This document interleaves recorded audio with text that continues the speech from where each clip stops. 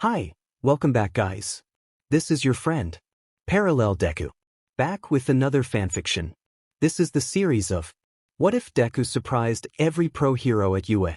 Now before starting, please give this video a like. And subscribe to the channel if you want more videos like this. Now let's get into the fanfic. Izuku never really saw himself as much, but Kugo bullying him for so long had seen to that. Despite all of the praise All Might had given him, and his repeated success fighting villains, he had yet to really see himself as anything more than Bakugo's Deku. As a result, he never really had any friends after he was considered quirkless. It was a massive change when he joined UA, and began to talk to people who didn't actually remember him as a quirkless hero nerd. Those were his thoughts as he made his way towards UA school, the alma mater of his mentor and the 8th holder of One for All Might. Mineta and Kaminari had invited him over for some endurance training at the school's pool, and he had decided to go along with them. They had specifically said that it was only them, and that it was just for the three of them. The air was clear and the sun was beating down on him, already layering him in a barely noticeable sheen of sweat as he arrived at the staff room. What surprised him was that Mineta and Kaminari were supposed to meet him there, but they were nowhere to be seen. Deciding to go and see if they were already inside, Izuku knocked on the door and slid it open while saying, "Excuse me?" Seeing both Snipe and Aizawa sitting there looking at him. They looked like they were both catching up on some work, but Snipe appeared to be more interested in poking a small desktop bobblehead of a villain. Turning to Aizawa he said, "Hello sir. Mineta and Kaminari." Aizawa looked down at the papers on his desk for a moment before boredly nodding, rifling through it for a moment.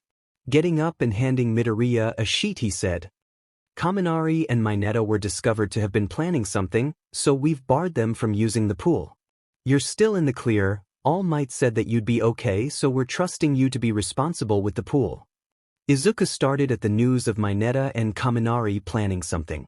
Ever innocent he asked worriedly, "Wait, something villainous?" Snipe chuckled in the background, flicking the head of his toy as Aizawa shook his head. "No, just something indecent. You have until 5 p.m., get going." Izuku embarrassedly closed the door as Snipe said, "Wait Shota, he doesn't know about the girls using the pool? Bit risky don't you think?" Aizawa sighed and dropped back into his chair. "The kid is probably one of 3 in my class I would trust to be alone with all of them all without trying something. Ida is too noble for it and Todoroki is, well, let's say it would be Midoriya looking out." The two shared a small laugh at the expense of the young boy before going back to their work. Snipe occasionally took looks out of the window down at the pool and the girls already there while grinning. "DMN kid's lucky. All Might's right to see him as a protege with luck like that."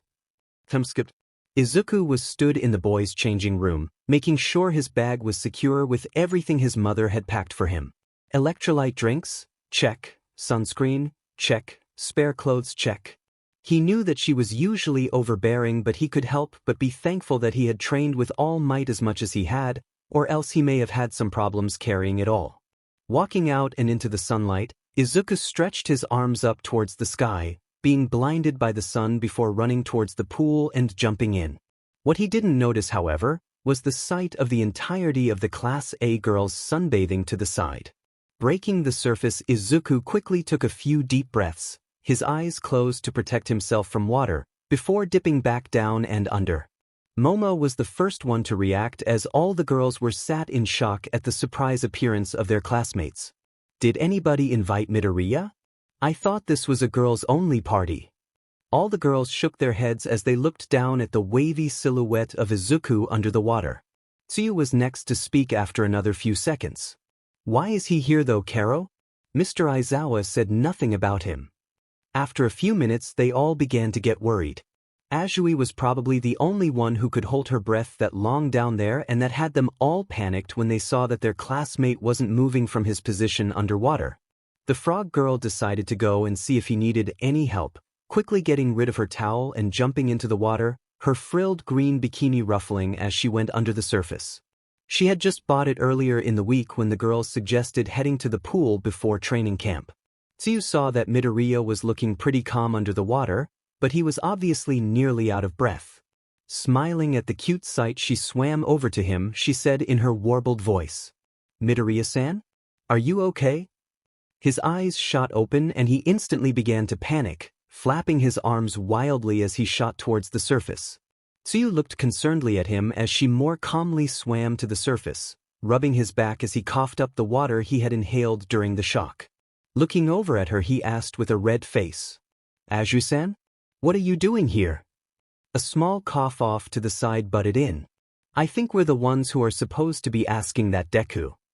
Turning around in slight trepidation, Izuku nearly lost his composure again when he saw Uraraka and the other female classmates looking at him with their arms crossed. Stammering a bit, he tried to explain what had happened. The girls were eventually able to piece together what he was saying. "So what you're saying is that Mineta and Kaminari invited you over to do some endurance training in the pool, but they couldn't be here?" Izuku nodded and all of the girls sighed, glad that they didn't have to find out Izuku was a pervert. They knew that he was most likely honest with his answer, considering how he was probably the most driven to become a hero in the class. Vowing to get back at the two perverts for involving Izuku, Momo smiled sweetly at the innocent boy as she said, "Well, I see no harm in letting you stay and train. Of course, we would need some help with some things." The predatory glint in their eyes seemed to say everything they needed to, and with a small gulp Izuku asked, "What do you need?" A floating bikini at the side of the group spoke up and said, "Well, none of these girls are willing to put suntan lotion on my back. Do you mind?" Blushing harder than he ever had, Midoriya eventually gave up on any excuse he might have had before, sighing and nodding. Jumping out of the pool, the girls were treated to the sight of his abs, rippling, dripping with water. Uraraka nearly lost her cool fully as she subtly checked him out, before noticing that all the other girls were doing the exact same thing while bringing out their bottles.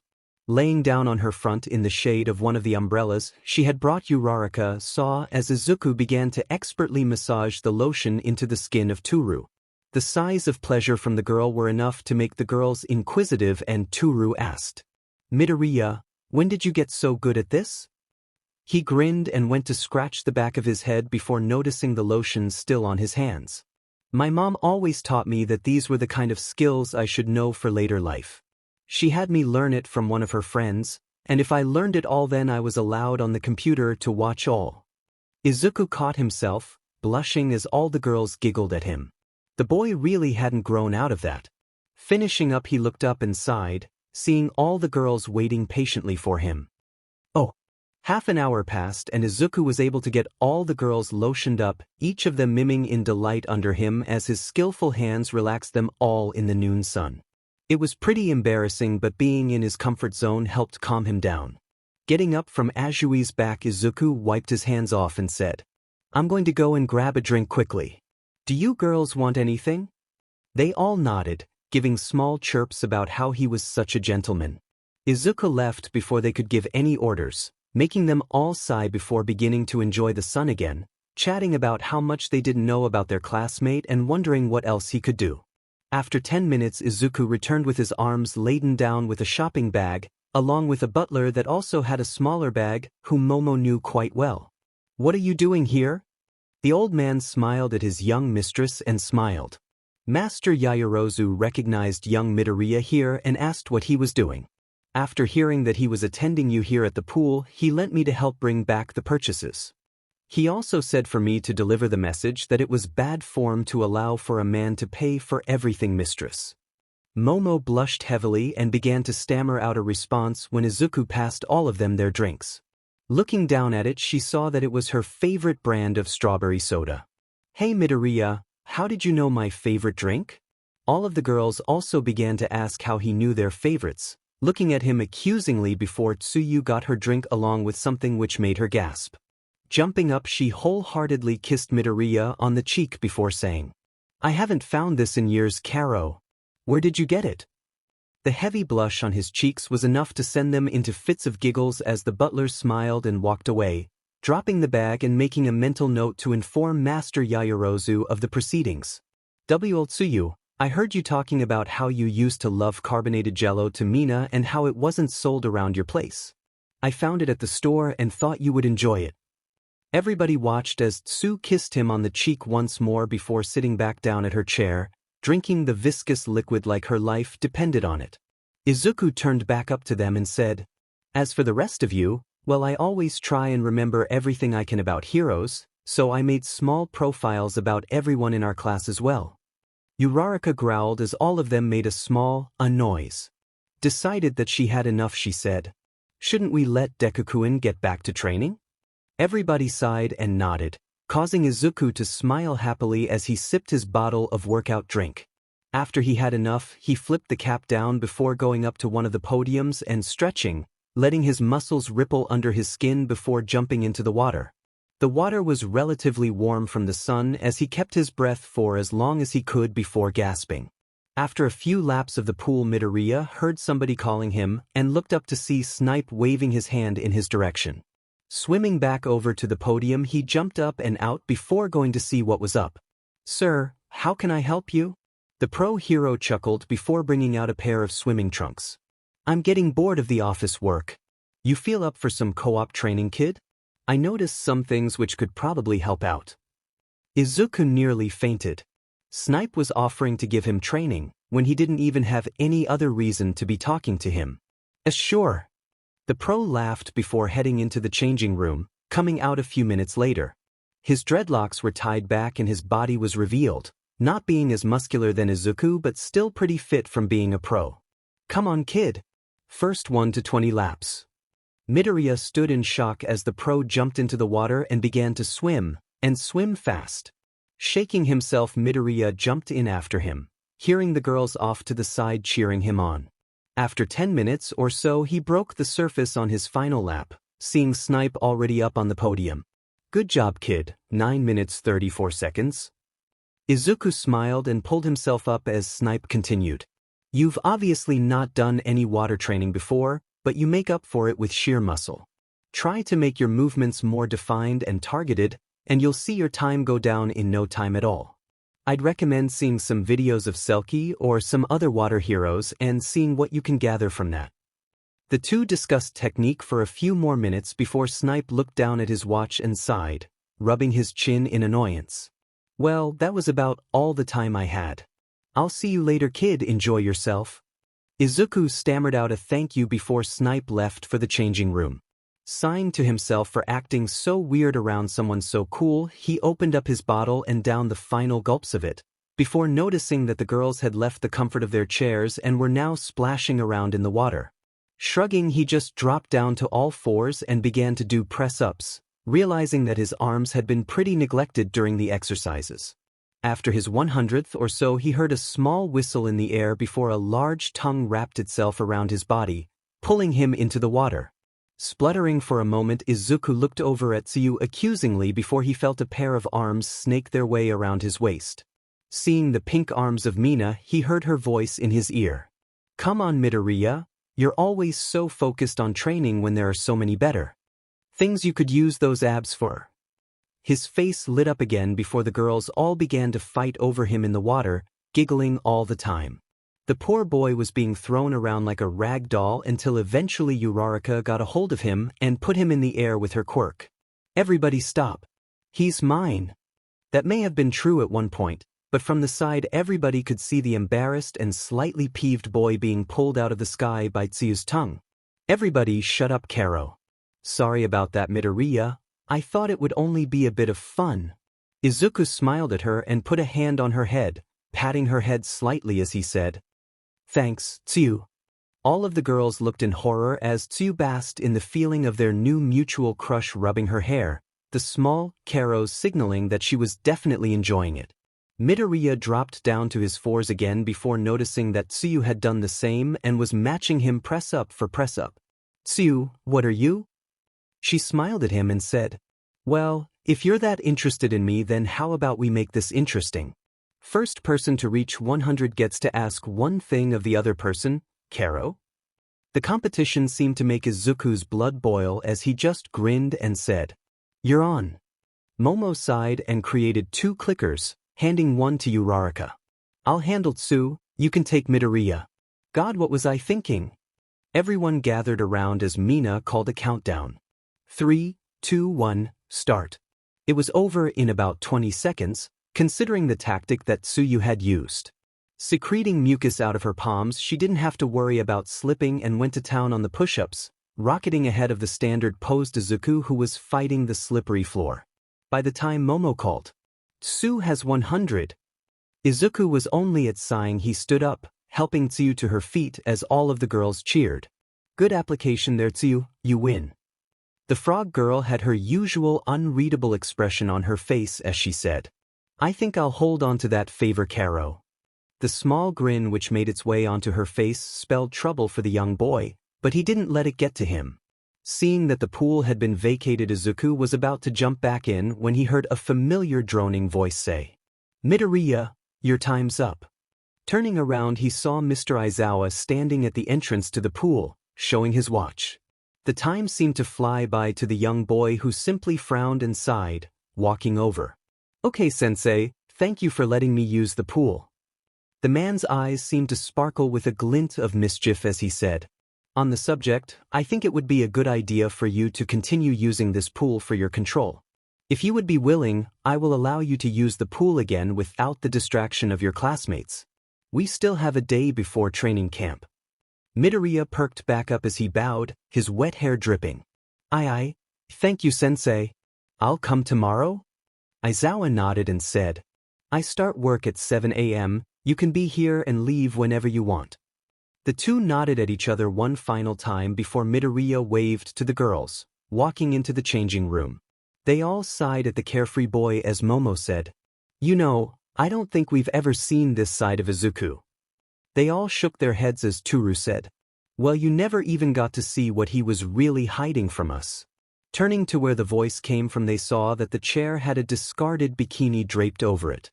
Realizing exactly what she meant, Uraraka's nose bloodied up and she nearly fainted as Mina rushed over. "And what might that be?" They all continued to chatter about their classmate, giggling and moving on to the subject of the other boys in their class until Mr. Aizawa came back. "Your time using the pool is up. Pack your things, and Hagakure, if you ever use your quirk to look at another classmate's privates again, I have no objection to calling you out during the act." The girl in question yelped at being caught as the other girls began to giggle. Eventually they all packed away their things and were left outside of view, the sun setting behind them. After saying their respective goodbyes, they all went their separate ways, intent on finding out more about the cute enigma of their class, Izuku Midoriya. "Midoriya, my boy. You're here," shouted the illustrious All Might as the two were stood at the gate of U.A High School. Izuku had just gotten up about 30 minutes ago, his alarm failing him as he rushed to school. Thankfully on his way he had met up with All Might beating up some villains, and had offered for him to ride on his back to the school. After one crazy journey there, Izuku thanked him with a bow before heading off towards the staff room, his mentors smiling after him. "Young Midoriya has grown well. Perhaps I should see if one of my friends would be willing to train him. I heard from Snipe he was training in the pool yesterday. I wonder if..." Time skip, 3 hours. Izuku was about halfway through his 190th lap, trying to put to use as much of what Snipe had told him yesterday to work, when he heard a familiar voice shout, "Hey kid! Hope you won't mind some company." Breaking surface, Izuku saw not only Snipe standing in his trunks, but quite a few pro heroes stood there as well. MD Lady, Snipe, Eraserhead, Present Mike along with a whole host of other pros were stood there in various levels of swimwear. Gulping, Midoriya quickly clambered out of the pool and asked, "Is there a reason for this, sir?" The Western-themed man laughed and motioned everyone forward. "Nah, we just wanted to enjoy the sun in private. Your classmates gave me the idea to use U.A's secure pool so the press won't get involved. You alright with it?" Izuku waved his hands in front of him, stammering out that it was okay before jumping back into the pool. Lady gave a flirtatious wink as all of the pros laughed at the embarrassed young boy. Midoriya continued to swim in his lane, being joined by Snipe, President Mike and a blue-haired girl who Izuku felt he had seen before.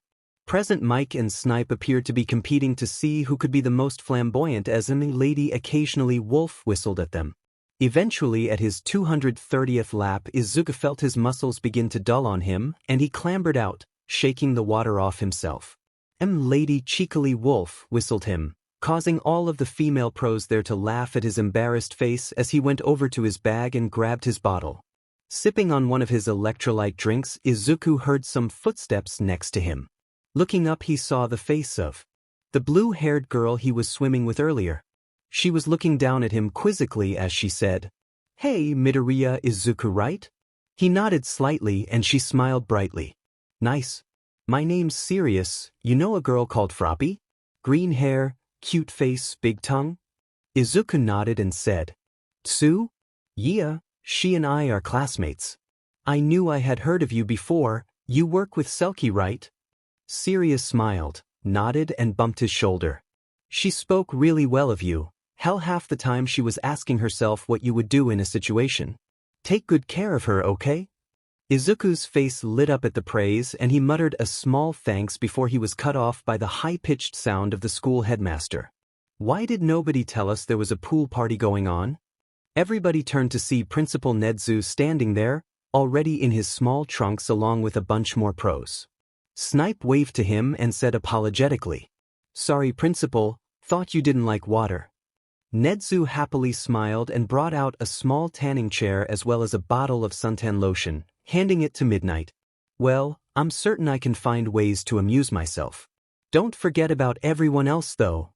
The other pros began to funnel in, not the least of which was Best Jeanist, 13, Backdraft and even Kamui Woods. Izuku nearly fainted at the sight of all of these idols he had looked up to and was shocked when he saw Kamui walking towards him. "Hey, you're that kid who was there at the sludge villain incident, aren't you?" Izuku nodded, too frightened to speak. The pro scratched the back of his head, before apologetically saying, "Just wanted to say sorry for acting like a prick. Somebody had just taken my first takedown of the week and I didn't know that he was your friend. Good to see that you're planning on doing it legally though." Lady gave a lazy wave over to them as Izuku shook himself out of it before smiling and saying, "It's no problem, I was acting recklessly too and I can imagine it doesn't look good for a kid to run in when you couldn't stop him." The two shared a laugh before Izuku jumped back into the pool. The party seemed to be in full swing now, with Present Mike fetching a turntable he had in the school and was DJing for everybody. Izuku didn't take notice of much of the general partying though, instead focusing on his swimming and holding his breath. After he hit his 300th lap, he felt the current begin to change, now working against him. Looking up through the water, he saw the twin hydrants of Backdraft aimed into the water, pushing him back. Smiling at the challenge, Izuku thought to himself, "One for all, full cowling," and began to swim in earnest. Everybody had turned away from what they were doing before and were now beginning to cheer Midoriya on, Snipe especially as the competition reached a fever pitch.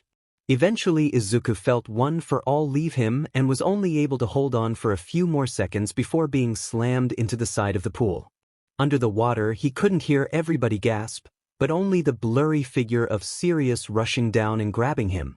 Throwing him up and onto land, Sirius leant down to try and resuscitate him before he leant upwards, coughing as small amounts of water hacked up and out of his lungs. Sirius seemed to be really worried about him as she asked, "Are you alright, Deku? Can you breathe alright?" He looked at her in shock for a moment, before saying shakily, "Why yeah, just a bit startled. Must have pushed it too far." Stretching out his back, Izuku began to mutter under his breath, causing all those around him to sweat drop as they heard him analyzing the situation in his head. Eventually a lunch break was called and Lunch Rush appeared, carrying massive trays of food which all smelled delicious.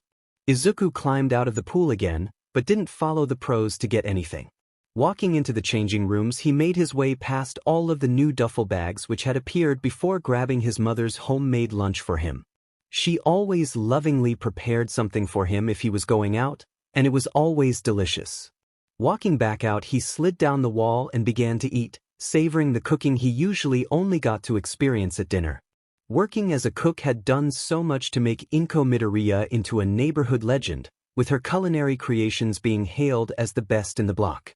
Just as he was finishing his food and was about to jump back into the pool, he heard a voice call out, "Hold it, kid, let yourself settle for a while before going back at it."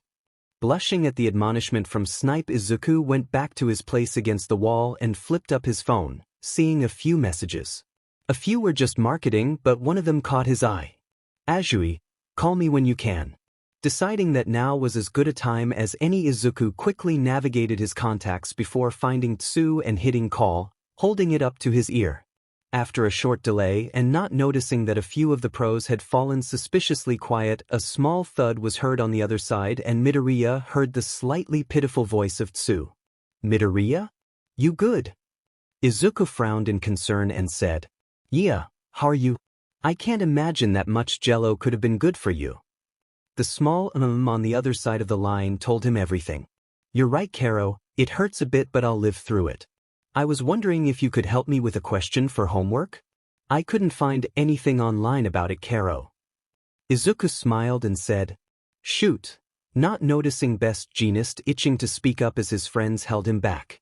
Tsu cheered lightly before asking, Do you know how BHNA's quirk could be used in a rescue situation in a fire?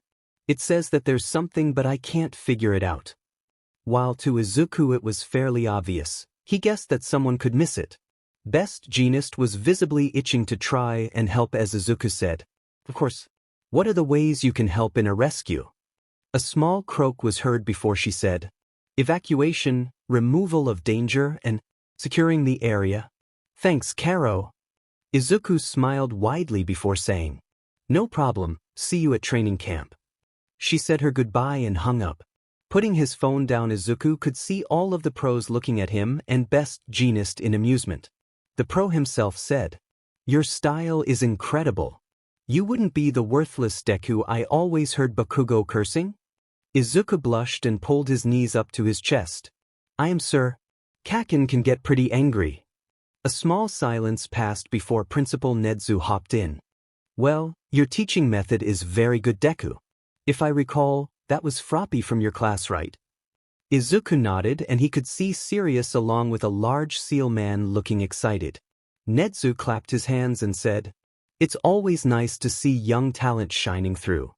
All of the pros began to talk amongst themselves, and Izuku could hear a few of them cursing themselves for not sending in an offer for his experience week. After another 10 minutes, Izuku heard Snipe call. Hey kid, you down for another race?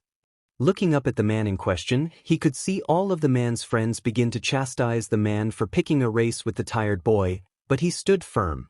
Standing up and smirking, Izuku said, If you think you can take it, old man. A small ooh was heard from the crowd as Snipe smiled back, slightly more predatorial this time. First to 20 wins. Both nodded and got up to their podiums. Midnight walked up in what could be considered Ben's uniform and said, Okay, no quirks, no cheating. Go! The two jumped into the water, but it wasn't like last time at all. The way Izuku rocketed through the water was indicative of how much he had trained through the day and the research he had done through the night on the subject. In almost no time at all, Izuku had finished his laps with Snipe still at his 18th. As the two clambered out of the pool, the man clapped him on the back. Good job, kid. I haven't seen anybody pick up on a lesson that fast, ever. Did that frog girl give you any tips? Izuku blushed at the praise before being clapped on the back by a massive furred hand. Turning around, he saw the massive seal man and exclaimed, You're Selkie. I've heard so much about you. The man seemed to puff up at the praise before Sirius conked him on the head. She turned to him and said, Was that your first time swimming properly? Izuku nodded and Sirius smiled warmly at him. Well, if you ever have some spare time, we would be happy to take you aboard the ship sometime. It would be fun. He bowed and nodded. Thanks, I'll have to take you up on that sometime. Walking around to his towel, Izuku quickly stretched before beginning to do sit-ups, his abs glimmering in the hot sunlight. The light began to feel uncomfortable and his breathing became labored, almost raspy as he powered through. After he had reached his 200th, he heard Kamui Woods shout to him. What are you doing, kid? You haven't stopped training all day. Looking at him confusedly, Izuku said, Mr. Aizawa allowed me to use the pool if I was using it to train. Everybody turned to Eraserhead with a deadpan look on their faces before the teacher relinquished, waving his hand downwards. Fine. Midoriya, take a break. The boy collapsed onto his towel, breathing heavily in raspy breaths as the entire party looked at him with sympathy. He obviously didn't know anybody here, and if he did, it would be kind of hard for him to get involved with the conversation. Eventually the sound of Izuku's phone ringing could be heard, and if you were close enough, you would hear the sound of All Might saying, "A phone call? Is here." Limping over, Izuku opened it up and asked, "All Might? How can I help?" The man laughed from the other side as he said, "Well, young Midoriya, I was simply going to ask if your mother was the Inko Midoriya I've heard so much about." Izuku quickly said, "She is, if you're talking about the cook. Why do you ask?" All Might's laughter could be heard from the entire pool, and Izuku had to pull the phone away from his ear. "Well, I decided to visit the house of my student to congratulate your mother on raising such a fine young man, and she invited me for an unforgettable luncheon. In any case, must be going. Apparently every hero in the city has taken a vacation, and I have no idea where they went. See ya." A small tone was heard, and Izuku looked down at the phone blankly. "Heals me for that." Everybody began to laugh at the young boy as he began to down one of his drinks. The summer heat had led to everybody being way too hot, and Izuku was glad for the insulated bottle his mother had gotten him for his birthday. Eventually the conversation had shifted to something more romantic in nature, with the assistance of a few drinks which Nedzu had allowed on the school grounds. Iwabami, Midnight, and Emi Lady could be heard talking to each other across the pool, and the subject caused Midoriya to be filled with dread. "Hey, wasn't that Momo in Class 1A as well? Let's ask her who she's into," Iwabami said as the two women giggled together. Bringing out her phone, Izuku watched in dread as she dialed in the number, waited for the tone to subside, and asked, "Hey Momo, it's me, Iwabami. I was just going to ask if you had anybody in your life right now." The words that came from the other side made Izuku drop cold. "Well, there's a few. But recently there's been a boy called Izuku. He's such a gentleman, but I just can't get through to him." The snickering which arose from the crowd was barely audible as Iwabami asked, "Oh, and what might be the cause of that, honey?"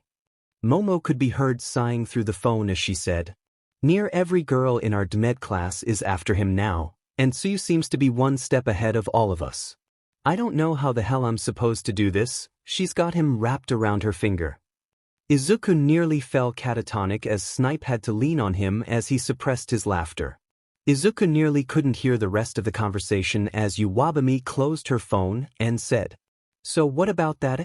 Seems like little Deku is a player, even that Momo is into him." Everybody turned to him as MT Lady asked, "Hey, so which one would you pick if you had to? Any of them at all?" It all became too much for the ninth holder of One for All as he fainted, causing everybody to laugh uproariously at his misfortune. Propping the boy up on the wall, Sirius looked over him in the shade while everybody continued to party. The blue-haired girl looked down at the dozing Deku and smiled. "God above, I hope that Froppy can keep up the lead. They'd make the cutest babies." Time skipped 40 minutes. Izuku cracked his eyes open to see the face of Tsuyu right in front of him. Yelping and jolting backwards, Tsu quickly moved to make sure he wouldn't hit his head before saying, "I came to check on you, Karo. I heard from Sirius that you had fallen unconscious at the pool." Looking around, he saw that the party had hit a kind of lull, with everybody now just talking quietly in the warm afternoon sun. Stretching out his back, Izuku, "Thanks, Tsu, I think it was the heat. Are you sure you should be out of bed?" Noticing that she was in her bikini, Izuku tried to stammer out a question before Tsu just smiled and used her tongue to pull him up. "Come on, Karo. We still have couple hours of sunlight and I want to get a bit more sun tanning time while I have it. I took some medicine so my stomach's better, Karo." Izuku nodded and followed her over to where she had set up her towel and lounging chair. Letting her lie down, he took the bottle of suntan lotion and squirted some into his hands before working it into her skin. The small carols coming from her made him feel like was doing a good job as he subconsciously began to massage her back, not noticing that all of the pros had stopped and were either looking at him impressed or at Tsuyu in envy. He didn't notice, but Tsu smirked over her shoulder at the congregation of female pros. Everyone but the two could hear MT Lady say, "Why can't I get a guy like that?" Eventually Izuku had finished and propped himself up next to Tsu, asking, "Did you get the rest of the homework done okay?" She turned to him and smiled, her face having a near-perpetual small grin on it. Yup, thanks again for your help, Izuku. It makes it so much easier. I guess you're here for your training. The two kept on talking like that, about near pointless things which just made them comfortable. Some of the women were snapping inconspicuous photos of them, best jeanist joining in after a while. After about 10 minutes Izuku's phone rang once more, letting out his standard phone ring he had come to associate with Ida. Growling in annoyance at the distraction, Izuku opened it and asked, "Ida, what's up?" The straightforward boy simply said, "Izuku, I apologize for encroaching on your evening, but I'm afraid a small mix-up has occurred. While I was searching the procedures for the training camp, I discovered that Mineta had changed his gender to female for the lodgings and was planning on peeping on them. We have talked to him and have found out that the lodgings are set in stone now. As we cannot trust Mineta to be with the girls, as you well know, and I am required to ensure that the males are in line, can I ask for you to stay with the girls for the trip? You're the only man I would trust with this task. Also, from what I have heard, the girls will be okay with it. Itsuka Kendo from Class B has given her consent for the change." Izuku blinked before sighing. It was so obviously Mineta that he shouldn't even be surprised. "Are you sure it's okay? I could just take a couch, it's no big deal." He was cut off by Tsuyu grabbing the phone and saying, "Don't worry, Karo, we're fine with Izuku sleeping with us. Bye-bye." A silence fell over the entire party before all of the women began to cheer Tsuyu for her boldness. Izuku was just sat in silence, burying his face into his knees as a drunk Snipe and Kamui began to congratulate him for being one lucky beast. When the excitement had calmed down, Nedzu and Aizawa talked for a moment before the tall man said, "If all the girls are alright with it, you won't have any problems with us. Midoriya, can I trust you not to do anything you would regret?" Izuku shook his head furiously and Tsuyu smiled. Checking the time, Izuku saw that he had to be going pretty soon and stood up. "Thank you for letting me train today, Aizawa-sensei. I look forward to tomorrow." The man just waved him off as he said, "Just be here for the trip, both of you. I'll see you tomorrow." Tsuyu also bowed before they said their respective goodbyes to the pro heroes and went to the changing rooms. The pros were left in silence before MD Lady broke it by saying, "Those two are adorable. Serious? You said you had the girl for a week?" She nodded with a smile, looking over at the doors to the changing room with a smile. "Yeah, I honestly can't wait to spoil their babies as anti-serious." Selkie began to try and do his cute face before Sirius shut him down once more, causing everybody to laugh at the man's pouting face.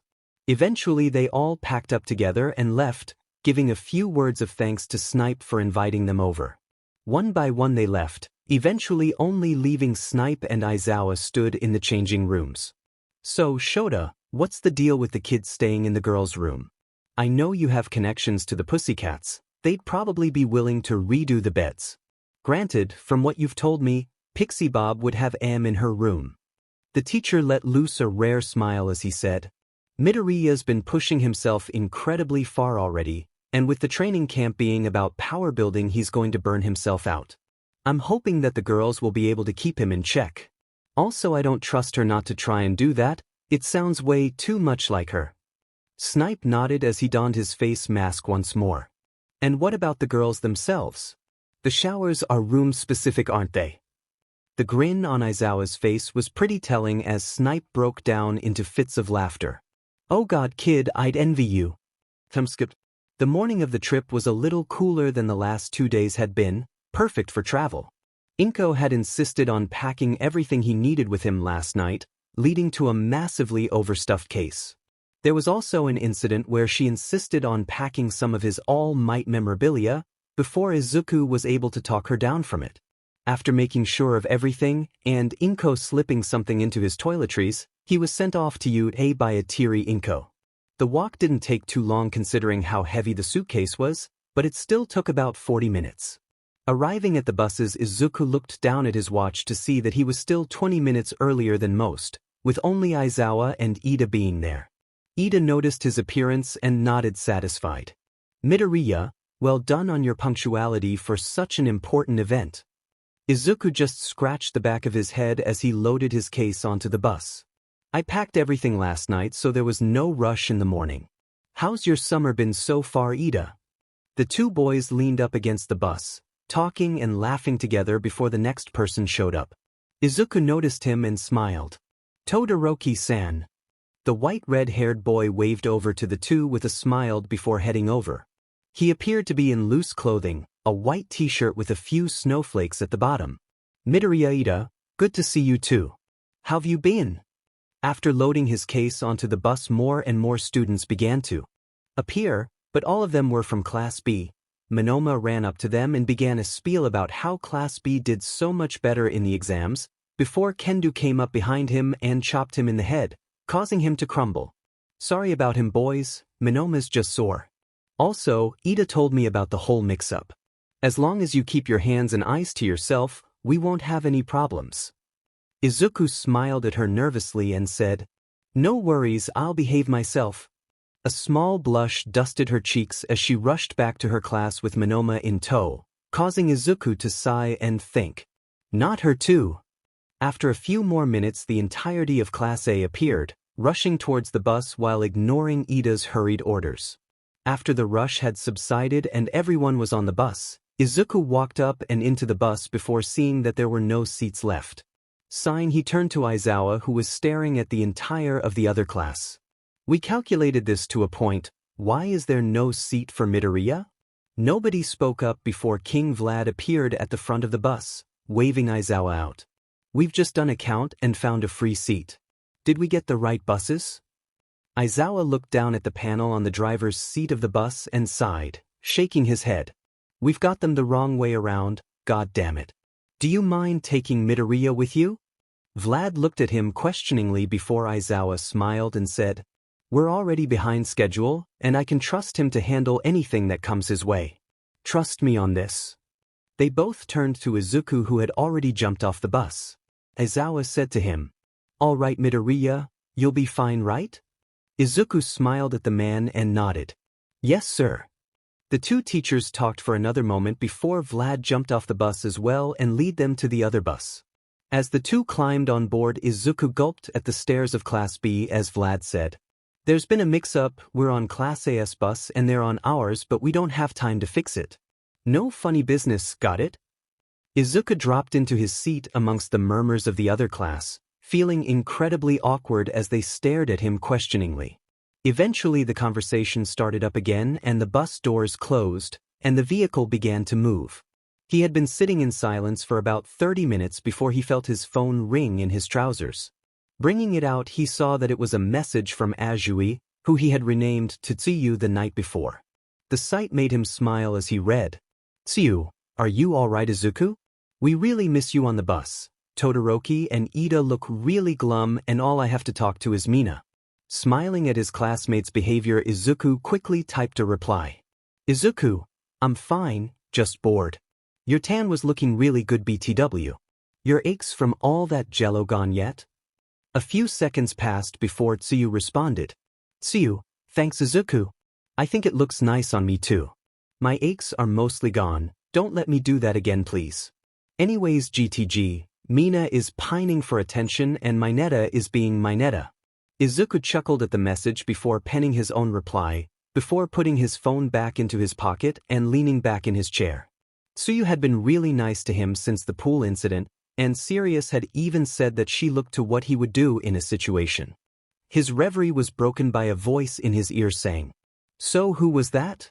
Turning around in shock, Izuku saw the faces of Kendo and Shiozaki looking at him inquisitively. Gulping slightly, he said, That was T.S. Froppy, one of my classmates. Kendo dropped her chin into the palm of her hand and looked at him slyly. Just a classmate, huh? Izuku nodded, too terrified to say anything as the girls went back to their conversation. After about an hour of travel, the two buses stopped at a small rest area and let everyone get out to stretch their legs. As he got off of the bus, Izuku could see Uraraka, Todoroki, Ida and Tsuyu running towards him. Midoriya, I hope you represented Class A well. Laughing at Ida's antics, Izuku waved him down, showing that he did.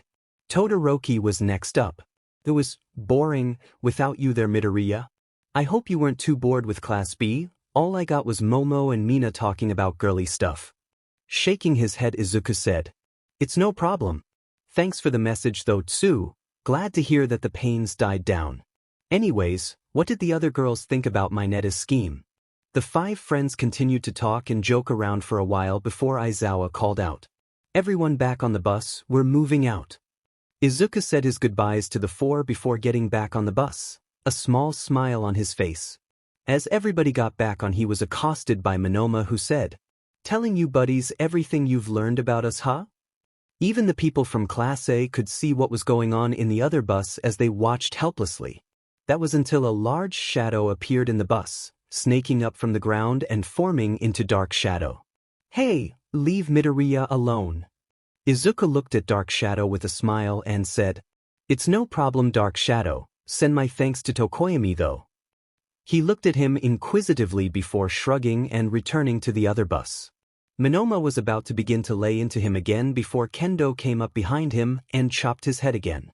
"Shut the hell up, Monoma. You don't kick a lion while their pride is watching." "Sorry about him, Midoriya. I'll talk to him later." Izuku smiled at her and said thanks as she dragged him to his seat. Looking out of the bus window, he could see all of Class A waving to him as their bus departed. Smiling back at them, he waved back before relaxing back into his seat, the feeling of being protected by his friends leaving a warm glow in his chest. As the bus calmed down, Izuku strapped himself in, just before the bus lurched into motion. The conversation began again as he pulled out his phone and began to search anything and everything he could really think of that intrigued him. After about another hour, Izuku looked out of the window to see that bus with Class A had already stopped. Realizing that they were still going, Izuku was about to alert Vlad when he saw the man grinning menacingly at him. The protest died in his throat, and after another half hour he found himself shuffling off the bus with Class B in tow. There was a silence before a small Hummer pulled up next to their bus, skidding to a halt next to them. Looking at it inquisitively, Izuku waited in silence as the doors opened, before gasping at who was inside.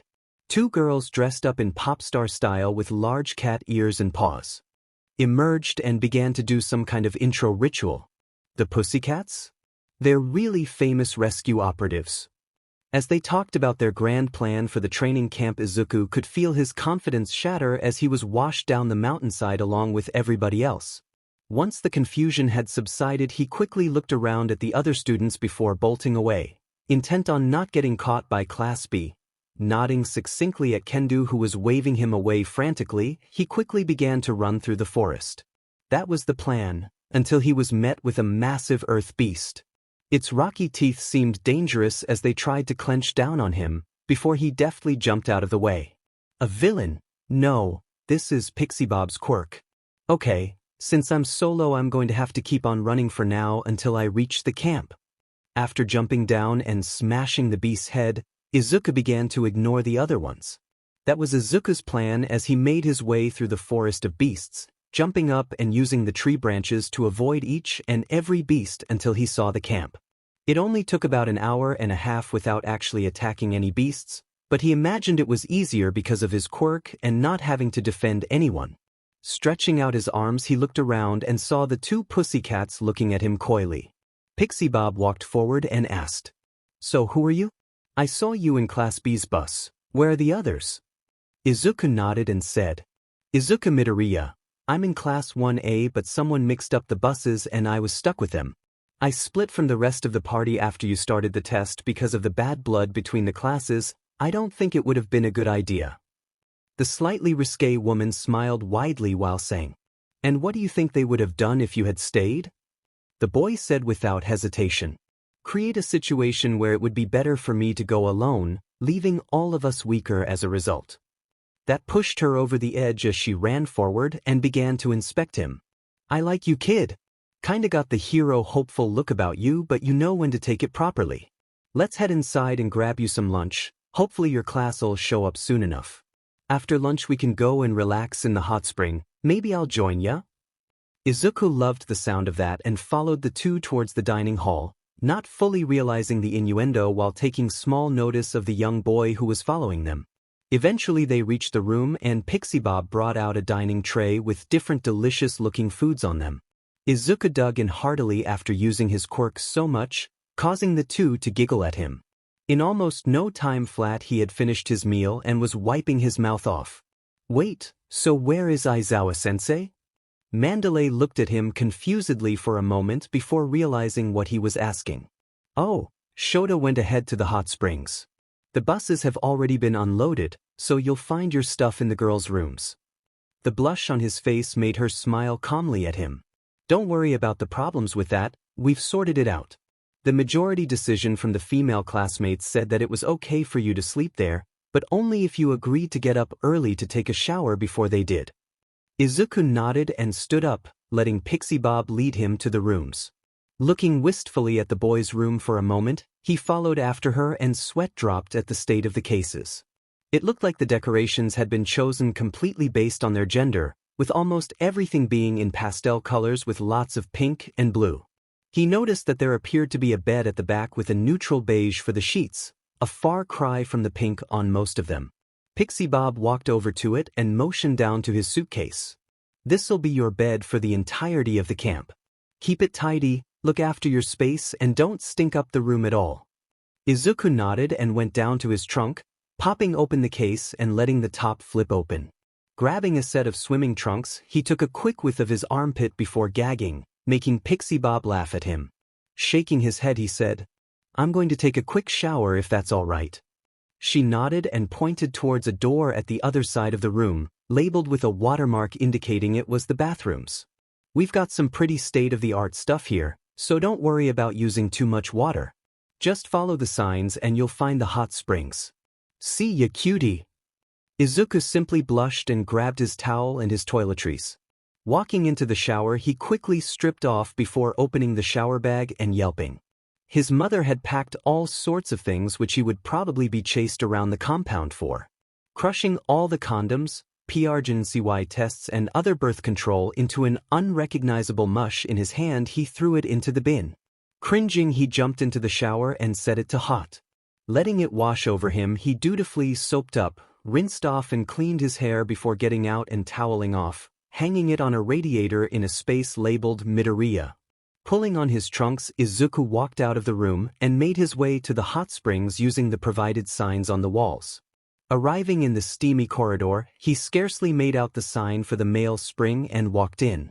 Seeing Aizawa soaking in the water, he smiled and joined him, sighing in pleasure at the feeling. Aizawa opened one eye before smirking at him. Made it already, Midoriya? Where's Class B? He shook his head at his teacher and said, I left them and arrived by myself. I didn't want to deal with Monomas. Antagonizing. How are you, sir? Aizawa let out a hearty laugh which caused Izuku to look at him in shock. The tired man simply smiled and said, You said it, that kid's been causing Vlad to go gray and he won't stop complaining at staff meetings. Have Pixie and Mandalay given you the lowdown on everything going on? Izuku nodded and the teacher sighed in contentment. Good, I didn't want to have to explain everything twice. The two sat in silence for a few more minutes before Pixie Bob appeared again, this time in not much but a swimsuit.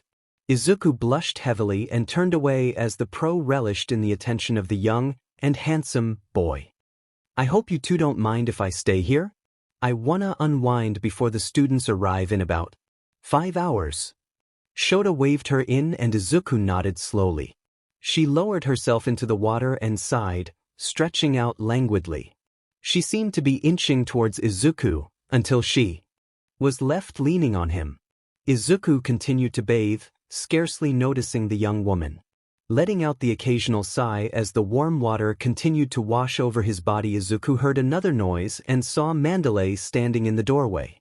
Pixie cracked open one eye and smiled, motioning her over. She shook her head at her friend's position before going over and sitting next to Aizawa, smiling sadly at the man. Izuku could feel that there was some history behind the two as Aizawa guiltily looked away from her. Pixie eventually gave up on any pretenses as she wrapped her arms around Izuku's waist, making the boy stammer as Aizawa chuckled. Midoriya, you've already got most of your class around your little finger. Surely you can't handle a pussycat as well? The boy's mind broke down as he just sighed, his head lolling back as the girls giggled at him. Pixie Bob looked at Aizawa with perverse curiosity as she asked, Oh, do tell.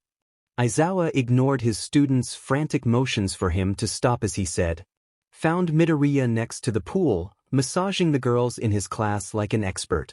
Not to mention, yesterday when he showered a girl with attention, asked about her well-being, made her in pleasure before she almost demanded that he sleep in the same room as her."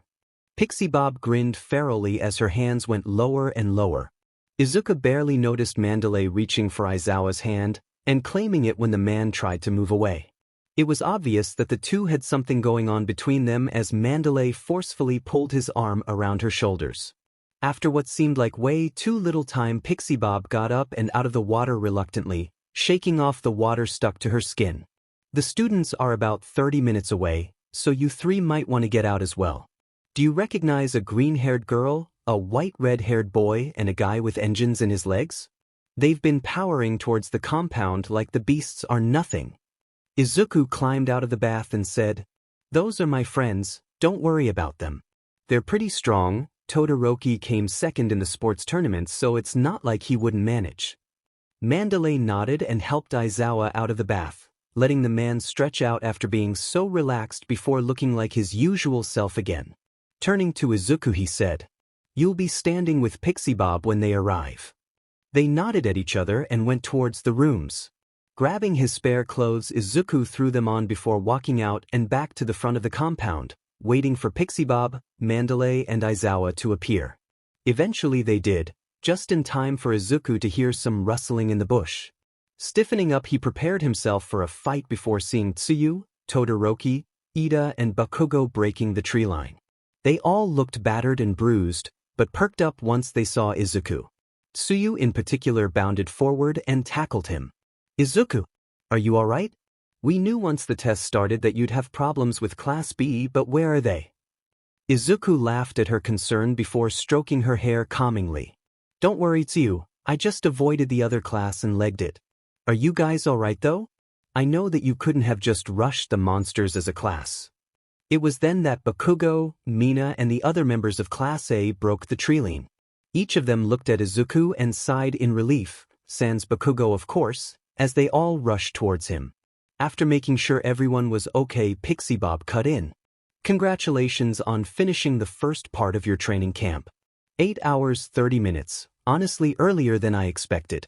Class B should be here in half an hour or so let's get you all settled in." Class A was led into the dining hall, Pixie Bob leading them with the young boy to her side looking glum. Izuku looked at him in slight concern before he felt Tsuyu grab onto his arm and begin to talk about their trip. Once they were all settled in and eating dinner, Mandalay and Pixie began to give their talk about the area and where everything is, along with fire protocol and the like. Izuku had just tuned them out for most of it, already knowing everything he needed for the trip. Instead, Izuku focused on the newly arrived Class B, who were looking at them with various levels of contempt. Catching Kendu's eye, Izuku motioned his head to the silently fuming Monoma, and she just shrugged and shook her head exasperatedly. Chuckling at the response, Izuku continued to eat at a sedate pace as his classmates continued to listen to Mandalay's speech. Eventually he had finished his food and Mandalay called out, "Okay then everyone. Once you've all finished eating, you can all head to your rooms, grab your water gear and enjoy yourselves in the hot springs. Remember, no peeping at the other spring, and they are gender specific. We'll call once it's time to head to bed." Following his classmates out, he noticed that the girls were all looking at him with unreadable expressions as he followed them into the girls' bedroom. Ignoring their stares, he went over and grabbed his still kind of wet trunks and towel before walking out. Kendu looked at him appraisingly before looking back at the Class A girls. "What's up with Midoriya being in here? Kinda weird, I thought it was Ida at first." Tsuyu nodded at her and said, "One of our classmates tried to get his bed in here as well, so he changed some numbers in the ledger. There was no time to fix anything, and since Izuku is the only one we trust, we let him stay in here. Ida would have been okay as well, but he needs to keep the boys in line. He'll be noble, I promise." The girls didn't seem convinced yet as they heard Izuku from the other side of the door. Izuku was accosted by both Mineta and Kaminari, who were asking some pretty inappropriate questions about the girls. Cup size ECT. Eventually the greenette got annoyed and pushed by them, catching up to Ida and Todoroki, leaving Kaminari and Mineta crying while looking at the girl's door wistfully. As Izuku, Ida and Todoroki reached the changing rooms, they quickly got into their swimwear before dipping in, sighing as the waters soothed their skin. Izuku smiled at their reactions and said, "It's pretty good, isn't it?" Todoroki nodded almost imperceptibly as Ida nodded in one defined motion. "It is. Are the girls okay with you staying in there?" Class B can't have been too happy. As the other guys walked into the hot spring and sat down, Izuku described his experience at the lodge so far, everything from Aizawa's calm demeanor to Pixie Bob and Mandalay's antics. The two chuckled at the stories and offered their own from the trip. Eventually the calmness of the situation deteriorated as Mineta began to exclaim that he was going to get a peek at the girls' hot spring. As the boy was about to begin to climb the wall, Midoriya felt some kind of obligation to keep him from doing anything and grabbed him by the hair. "Mineta, you honestly think they didn't hear you shout that? And also, can you not be so goddamn perverted for one night?" All of the Class A boys looked at him in mild shock at the commanding tone of the usually peaceful boy, and Izuku could hear Tsuyu shout, "Thanks, Izuku." He just smiled at the wall and shouted back, "No problem," before dropping Mineta back into the hot spring and rejoining Ida and Todoroki. Eventually a bell sounded out and everybody groaned, getting out of the hot spring. Nobody noticed, however, the eyes of Momo, Tsuyu and Uraraka on them. The girls had decided to try their luck at peeping on the boys and not getting caught like Mineta. All of them drooled at the sight of their nearly naked classmates, in particular Izuku, Todoroki and Ida. The girls looked at each other conspiratorially as they all climbed back down, floated down in Uraraka's case and were immediately accosted by the other girls, asking questions which made them all blush even harder. As they all walked out of the changing rooms, Tsuyu walked over to Midoriya, who was laughing along with Todoroki and Ida. "That hot spring was great, Karo. Just wanted to say thanks for keeping Mineta away." Izuku laughed and fell in step with her, waving to Todoroki and Ida, who went to go and control the boys. "Hey, what kind of friend would I be if I didn't? I'm pretty surprised though, Kaken seemed calmer today." Tsuyu nodded as they walked through the halls towards the girls' room, not noticing the sets of eyes on them from behind the corners they had just turned. Bakugo was still pretty angry on the bus, but when the test started he powered ahead like crazy. "I think he was just mad that he didn't get to prove he could take down more golems than you." He just put his chin in his hand, muttering about the possibilities. Tsuyu just giggled and pushed herself into his side, surprising him. Looking up, she cheekily said, "Frogs enjoy the heat, and I'm cold after that hot spring." Izuku nodded in understanding and wrapped an arm around her shoulder in an attempt to keep her warm. Tsu sighed in contentment, subtly smirking back at the other girls who were looking at them in amazement. As they walked into the room, Tsu walked over to her own bed as Izuku went to his own, quickly changing into his pajamas while Tsu's back was turned. Saying a quick, "Good night, Tsu." To her, Izuku got under the covers and closed his eyes as the other girls began to pour in. Keeping his eyes closed and his body pointed towards the wall, he frantically tried to ignore the sound of the girls getting dressed. After a few minutes, a knock was heard on the door and Izuku could hear Kendo say, "I'll get it." Hearing her footsteps go to the other side of the room, she opened the door, and Izuku could hear a muffled conversation. Eventually Kendo closed the door slightly and turned back into the room. "Midoriya, Mr. Aizawa is asking for you." Giving up on pretending to be asleep, Izuku rolled over and got out of bed, blushing slightly as he saw some of his classmates' sleepwear and walked over to the door. Seeing his teacher standing there with a grin, he asked, "Sir, how can I help?" Aizawa walked away, motioning for him to follow. Midoriya, Shiro and Kirishima suggested that all of the Class A boys join together in the clearing in the forest for a bonfire. I asked Mandalay and Pixie Bob and they had no objections, so I'll be with you there to make sure nothing illicit goes on. Treat this as a team-building exercise and don't tell the girls. Izuku looked at the man in shock. He was full of what he assumed to be happiness today. Nodding, he continued to follow Aizawa out and into the forest, where he heard the sounds of his classmates out there. Breaking the tree line into the clearing, Izuku saw all of the boys gathering firewood, before they noticed him and cheered. "Midoriya-kun, good to see you made it out of there alive." Izuku laughed as Ida quickly asked him to help grab the largest logs he could find and bring them back. Nodding with a mock salute, he activated one for all and began to hoist large tree logs which had fallen back to the clearing. Aizawa looked at all of them with a small smile. They really had grown into incredible hero hopefuls over their time at UA. Eventually enough firewood had been gathered, and they all cleared a path for Todoroki to set it alight. Kirishima began to call a countdown. 10. Everybody joined in, and at one Todoroki let out a massive bout of hellfire at the pile of wood, causing it to instantly combust. The entire class cheered as they patted each other on the backs and gathered around the fire chatting amongst each other. After a few minutes of recuperating, they noticed Aizawa walking towards them with 2 crates under his arms.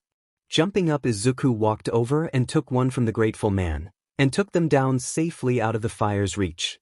Kaminari looked at the teacher quizzically and asked over the crackling fire, "Hey sir, what are those?" Aizawa didn't answer but instead cracked one open, revealing massive bags of marshmallows. Compliments of Pixie Bob and Mandalay, dig in. Everybody cheered and quickly gathered around, ignoring the frantic Ida who was trying to organize the chaos to keep everybody safe from the fire. Eventually everything was in swing as they were all messing around, trying to roast the sugary treat on the fire. Bakugo, Kirishima, Mineta, Kaminari, Sato and Siro all seemed to be in a competition to see who could roast as many at one time as possible. Ida and Todoroki were calmly roasting theirs, making sure that they didn't burn, as were Tokoyami and Shoujo. Ajiru and Kuji were abstaining from the treat and instead were climbing up different trees, trying to reach the sky. As Izuku sat while watching the bonfire, he heard a voice next to him say, "It would be good for you to join them, Midoriya, you won't be getting much rest after this." He turned to see Aizawa sitting next to him, looking at the rampant boys with an almost sad look in his eyes. Izuku turned back to the class and said, "I know, but I feel like it would be better if someone was making sure nobody falls in. Sir, if I may, how do you know the Pussycats? I don't remember anything about you as Eraserhead working with them." Aizawa smiled slightly and leaned back on a log. Izuku didn't know what had happened, but it was obvious that the presence of the rescue operatives was a good thing for the tired man. "No, I haven't worked with them officially. Pixie is an old friend and Mandalay was, well, I still..." Izuku figured it out and his eyes widened, before falling back into an analytical pose. "I suppose I can see that. I can't imagine being a teacher at UA is the best for having a relationship." The two sat in a comfortable silence as Aizawa gazed at the boy. "All Might seems to have a winner in this one. Maybe I won't have to worry too much about him, he's got a good head on his shoulders." After a few minutes, Kirishima called out, "Hey, does anybody own this acoustic?" Everybody turned to him holding a rustic-looking acoustic guitar which was perched behind one of the trees.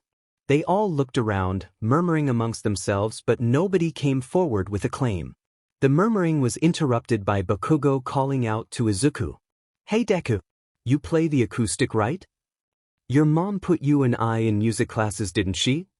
They all turned to the blushing boy in shock as he said, "Why, I haven't in a while though."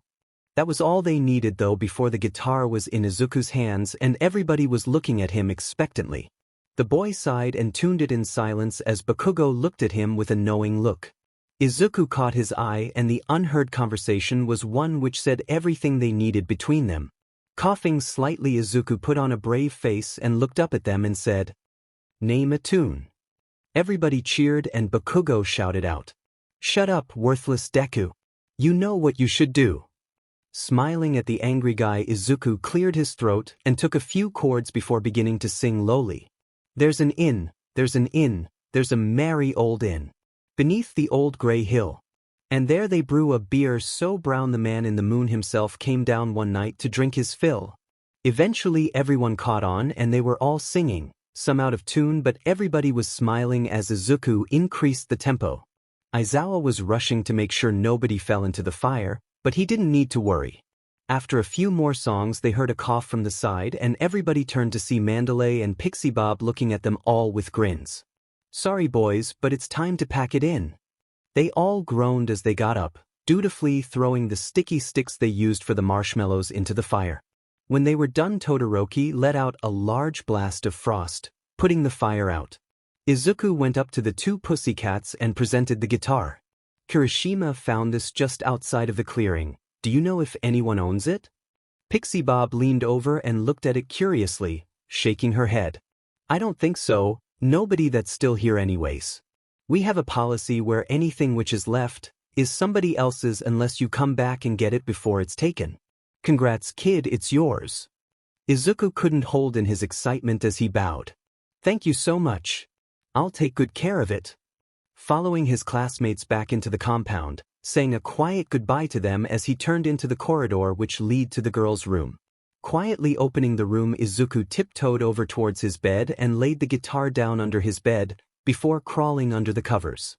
He didn't notice Tsuyu looking at him inquisitively, noticing that he smelled a lot like smoke. Deciding to ask him about it the next morning, she turned over and fell back asleep.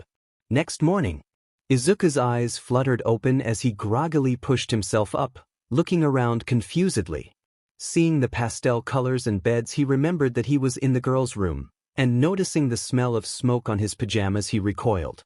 Instantly alert, he jumped out of the bed and grabbed his toiletries, running into the showers. Remembering Pixie Bob's warning that he was supposed to shower before the girls, he quickly got into one stall and turned the water on, letting the hot liquid soak his hair and then his body. That was when he heard a small knock on the stall door and an unfamiliar voice say, "Midoriya-san, is that you?" Izuku froze as he heard the voice. Gulping, he said, "Waya, it's me." The voice sighed in relief and said, "Don't worry, I was just curious.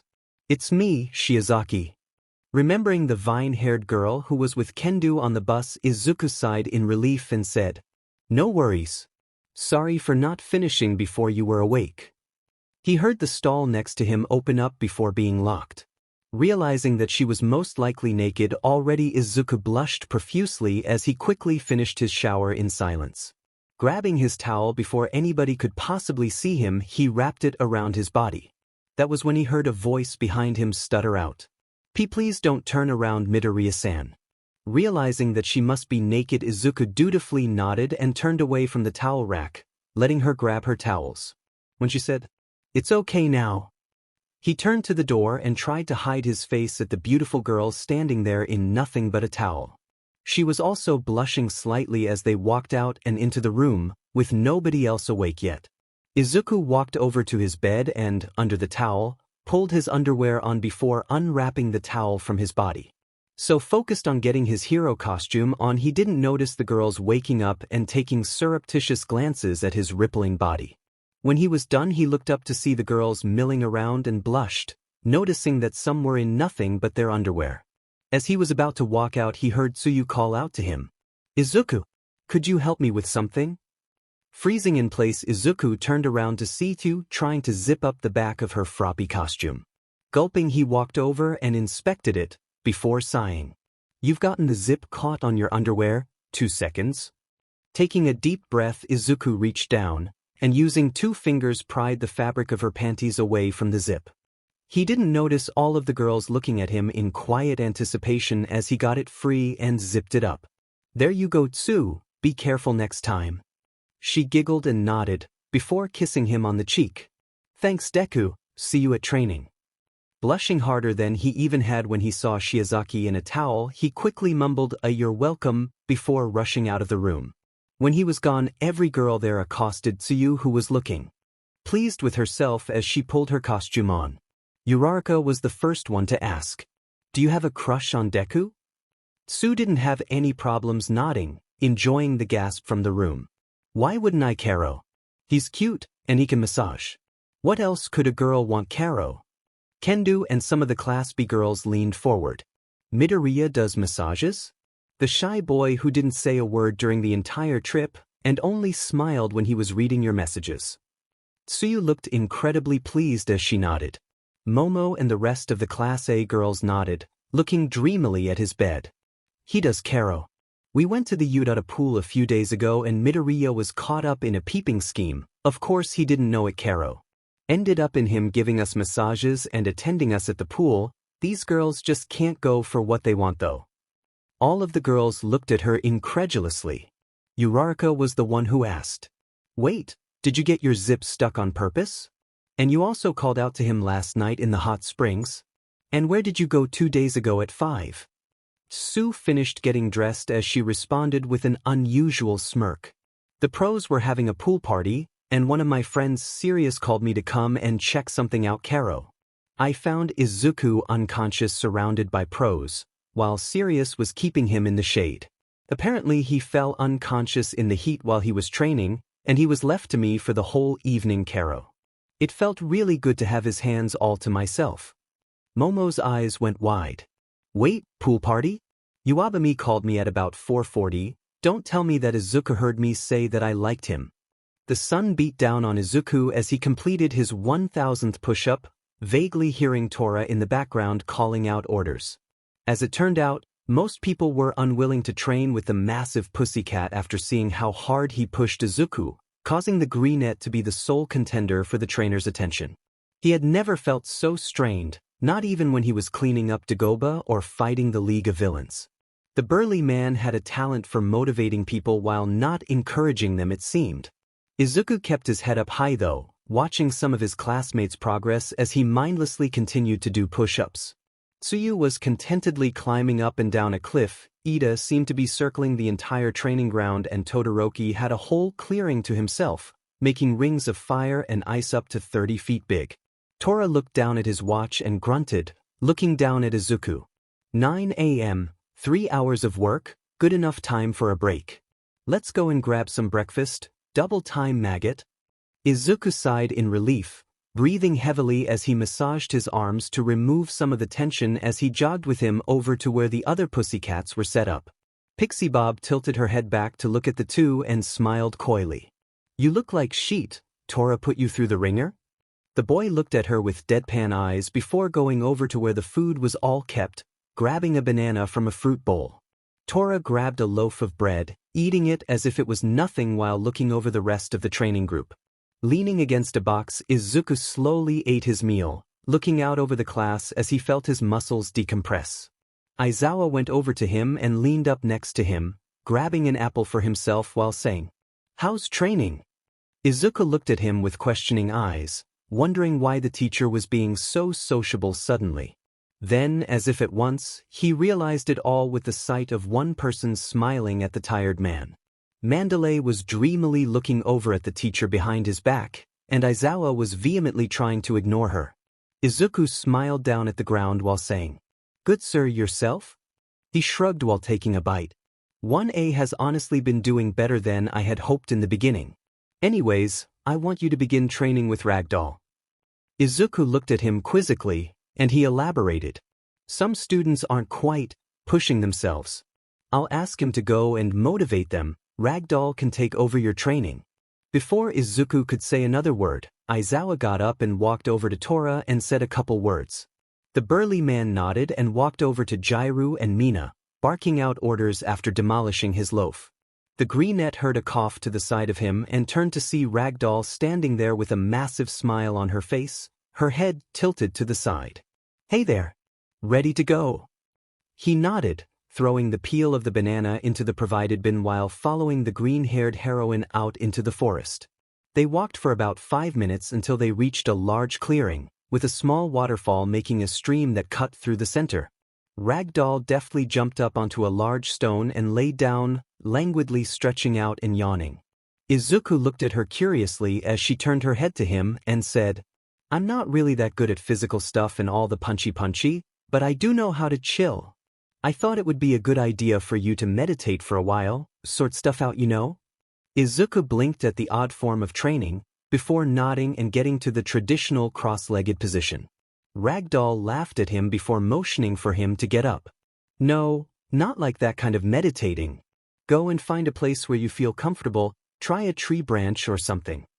Abashed, Izuku got up and began to try a couple different positions before settling up in a tree branch. Ragdoll nodded at his choice and said loudly up to him, I like that place too. Okay, now, think about an issue in your life, maybe an argument or a piece of homework or something.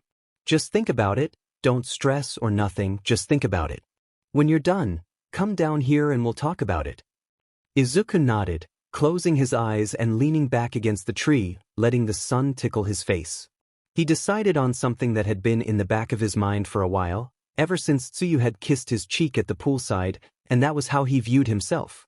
Kaken had always pushed him into the dirt, and despite Uraraka's encouraging words and Ida's declarations about how he felt he was a model hero, the feelings of inadequacy never left him. He kept on thinking about that, and how he could work towards not feeling so bad. Before he knew it, he felt as if he was just as good as Bakugo from a logical standpoint. Both of them had great quirks, both were driven to be the best, both wanted to prove themselves to the world that they were great. Snapping out of his reverie, he sat up and rubbed his eyes, looking down at Ragdoll. She was smiling up at him as if she had known when he was going to awake, still laid down across the rock. He dropped down from the tree and walked over to her, finally brushing out the remaining sleep from his eyes. She sat up and patted the spot of rock next to her in an invitation, and he clambered up to sit next to her on the stone. Their proximity was slightly uncomfortable for Izuku, but he ignored it as she seemed to. Ragdoll smiled at him and asked, "So, what was your problem?" He gulped before admitting, "My attitude to myself, I guess." Ragdoll nodded and smiled, shifting over and leaning on her hand. "Yeah, I sensed there were some problems with that when I saw you training alone. You feel alone, right? Like you don't deserve to be there with your friends because you aren't putting in 100%, and you can never seem to reach that number because someone else is always trying harder." Izuku gasped and she smiled still. Those notions were unknown even to him, but they were spot on when he heard them. "Why yeah, you're exactly right. Kaken was always better than me, more driven and strong, but now I'm trying to put in my best but it's still not enough. I feel like I'm always reaching, but nobody can understand what I need, not even myself." "How did you know?" Ragdoll pointed to her eyes. "Side effect of my quirk, I'm more perceptive than the average kitten, so I aced my psychology class. I kinda saw myself in you a bit, that's why I asked Manda to ask Shota to ask you to train with me." Izuku blinked in surprise as she began to lean further back, getting dangerously close to the edge of the stone as she looked up into the sky, small glimmers welling up in her eyes. "Yeah, I used to be in the same position as you. Search is a great quirk, sure, but I used to feel inadequate compared to the other pussycats. Tora could save people with his body and get them out of a rock slide, Pix can literally move the earth, Manda can help talk to the survivors to calm them down, and I can look at people. Heroic quirk, right? I feel redundant, 'cause the others would be fine without. Be honest, I've never even told the others about this. You're the first person to know about it." Izuku interrupted at that point. "What are you talking about?" Search could be used to find weaknesses in rock faces or determine weaknesses in quirks, and not to mention that side effect. You could talk someone down from suicide, or even help reform villains. Don't say that your quirk isn't hero material, because it could be the best quirk in the world to someone. And after seeing how enthusiastic you can be, the pussycats wouldn't have half the appeal without you there. They sat in silence after that little outburst. Ragdoll's eyes went wide as she looked at the determined boy in front of her. Slowly, she began to cry. At first it was a couple of tears, but eventually she was full-blown sobbing into her arm. Izuku panicked, thinking that he had somehow offended her with his declaration, before she jumped at him and hugged him. "Thanks, Izuku. I'll cherish this quirk from now on, thank you." They sat there like that for a while, Ragdoll wiping her tears on his shirt as he nervously stroked her hair. Eventually she finished crying and got up, still on top of him.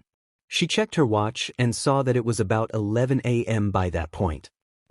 "We still got ages before we got a break for dinner. Wanna keep at it?" Izuku nodded and got up, dropping Ragdoll on her but before offering her his hand. She got back up with his help and clambered back into her position on the stone while saying, "Okay, find a new place and a new problem.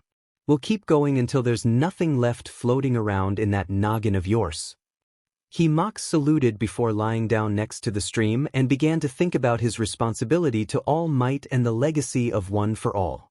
This cycle continued a couple more times, with Izuku editing out some of the secrets between him and All Might for safety reasons. The two just seemed to click, Izuku finding her company oddly refreshing while Ragdoll enjoyed just sitting down and putting to use a skill she hadn't used in ages. The day had turned to afternoon, and Ragdoll looked at her watch and pouted. Well, that's all for today, Izuku. She was about to continue before she realized what she had said, blushing profusely. She was about to apologize before Izuku smiled and said, "Well, that was fun, Ragdoll. Let's head back. Also, I kinda like the nickname." Ragdoll sighed in relief and smiled brighter than the sun at him. Falling in step with him, she seemed to notice something as she held out her hair to compare with his. "Hey, we have the same shade of hair kinda. You could pass as my lil bro." Izuku seemed to notice the slight similarity too and smiled shyly. "We kinda do have the same hair color. By the way, do you know what happened with Mr. Aizawa and Mandalay?" Ragdoll nodded and looped her arms around his neck, resting her chin on his head. "Yeah, but it's probably not a good idea to tell you right now, Aizu. How about this? You come over to my room tonight and we'll have a sleepover. Come on, it'll be awesome. I'll even invite Pixie and we can watch a movie." Despite the many ethical problems associated with it, Izuku crumbled when he saw her hopeful face looking down at him. "Sai, sure, meet you at the dining room?" She cheered, nodded and separated as they entered the main clearing again, seeing everyone gathered around the boxes of supplies and the Hummer. Aizawa was stood next to Vlad, Class BS teacher, and Mandalay and noticed the two approaching. "Midoriya, Ragdoll, that's everybody. Okay classes, you're going to be cooking for yourselves tonight. Everything you need is in these crates and the cooking station is over there. Enjoy." There was a collective groan from the class, excluding Izuku, who remembered being lucid enough last night to hear Mandalay telling them that it was happening. Getting to work, they all began to unload crates, light fires and chop up ingredients.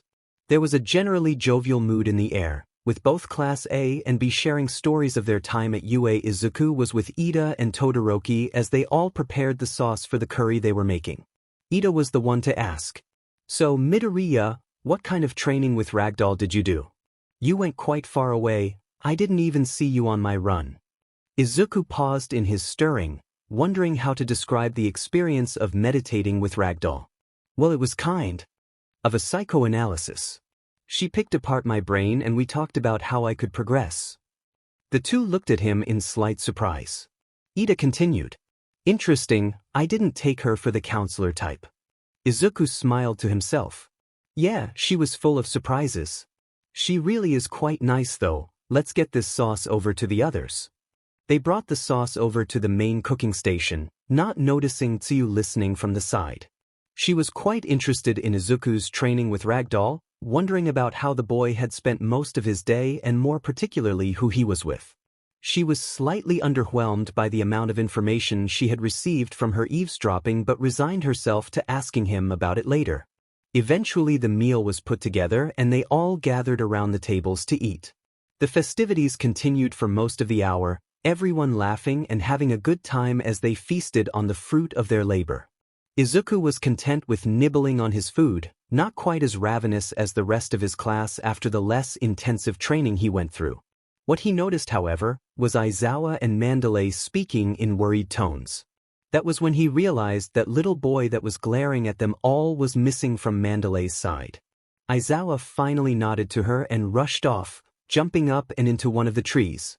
It was obvious that something was wrong, but Izuku didn't think it his place to intervene. He finished his food, realizing that most people already had but were still sitting at the table while talking.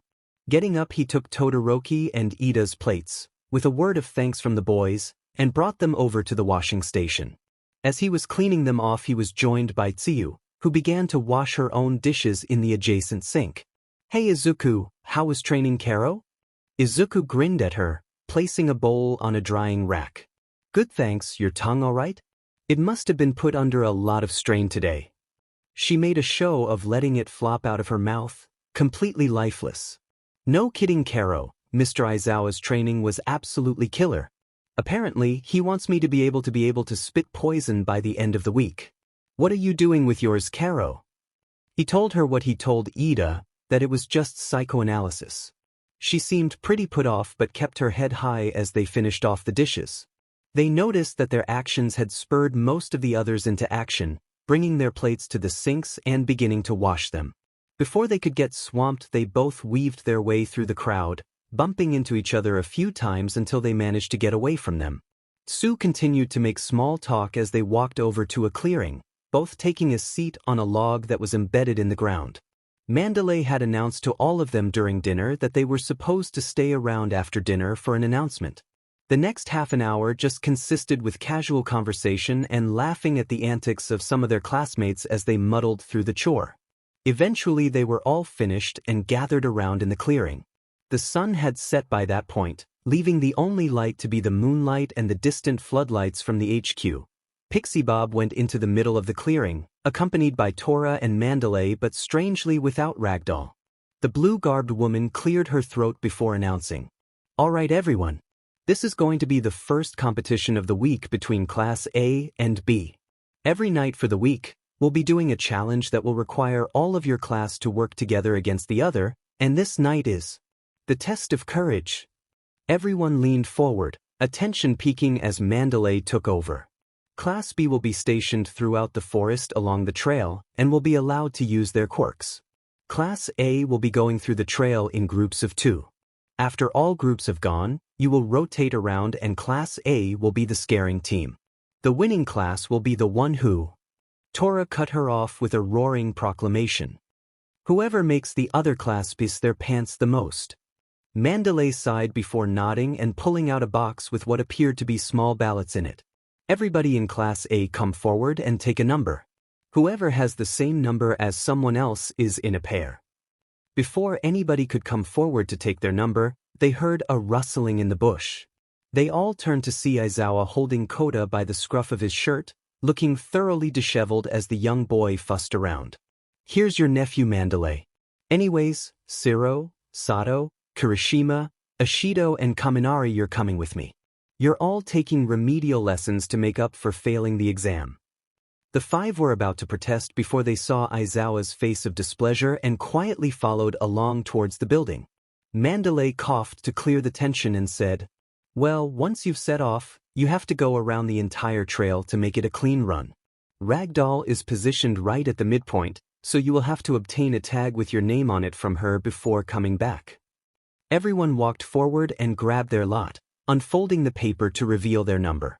Izuku looked around to see that everybody paired up, realizing with a hint of dread that there was an odd number of people. He caught Sue's eye and she gave him a sympathetic eye from the side of Uraraka. They all lined up at the entrance of the trail, giving Class B a chance to set up and plan for a few minutes before Pixie Bob announced, "Okay, Todoroki and Bakugo, off you go." Bakugo scoffed before beginning to walk, followed by Todoroki, who smiled over his shoulder at Izuku. Little did they know, their night of scares would be interrupted by a much scarier group than their rival class. POV change. Dabi looked out over the forest with a look of contempt as he planned the Vanguard Action Team's first assignment. The intel they had received was good, the students had arrived as they had planned, and were tired from training during the day. Tamura had warned them that the students were stronger than they had appeared, smarter as well, after the USJ incident. He heard somebody fussing behind him and sighed, not bothering to turn his head. He said, "What is it, Toga?" The schoolgirl-themed villain stomped her foot petulantly as she tried to pull off the mask. "This ain't cute at all. How am I supposed to make new friends like this? And what if I feel like a bit of smoochin' on one of them? This is W. Rubbed his forehead, trying to stave off the headache he could feel coming. "Look, Toga, you didn't put in your request fast enough, so Sensei wasn't able to finish it in time. Just focus on the mission, grab Bakugo and get out while you get some blood from a student." Toga fake sighed and fell to the floor, landing on her behind as she looked around at the other villains gathered. Today was supposed to be her big day, find some new friends, maybe even a boyfriend, drink some blood and maybe hurt some people. It had all started to go bad when her favorite knife, Knifington, was all dirty from the last kill. Then it got worse when she didn't even have her cute mask with the unicorn on it that she had painstakingly created with a packet of crayons she took from a preschool. Oh well, maybe her luck would turn around and she'd find that cutie from the sports festival, the one who hurt himself with his quirk. Now that would be a good boyfriend. Dabi spoke up again. Okay everyone, let's get moving. The first operation of the League of Villains, Vanguard Action Squad, begins now. They all sounded off before making their way to their respective locations. Toga leaped down from the cliffside and into one of the trees before falling to the ground. Quickly getting her bearings, she ran towards the trail where the little heroes would be doing their little walk. Once she got closer, she heard the sirens wail from the building she had seen from the cliff and smirked. Showtime? Clutchinch. Izuku watched in horror as Pixie Bob's face was rammed into the ground by the massive iron rod. The rest of the class had already begun their trek into the forest when he noticed the smoke coming from the distance, and that's when everything went to shit. Aizawa had returned to the HQ with Mandalay's nephew, along with the people who were doing their remedial lessons, leaving Izuku, Mandalay and Tora against the two villains in the clearing. Izuku called out to the lizard person. "What are you doing here?" He seemed to smirk as he pulled the massive bundle of blades from his back. That would be telling, wouldn't it? Lord Stain followed the League of Villains, and so shall I. Izuku's eyes widened as he began to think of possible strategies against them. Tora was circling the massive woman with the iron rod while Mandalay was desperately looking for a way to get to Pixie Bob. The whole situation screamed of danger for the students, and Izuku's first call was to ask Mandalay quietly, "Give the students permission to fight." She turned her head slightly to look at him questioningly, before noticing his eyes. Those weren't the eyes of a child looking to prove himself for the sake of bravado, those were the eyes of someone worried for his friends. She nodded and Izuku felt the message ring through his mind. "Attention students. Villains have infiltrated the forest and are hostile. You have permission to use your quirks in self-defense and to get back to the base. Do not attempt to seek them out. I repeat, do not seek them out." With the message out, Izuku began to look at the situation again. Vlad King and Aizawa were with Koda and the others, but knowing Sensei, he would be on the front lines soon enough. Ragdoll was alone, maybe with a couple students, but she had admitted she wasn't able to fight well. From the looks of it, the forest fire and the gas circling the forest was supposed to corral them away from the clearing. Taking a deep breath, Izuku hoped that Mandalay would be able to capitalize on the distraction and followed Bakugo's example. "Stain? You mean the idiot who was beaten by a couple of recruits? His ideals are just as weak as him.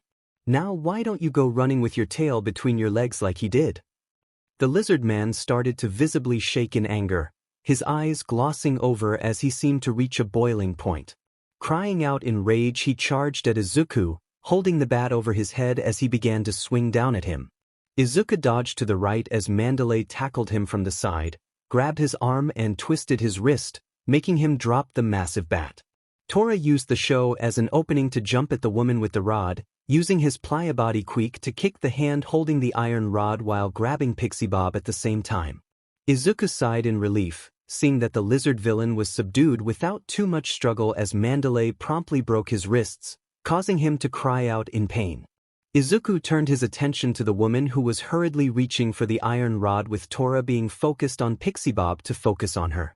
Taking matters into his own hands, Izuku activated One for All, full cowling, and barreled into her, taking the villain down to the ground with him as the rod fell to the ground a couple feet away from them.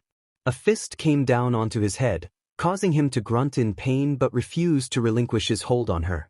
Tora came to his rescue after a small struggle, grabbing one, then two arms and holding them down to allow Izuku to get up and off of her.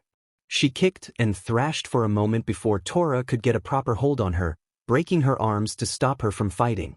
Izuku was quite shocked at the brutal displays from the two, evidently showing it on his face before Mandalay called out. "A lesson in subduing an opponent, Midoriya. If you don't have anything to restrain them with, break their arms and legs. They'll heal in prison, and we don't need to worry about them attacking us again." Izuku guessed he could see the reasoning as he shook off the feeling. At that point, Aizawa came through the treeline, singed and looking more disheveled than usual. He sighed in relief at seeing Izuku all right before asking Mandalay hurriedly, "Where are the students?" She pointed her head in the direction of trail and said, "These are two of the villains subdued, but we don't know how many there are. Speaking of which..." Mandalay turned back to the lizard person under her. "You, how many are there?"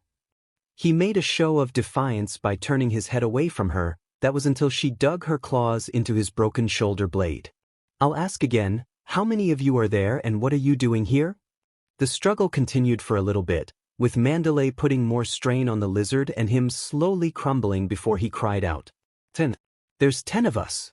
We were supposed to look for a Bakugo Katsuki brat. Izuku's heart stopped the moment he heard the name of their target. Kaken was being kidnapped? But, oh, the sports festival. It kinda made sense that they would try to convert one of the training heroes. It would be the ultimate demoralizer for the public to see that the future heroes could be corrupted. Shaking himself, he quickly activated One for All and ran out towards the trail, the sounds of Aizawa and Mandalay calling him back landing on deaf ears. About 5 minutes passed before Izuku found someone else. Tsuyu and Uraraka were limping back the way he had come from. Tsuyu noticed him and smiled in relief. Izuku, what are you doing out here? Mandalay told us to head back to them.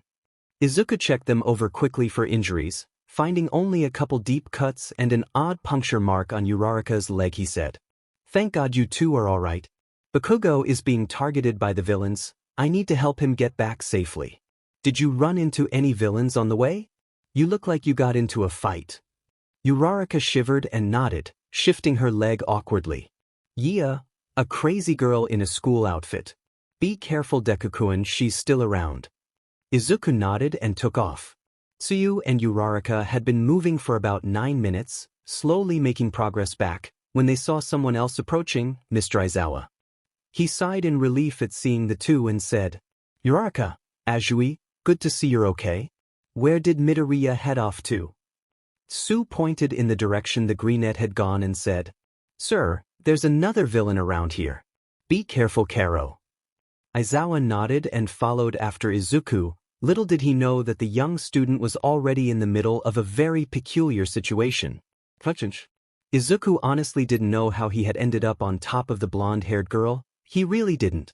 One moment he was running through the woods, looking for his childhood frenemy, and the next he had tripped over a root and fell on top of her. He didn't recognize her from Class B, certainly not Class A, leaving the only other option for her to be the villain Uraraka was talking about. The girl in question didn't say anything, just smiled up to the boy with her arms pinned down by him. Seeing that she wasn't going to speak, Izuku said with ragged breath, "Who are you?" The girl shifted under him, causing him to collapse down onto her. Their faces were mere centimeters apart by that point, and she said, "Hi there. I'm Himiko Toga, but you can call me Toga. I'm here to take someone's blood, so that's what I'm here to do."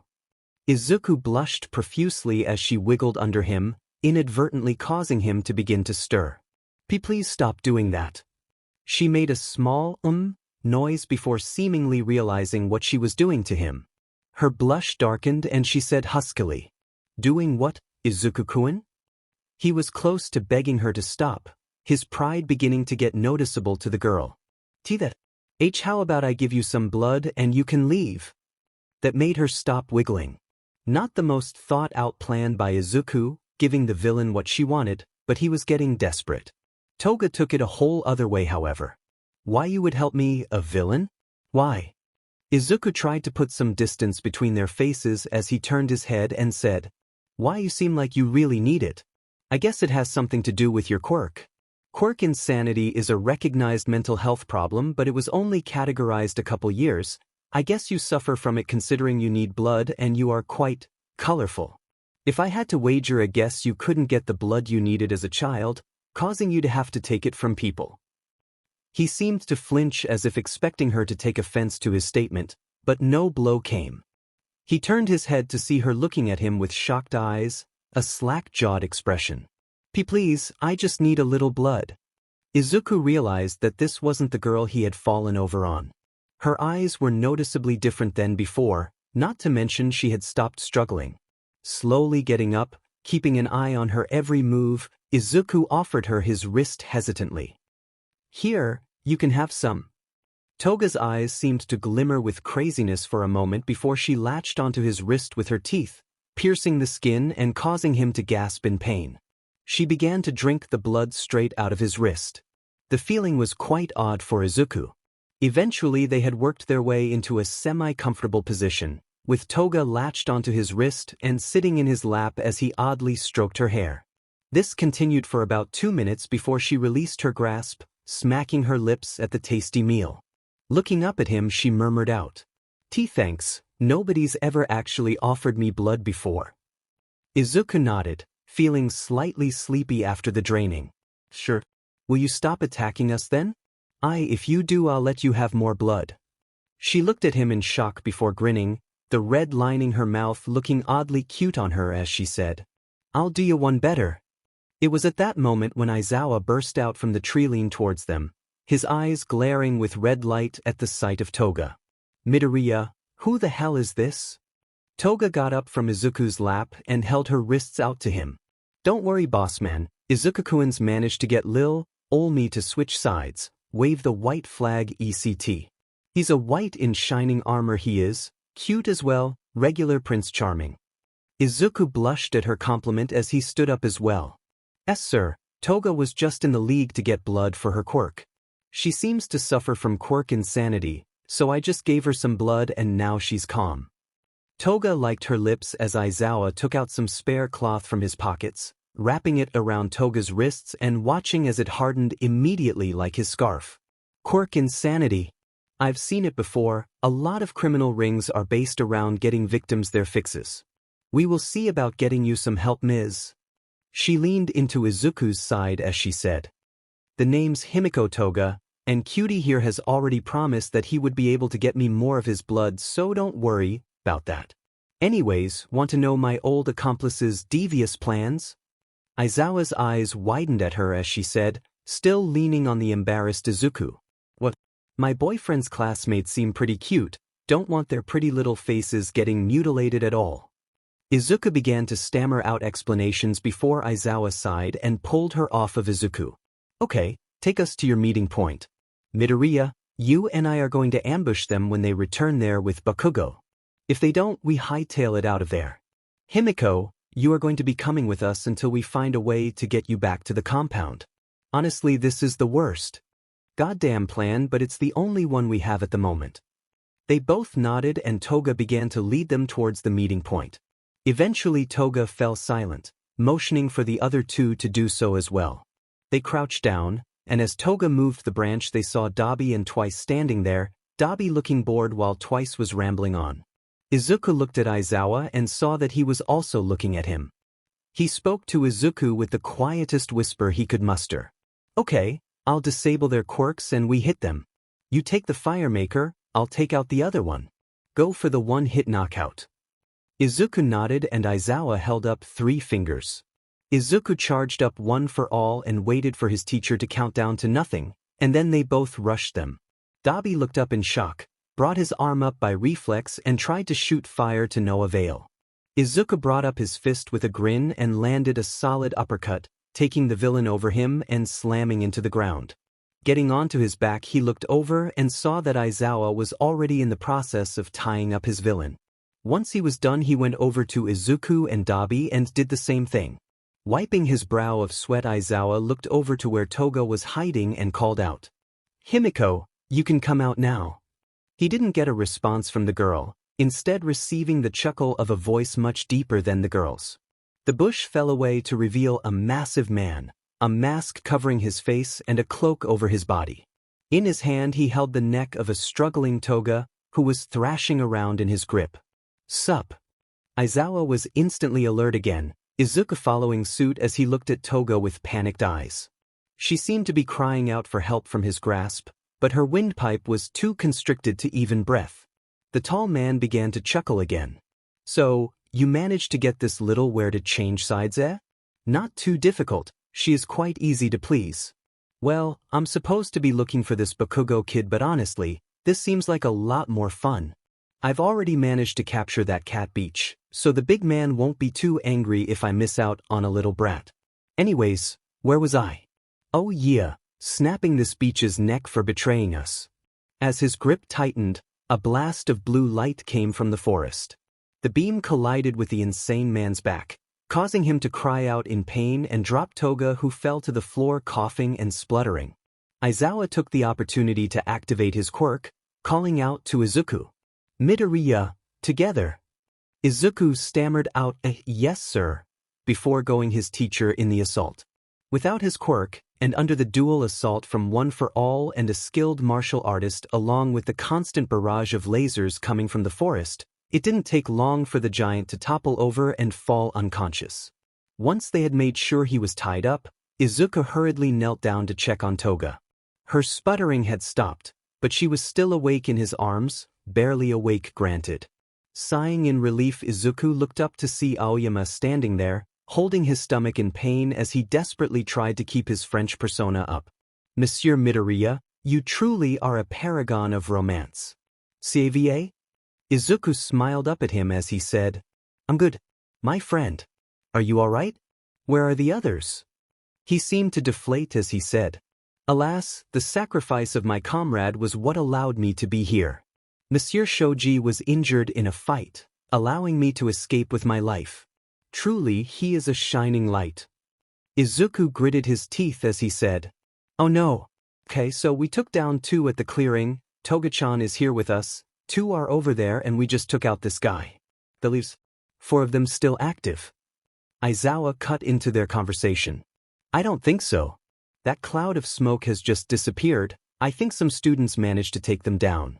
That leaves just 3 of them. At that moment Toga coughed and sat up in Izuku's arms, the boy rubbing her back worriedly. I know what the other 3 are if you're interested teach. One's one of those Noma things that nearly got All Might, others Mr. C who can turn anybody into a travel-sized version of himself, and the other one's a proper creep, uses his teeth as big pointy spears. Crazy, right Aizu? After a couple more minutes of planning, and setting up another ambush, they saw someone else enter the clearing. Mizo and Mina came rushing through the trees in a panic, followed by Todoroki and Bakugo. Aizawa thanked his lucky stars as he came walking out into the clearing to meet them. You 4? What are you running from? Mina dropped to her knees in front of him, gasping for breath. It's Tokoyami, sir. His quirk's gone crazy. Izuku left Toga's side for a moment as he rushed out to greet Todoroki. Todoroki-san, thank God you're all right. The boy smiled at Izuku as they both met each other's fist with their own. Good to see you too. What's going on here? Do we know why they're here? They heard a spluttering from the ground, and both turned to see Dabi looking up at Todoroki with a look of contempt. Todoroki noticed this and gasped, before smiling. I found you, faker. Dabi scoffed as he got up onto his knees. Faker? I think you're the fake fire user around here. You're comparing yourself to me? You're not even good enough to be my fake. Todoroki didn't get a chance to respond as Izuku held him back, while Bakugo knocked Dabi out again. The half-and-half user took a moment to cool down before asking Izuku again. So, what are they after? Izuku looked worriedly over at Bakugo as he said, Yeah. They're after Bakugo. The blonde seemed to be caught off guard by that statement, nearly tripping over himself as he said, And me. They heard a crashing from the forest, and Mina shrieked before hiding behind Izuku, not so subtly rubbing up against him as she said, He's coming, save me Midori. Izuku sighed, pushing her off himself before turning to Bakugo and saying, Kaken, did you try using your explosions to generate light?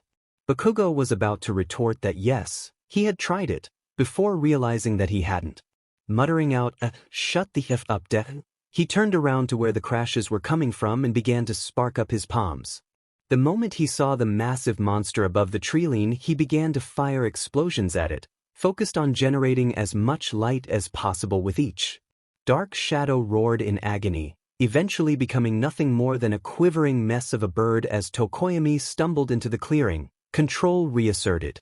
Thank you, Bakugo-sen, your quick thinking managed to tame the beast. Truly, your battle sense is unmatched. Todoroki lifted a finger and was about to speak up before Izuku placed a hand on his shoulder, shaking his head solemnly. The half-and-half user shrugged before relinquishing, putting his finger down. Aizawa smirked over at them, the dryness of his eyes becoming apparent as he began to rub them. Okay, that's one problem sorted. Now we just need to deal with the villains. Todoroki spoke up and said, We managed to knock out one behind us. He was in a straitjacket and used his teeth to attack. Scary sheet.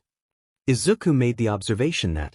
So 2 more villains remaining, a Nomu and this Mr. C guy. And that other villain said he had managed to capture Ragdoll. Izuku flinched when he said that out loud as he remembered her invite for him to do a sleepover tonight. No doubt she was going to have a bad time with the villains. Looks like the pros will have to move fast. Aizawa spoke up again as he said, I don't think so. They've been beaten back this much. I think they'll just cut their losses at this point. Let's go and round up the students and make sure they're okay. While they were strategizing, they didn't notice that very villain looking at them from a cliff top in the distance. Well, this was less successful than I had in mind at the start of the night. Well, at least I managed to capture that young lad with the purple bald hair. They will surely be disheartened when they learn that he is gone. Most of Class A had moved on from the trauma of the villain's assault on their summer camp despite the various injuries taken. Cuts, bruises, gas damage and a couple broken bones, but it appeared that the decision to allow them to use their quirks had mitigated most of the damage. At first many of them were saddened by the loss of Mineta, perhaps unsuspiciously lacking any female participants in the grieving, but most of them had decided to allow the pros to handle the investigations into his whereabouts. But Izuku had been affected on a slightly different level than most, not primarily for the loss of his classmate, but the loss of a friend. Aizawa had come under a lot of flack for allowing Mineta to get kidnapped, and Izuku was glad that Bakugo hadn't been the one they had managed to get. The Greenette could only imagine the kind of hellfire the school would come under if Bakugo got kidnapped after his display during the sports festival. Instead, Izuku was mourning the loss of Ragdoll, who still hadn't been found. As they were packing up and onto the bus to head home, Izuku could see Pixie Bob crying on Tora's shoulder while Mandalay looked on, helpless to ease her friend's anguish. The feeling had gnawed away at him ever since, leaving him with the only option of training to keep his mind off things. That's what led him to be out in U.A's pool facility, quickly moving forward with his speed and durability. He had found the feeling oddly cathartic after a while, and could be seldom seen not in the water or on the poolside in training. Inko had been slightly worried that the fight had been too hard on him, but he had assured her that it wasn't anything self-destructive. Izuku had even pointed to another hobby that he took up. Admittedly he did it at the poolside, but a hobby nonetheless, the guitar. Izuku had found it under his bed when they were packing up, drawing curious stares from the girls and in particular Jair. The sight of it was oddly comforting to him, so he resolved himself to being the best he could at it for when Ragdoll was saved. He bought a case for it and brought it with him whenever he went to the pool to train, strumming out a couple songs whenever he was burned out. Another surprise was the fact that Aizawa seemed to come down and relax by the pool while Izuku had trained.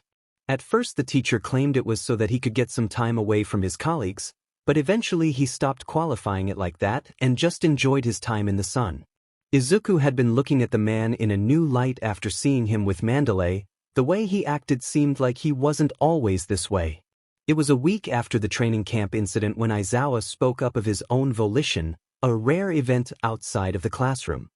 Midoriya, we have tracked down the location of Mineta and Ragdoll. Izuku floundered in the water for a moment before calming down and getting out of the pool. He looked over at his teacher in shock while asking, "Why are you telling me this, sir? Is it allowed?" Aizawa shook his head as he sat up and leaned against the wall, his eyes shadowed by his hair. "No, it really isn't allowed, but Mandalay asked me to tell you this. Apparently you and Ragdoll became quite close friends during your training, and she wanted me to tell you that she was allegedly alive. It also pertains to another situation we have on our hands." Izuku was still reeling from the fact that his teacher had actually broken the rules for a woman, especially something this sensitive. "Yes, sir, if you don't mind me asking, what happened between you and Mandalay?" Aizawa sighed and rubbed his forehead, staving off the emotions which were threatening to flow from his eyes. "Guess it couldn't hurt. It all started in U, back in my first year."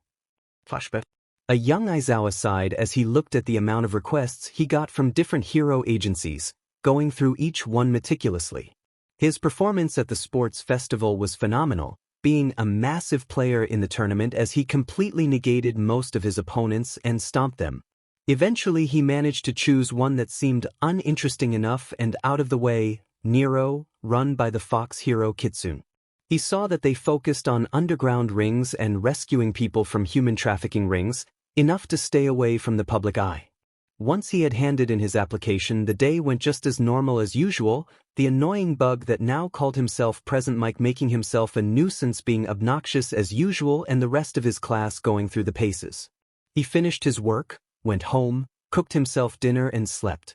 After a couple more days of this, the new week had arrived, bringing with it the hero internship week.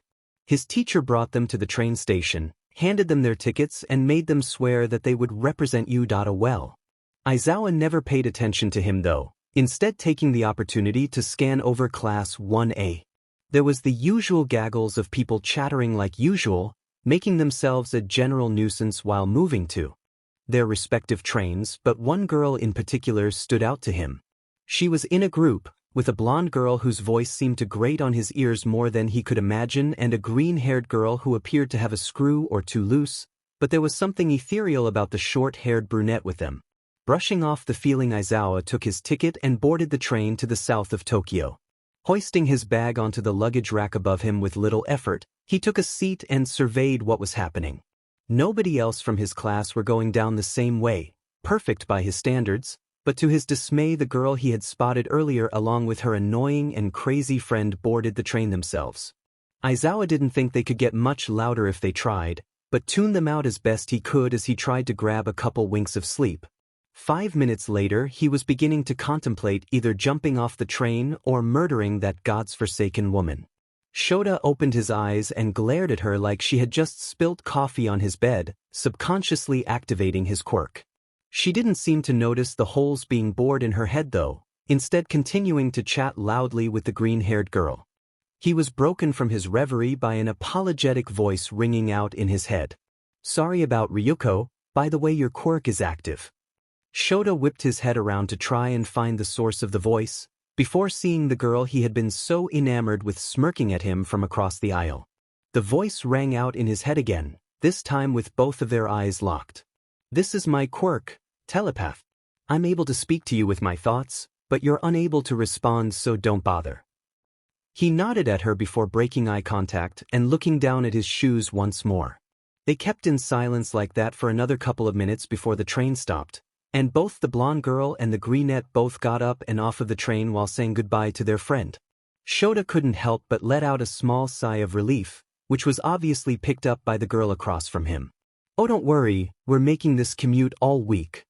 He looked up at her again, this time with her speaking physically instead of using her quirk.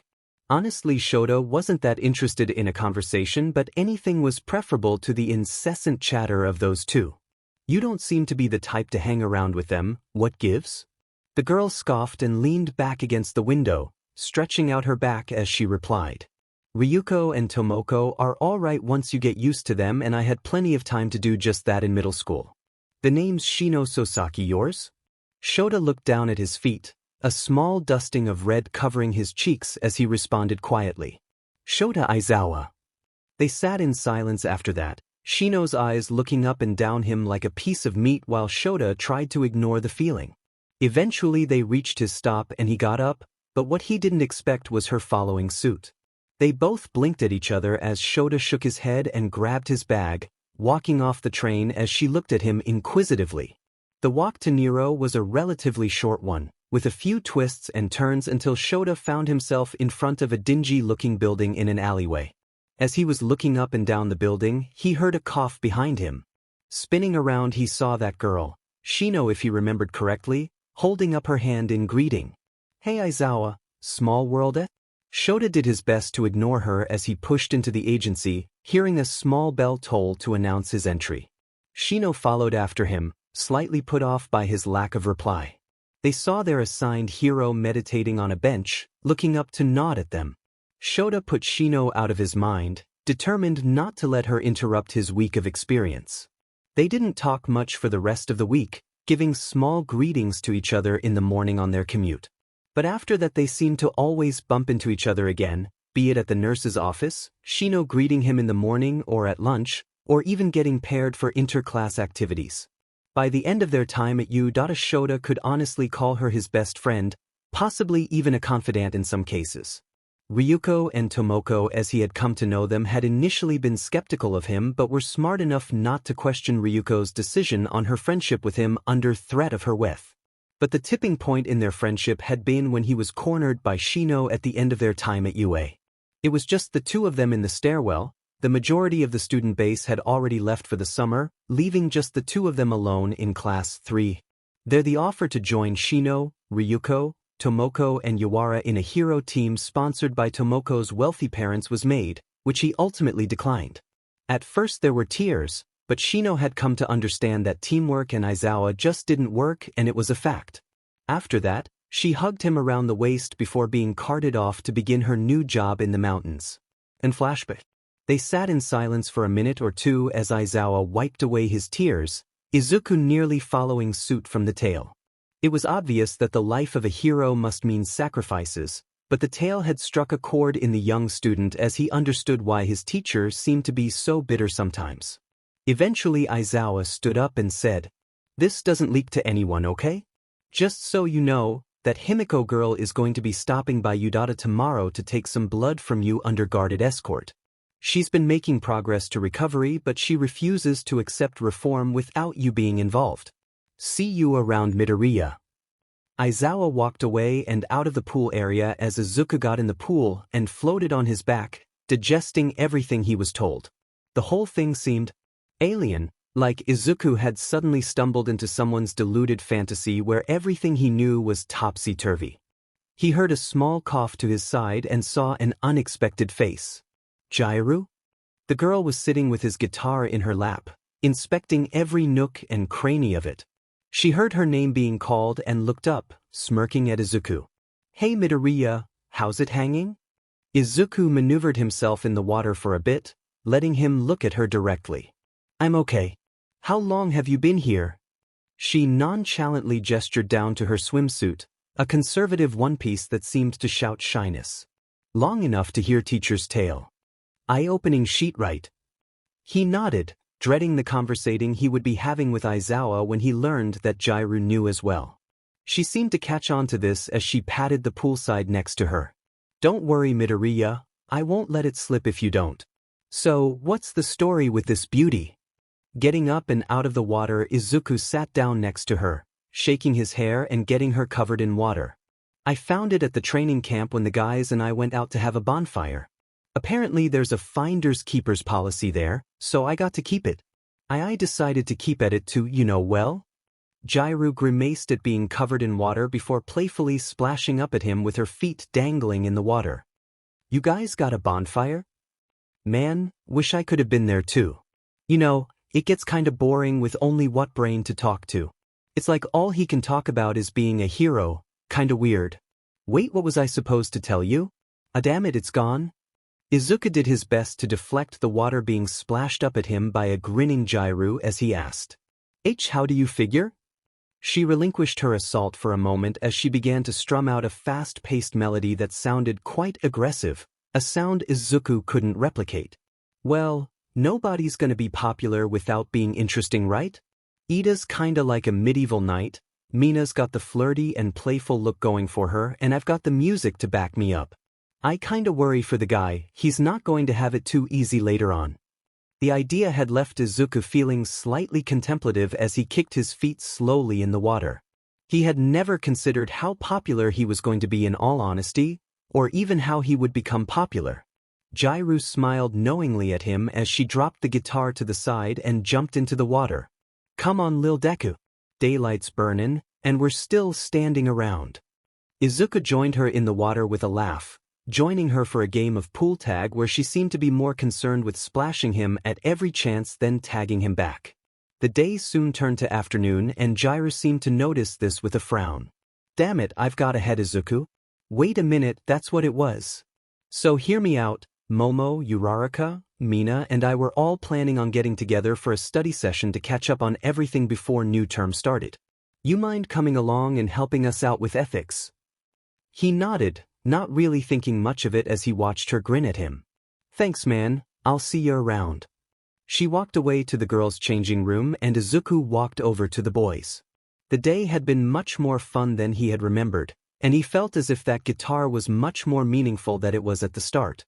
Once he was changed, his backpack was on his back and the guitar was in its case. He was about to go when he heard a cough. Turning to the entrance, he saw All Might standing there in his non-beefed form. "Hey Midoriya, enjoying the company of your classmate I see?" Izuku blushed as he shook his head violently. "No, I mean yes I mean." He cut him off with a laugh. "Just messing with you, my boy. Anyways, I wanted to talk to you about that villain you helped to detain and her future." Izuku sobered up quite a bit after that. Himiko was always a contentious topic in his head. Sure, she was nice if a little crazy, but she was still a villain, but she had surrendered. What about her? All Might took a seat on one of the benches and sighed, pulling one of his locks of hair out of his eye. "You did a good deed for her, something many villains haven't seen a lot of. I've seen the deepest depths someone can achieve, but somehow you were able to help her out of that. I know you haven't been allowed to see her, but I have, and her progress has gone incredibly fast. You must realize that as her savior, you have a responsibility to her to make sure that she never finds herself in that situation again. This video should show you everything you need to know about the next stage in her recovery." He pulled out his phone and brought up a video file before handing it over to his disciple. Izuku took it and started the playback, his features reddening with every sentence spoken. Himiko was in the middle of a room, her arms bound to a chair as a doctor asked her, "Himiko Toga, it's time to start your reformation program. Are you ready?" She seemed to pout as she bounced up and down in her chair. "Yeah, but I'm not going through with it without my future husband Izuku. Without him, I'm gonna go crazy again." The researcher could be seen rubbing his head, staving off the frequent headaches he had started having when he first began treating this patient. Sigh. "Okay, I give up, we'll get you your boyfriend. Who is he and where do we find him?" The video ended and Izuku shakily handed the phone back to All Might. "Now do you see what must be done, young Midoriya? The burden you must bear?" The air was still, until the face of a beefed-up All Might appeared right in front of him yelling, "You must smash through the walls of her heart and claim her for your own. For the sake of heroism. Claim her, young Midoriya. Pierce through her heart with your fist. Claim her." Izuku couldn't have ran out of that changing room any faster, All Might chasing him out of the door while yelling various things that would have gotten him arrested in some countries. All of this left Jiru standing at the gate of view, looking at the seemingly deranged All Might chasing after Izuku while yelling, "Claim her." "He ain't talking about me, right?" Time skip. Next day. Izuku walked through the doors of Yude's main building, trying his best to keep the rain from soaking him too bad. The walk had started out nice and sunny, but summer seemed to have other plans as it sent a quick rainstorm to ruin his plans. Since he was already close to the building and All Might telling him that Himiko needed blood today, he decided to just head in, even if there was no swimming to be done that day. As he shook his hair dry, he felt a vibration in his pocket. Pulling out his phone and swiping open the messaging app, he saw All Might's message. "You still comin' in today, kid? Your future bride is awaiting you." Sighing as he remembered last night, hours spent lying awake thinking about Himiko thanks to his mentor's deluded claims. He quickly typed back that he was already in the building and All Might told him to meet them in Class 1A. Walking up to the aforementioned room, feeling slightly disconcerted at the empty halls, he saw a familiar face outside of the door. Detective Tsukachi? The plain-looking man turned his head to smile at Izuku. "Ah, Mr. Midoriya, it's good to see you. Your girlfriend is awaiting." Izuku blushed heavily at the man's teasing smile and quickly stammered out a denial, to which the detective said, "Don't worry about it, it's been a bit of a GG in the force ever since we got her statement. You've got one hell of a fangirl." Choosing to sigh in relief, Izuku followed him inside and saw All Might beefed up, for armed guards with tasers along with a fidgety Himiko. She immediately perked up when she saw him and began to struggle against the restraints in an attempt to get to him. "Aizu, come on, Mama's been missing you." None of the armed guards could contain their snickers as Izuku hid behind his hands. Tsukachi pushed him forward and said, "Do your thing, kids. We'll be outside, use protection and all that." The guards couldn't contain their full-blown laughter as they all trooped out of the room. All Might began to boom on about the importance of taking care of a maiden before Tsukachi pushed him outside before Izuku could raise the global temperature by a couple degrees with his blush. Once they were alone, it was mostly silent, the only sound being the ruffling of Himiko in her restraints. Izuku coughed awkwardly as he walked forward to her, the act being slightly more questionable than usual with her in HFS. "So, how's therapy?"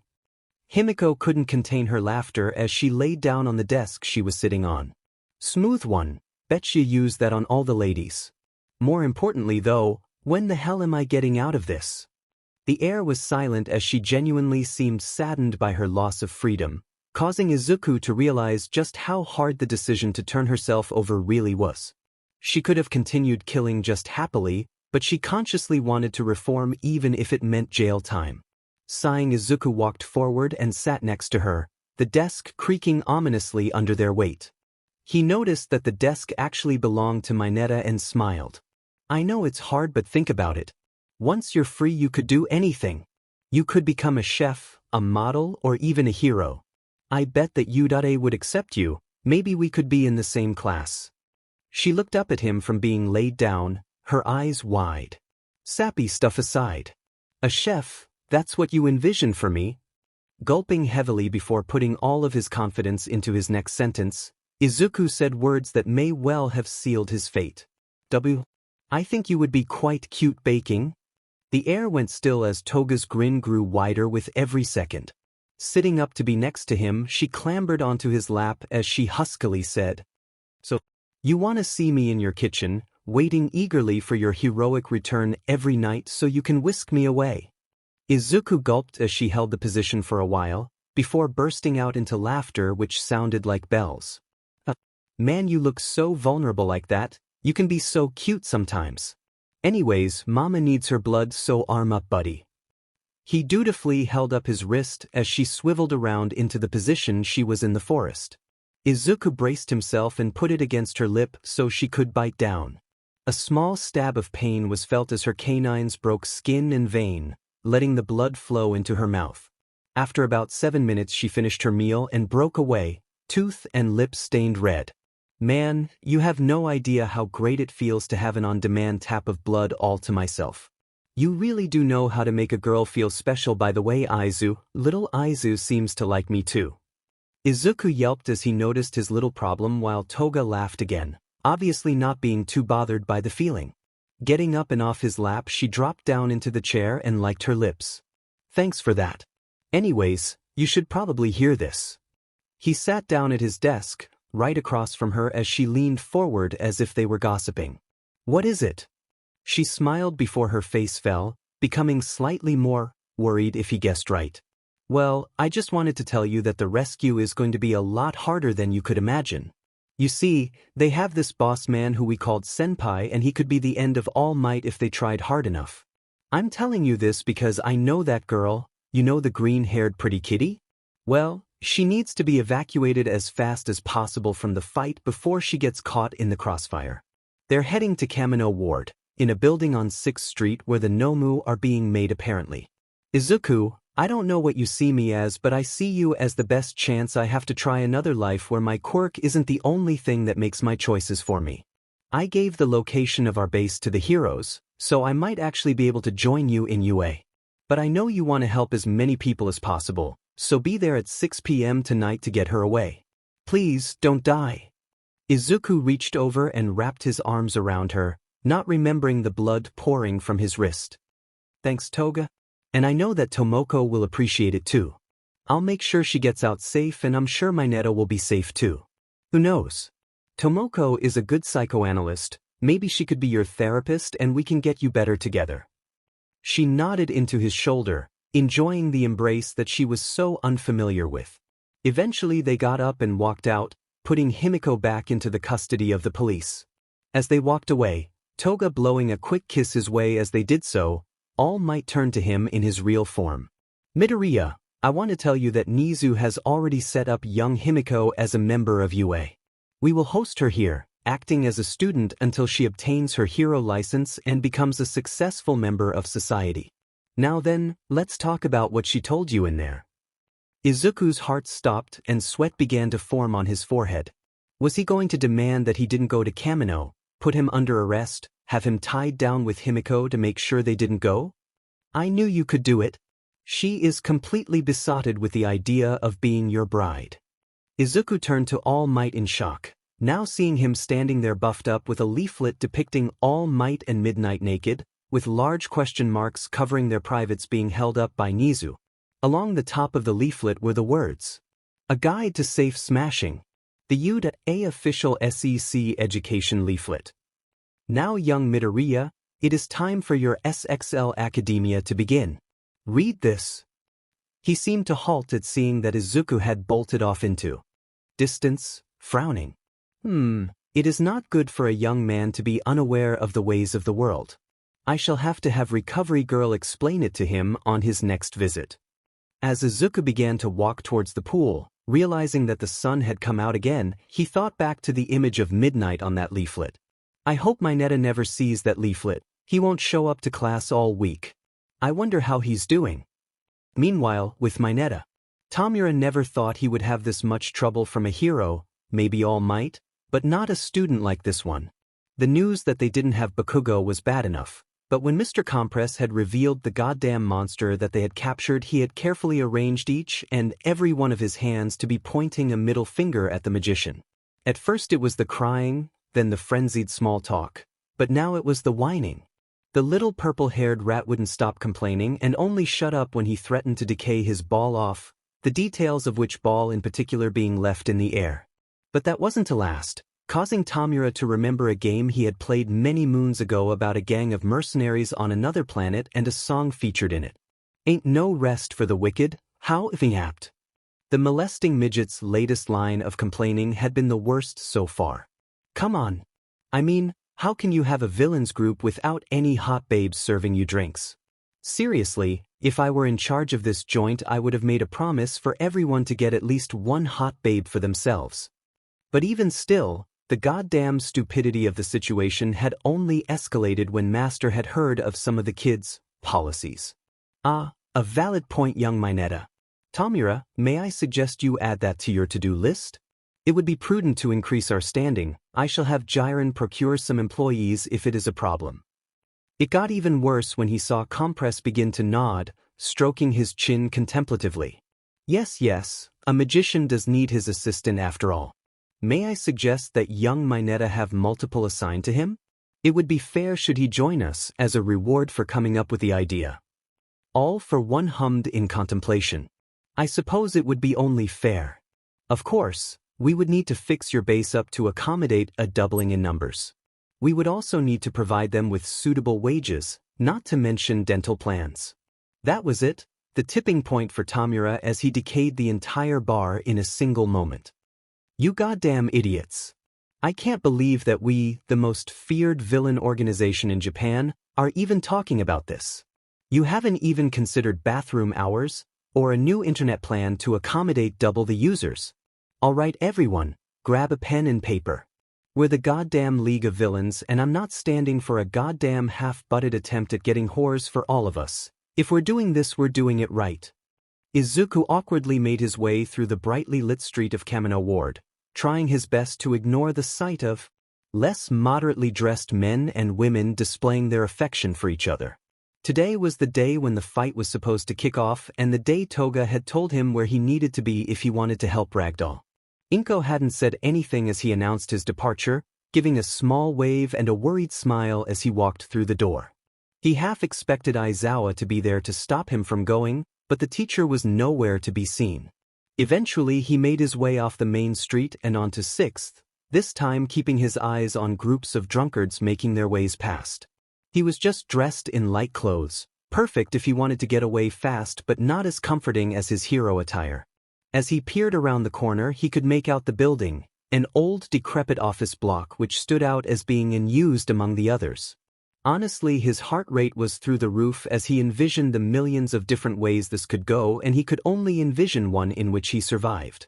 Checking the street again, he made sure that nobody was there, before quietly creeping across the street to the small alleyway between the decrepit office building and a hobby shop.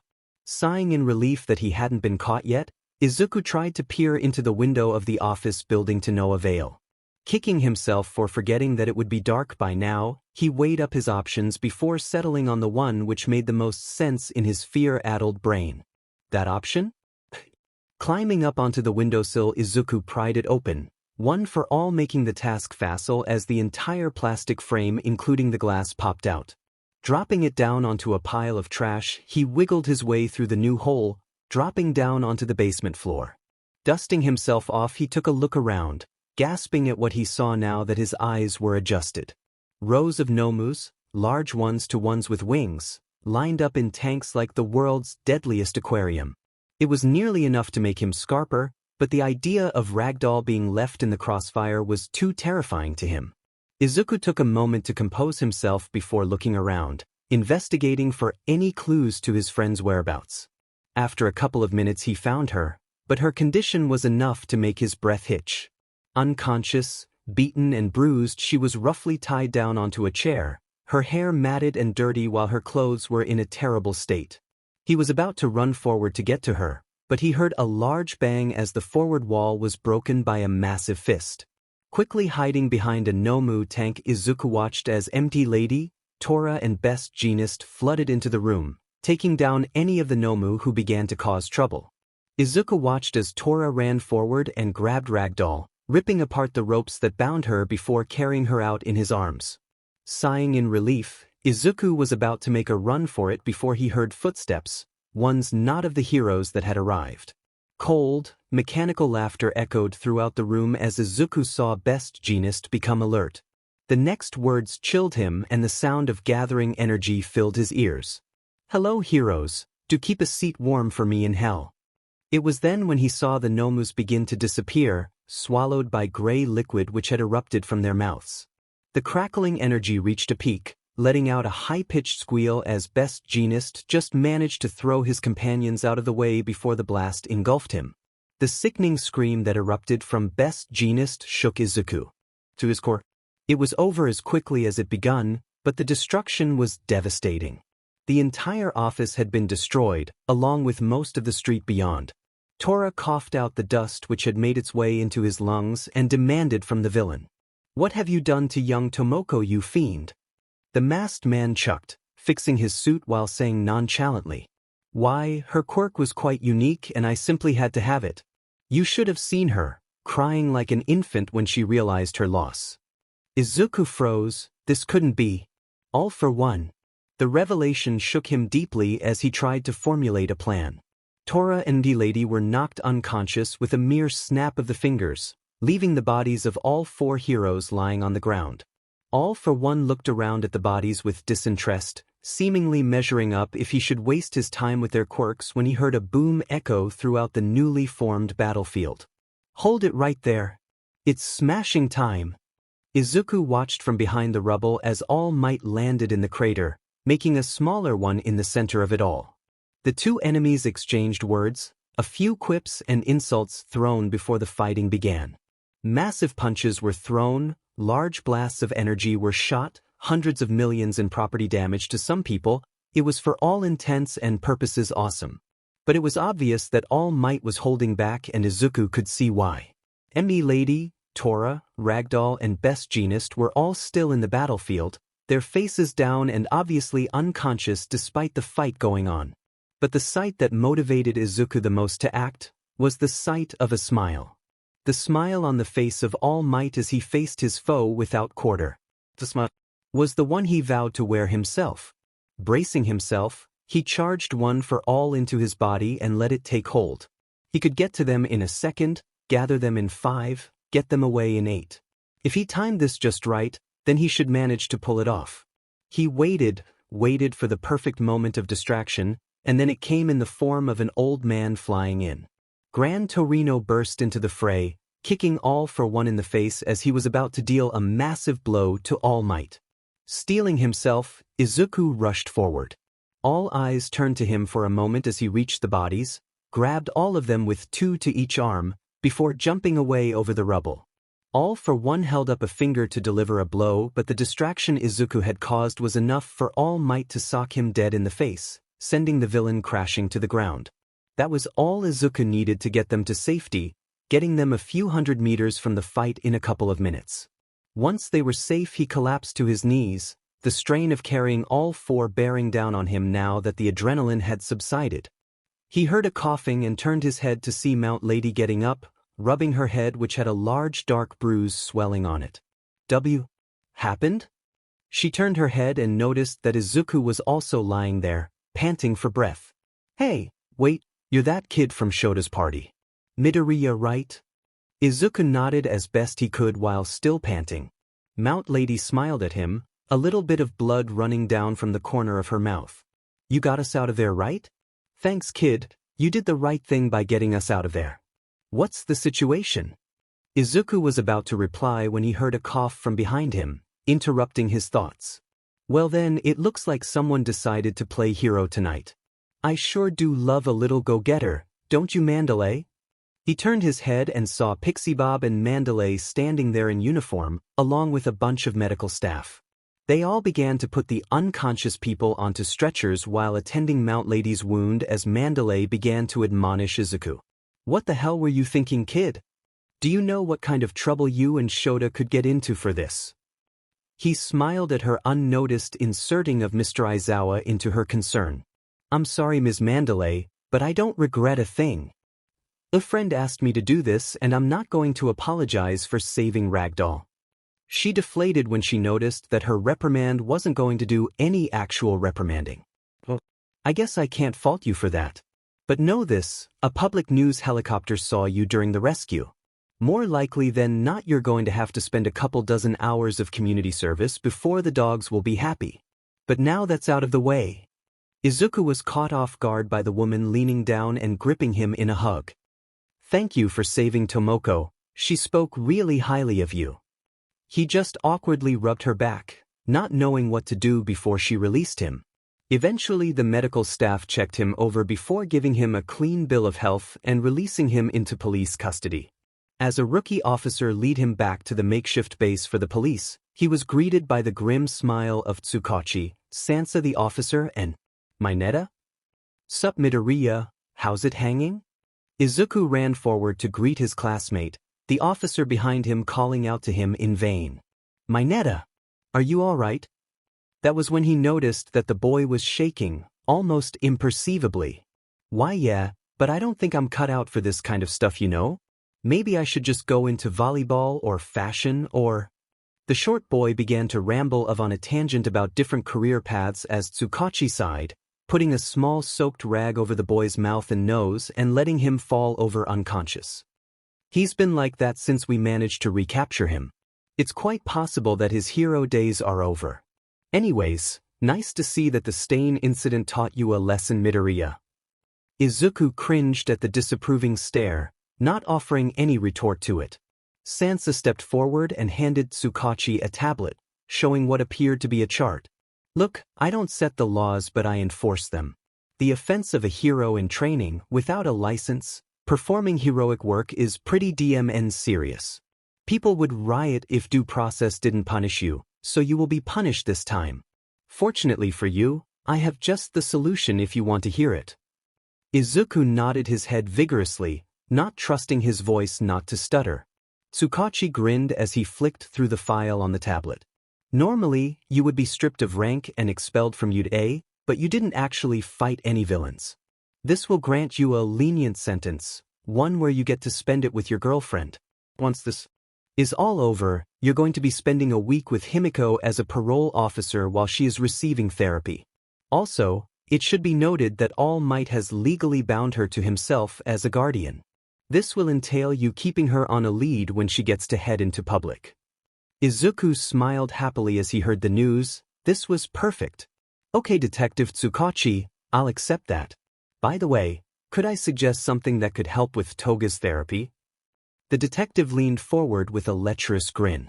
A queen-sized bed and leaving you two alone for the night? Izuku groaned as he felt his face heat up. The hell was up with adults these days? No. I was talking about Tamaki, Ragdoll being her therapist for a while.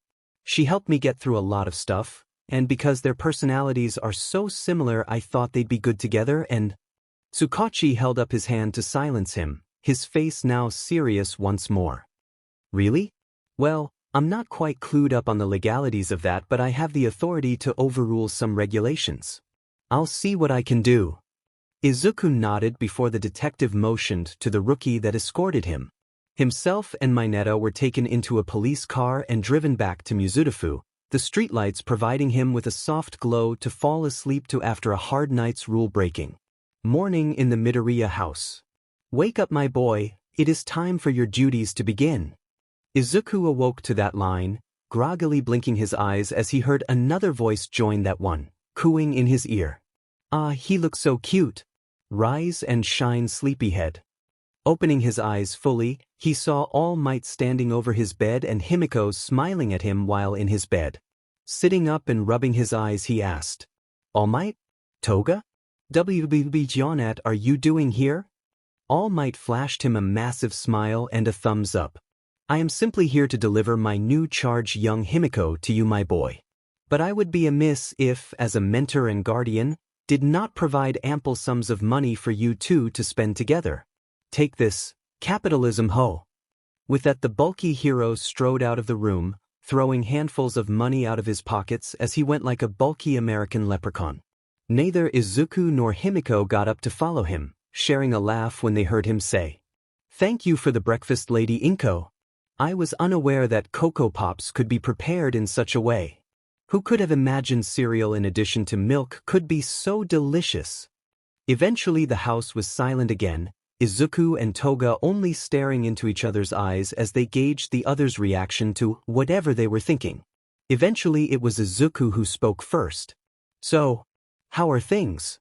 She giggled before motioning down to her new, non-schoolgirl uniform pajamas, which were covered in various fonts displaying the words, Plus Ultra.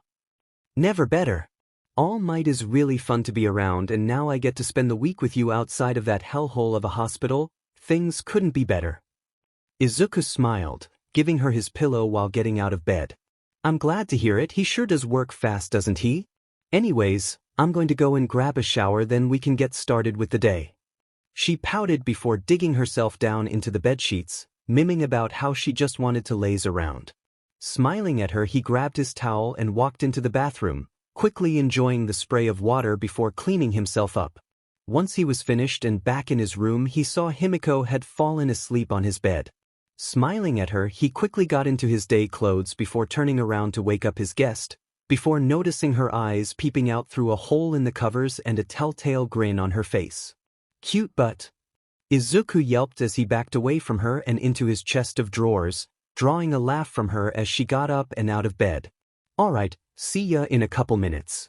She skipped out of the room with a bag that he hadn't seen before, covered in chibi versions of the top 10 heroes, to the bathroom. Once the door was locked, he heard a cough and saw his mother standing in the doorframe, holding a camera with a massive grin on her face. And here I was thinking that I would never get grandbabies. Ah, young love. Izuku blinked at her, ignoring the grandbabies part in favor of asking. Wait, you do know what Toga has done, right? Inko smiled and waved him off. I know she's hurt people, and I know that it might be silly to entrust her not to hurt you, but I talked to All Might when you and Toga were all cuddled up. He talked to me about what you do, why you do it, and what happened last night. I think that Toga will be the best thing to happen to you since your quirk manifested. The silence was palpable, lasting only until Toga walked out of the shower with a languid sigh. Man, I missed a good shower while I was in the slammer. Oh, hey Mrs. M. Inko smiled at her as she said, Oh, don't worry about formalities, Toga. Just call me Inko. Now then, how about Izuku and I go and prepare some breakfast before you two go out shopping? Izuku? She turned to see her son blushing and stammering, looking anywhere but at Toga. Both girls looked down at her, before noticing that the teenager forgot her towel. Toga made a small eep, hiding behind the door as Inko grabbed a towel from the closet and handed it to her. Here you go, honey. Now then, get dressed and come grab some breakfast once you're ready. Grabbing Izuku, the pair left the room, heading into the kitchen to prepare a veritable banquet. Unwilling to talk about the event that just took place, Inko asked Izuku, So, where do you plan on taking her? Izuku looked up from beating together some pancake mix and said, I was thinking about heading to the mall and seeing about getting a new wardrobe sorted for her. All Might did drop at least a couple thousand on his way out. After that, maybe some lunch at a cafe before? I guess a movie? Inko smiled and nodded, flipping a piece of French toast. Good boy, I taught you so well. Ah, hi Toga. Izuku turned around from his pancake to look at her, nearly dropping the frying pan when he saw her. Her hair was done up in their usual messy buns, but she was wearing a tank top and shorts that seemed to scream, bad girl. Hey Toga. She walked up next to them and laid her chin on Izuku's shoulder, observing the preparations like a hawk. You know, you could probably get All Might to propose if you served him this stuff, Inko. The housewife blushed and covered her cheek with a hand. Oh really? Dropping a kiss on Izuku's cheek, she walked over to the table and dropped into one of the seats, watching as Izuku walked over and laid a large plate of pancakes, meats and French toast in front of her. Enjoy. She giggled at his nervousness before trying a bite of one of the pancakes and blinking. Izuku watched as her grin slowly began to widen until she ravenously dug into each and every bite on the plate. Dishing up his own, he sat next to her and ate at a slightly more sedate pace, pausing to let Toga rest on his shoulder when her plate was cleared. Noticing that she was eyeing up his own plate hungrily, Izuku chuckled and offered her a slice of bacon, watching as she devoured it in one bite.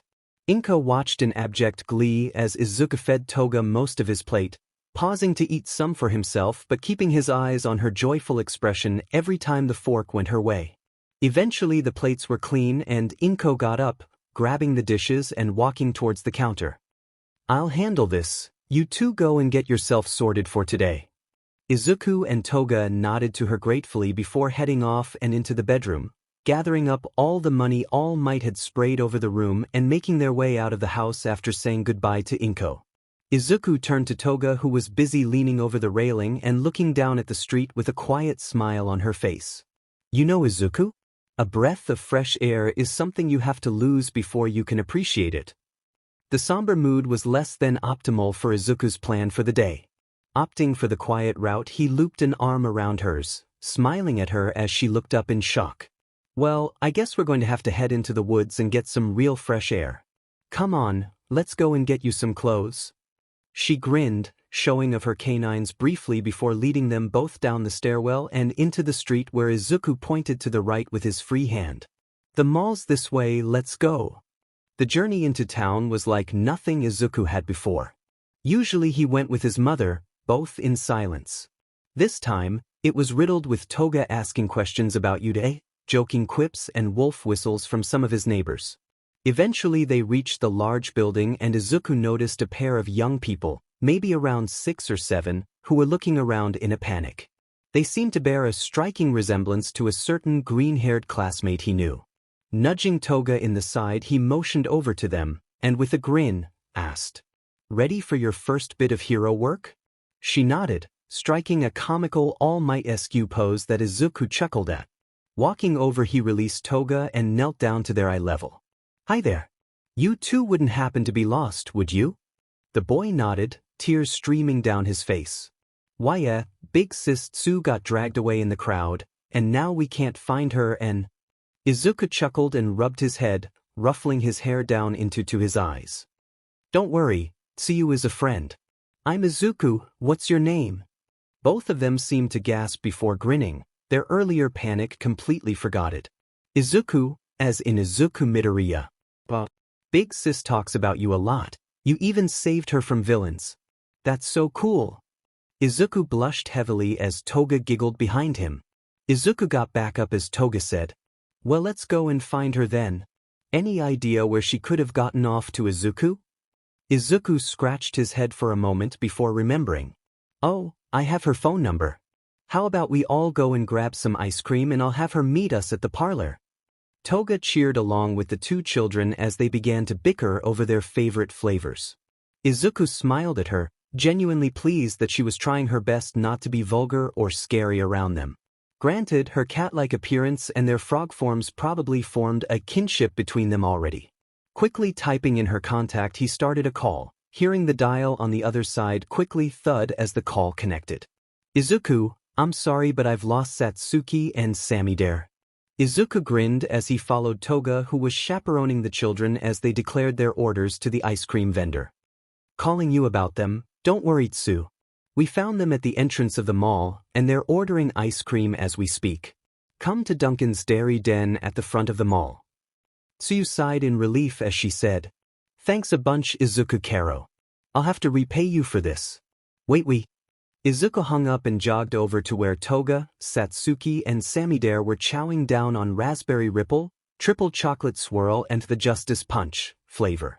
Sitting down at one of the free chairs he found a caramel vanilla waiting for him and a mint chocolate waiting in an insulated cup, presumably for Tsuyu when she got there. Thanks Toga. Anyways, Tsuyu's on her way, so finish these fast so she doesn't berate me for these heart attacks. Satsuki and Samidare grinned at them, their mouths covered in ice cream as they saluted and began to eat faster. Toga chastised them, warning of the horrors of brain freeze as Izuku ate his at a more sedate pace while smiling at her. Despite her constant groaning about the therapy, it seemed like she was genuinely benefiting from it. Eventually they were nearly done when he heard a familiar voice behind him say, Satsuki, Samidare. They all turned to see Tsuyu panting behind them. Izuku smiled at her and motioned to the spare chair next to him. She nodded, too out of breath to say anything more.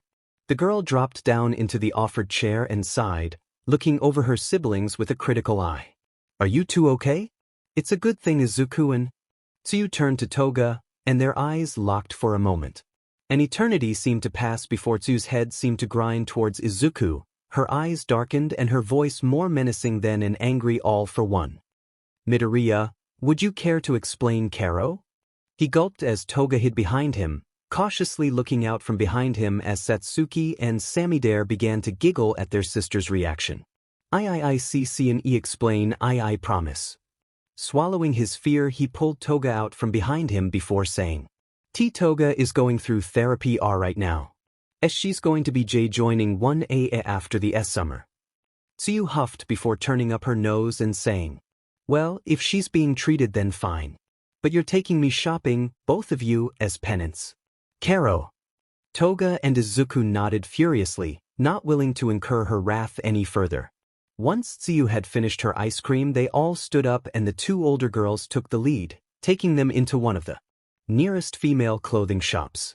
After half an hour of all three girls trying on clothes, Izuku turned to the equally bored and scared Samidare.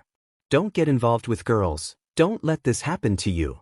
The young boy nodded solemnly as he was forced to respond to his sister if an outfit looked nice on her. Izuku wished that was the level that Tsuyu and Toga kept to, but they just kept getting worse. It was like they were competing for his attention, each swimsuit being more revealing than the last, and each article of clothing giving him images a priest would burn him over. Eventually it reached a climax when both girls walked out of the changing room, each in what appeared to be French-made uniforms. It was too much for the hero in training, who cried out as he covered his eyes. Why the hell does a place like this even keep stuff like that? The one saving grace of the situation was that they both seemed to have reconciled their past, obviously having a heart-to-heart in the changing room as they devised their latest visual torture. Once they had finished, Toga and Tsu grabbing a couple outfits each and some assorted articles of clothing and Satsuki settling on a summer hat, they went up to the register where Izuku brought out a couple thousand yen and handed it over to the sympathetic cashier. Once they were outside, Izuku being weighed down with 3 bags which he took in stride, Tsu checked her phone and sighed. Well, it looks like we're going to have to get going. You want to meet up again sometime, Toga? I know this great cafe and I can even bring you Rarika, that brunette from Camp Karo? Toga grinned and nodded, forgetting Izuku was even there. Sure. It'll be good to settle things before school starts. Tsuyu nodded and took her bag from Izuku, dropping a kiss on his cheek. I'll see you around, Izuku, thanks for finding Satsuki and Samidare. He nodded, not willing to look at Toga's reaction to the kiss as the trio walked off and into the crowd. Anxiously turning his head to Toga, he saw her mischievous smile. Oh, this is going to be fun. I wonder if she's up for a time sometime. As best he could he hushed her, his head turning to make sure nobody heard her. Please don't say stuff like that in public. She shrugged and nodded, wrapping her arm around his. So, wanna head anywhere in particular? Izuku glanced over at the music shop and nodded. Sure, do you mind if I go and grab some supplies over at Big Jam? Toga curiously looked over at the store before nodding with a smile. Sure. He nodded gratefully and led them into the store, hearing the bell signal their arrival. The cashier was busy under the desk and Izuku only got a muffled sup from behind it. Shrugging, he went over to the guitar section and looked over some of the new straps that had come in. Toga was busy looking over some of the other stuff in the record section. Eventually he heard a sigh of relief and looked up to see a familiar face behind the counter. Jairu. The girl in question turned to see him and smiled, throwing a wave in his direction. Hey Midoriya, life good? Izuku nodded and noticed Toga looking at her curiously. Oh, you should probably meet Toga before school starts. Toga, Jairu. Jairu Toga. Toga will be joining class in next term. The goth girl sized up the former villain with a smirk. Oh, well, that's pretty cool.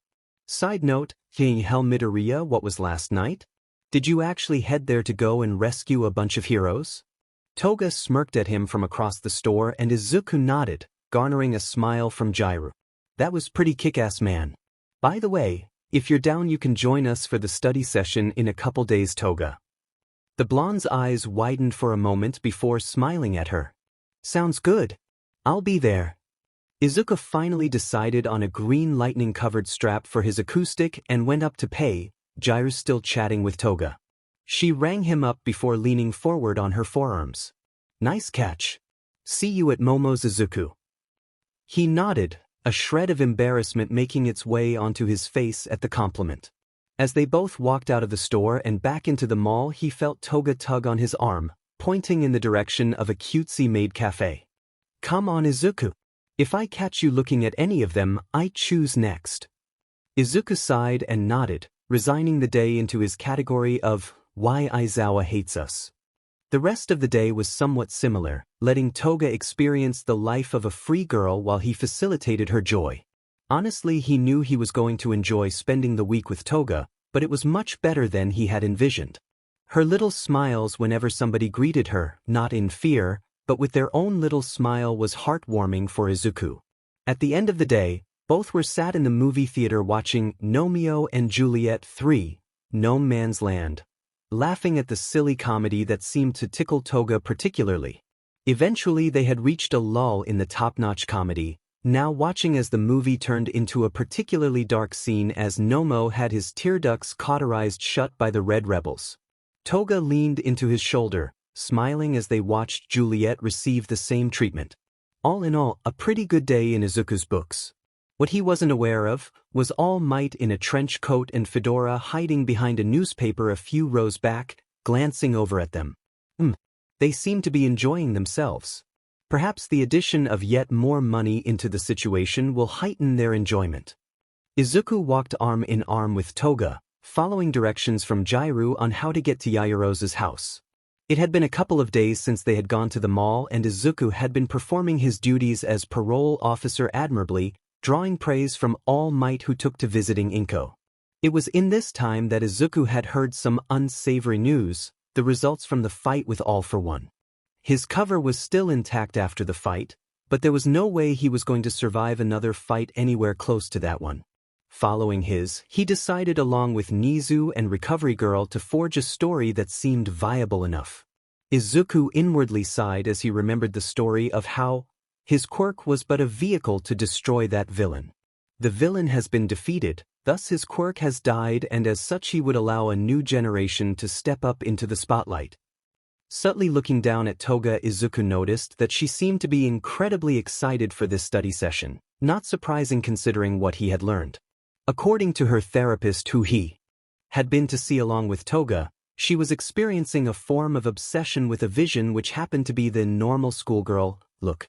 It leads to her being obsessed with having a boyfriend, going to class, being popular and having friends, which is why her conduct seemed so insane.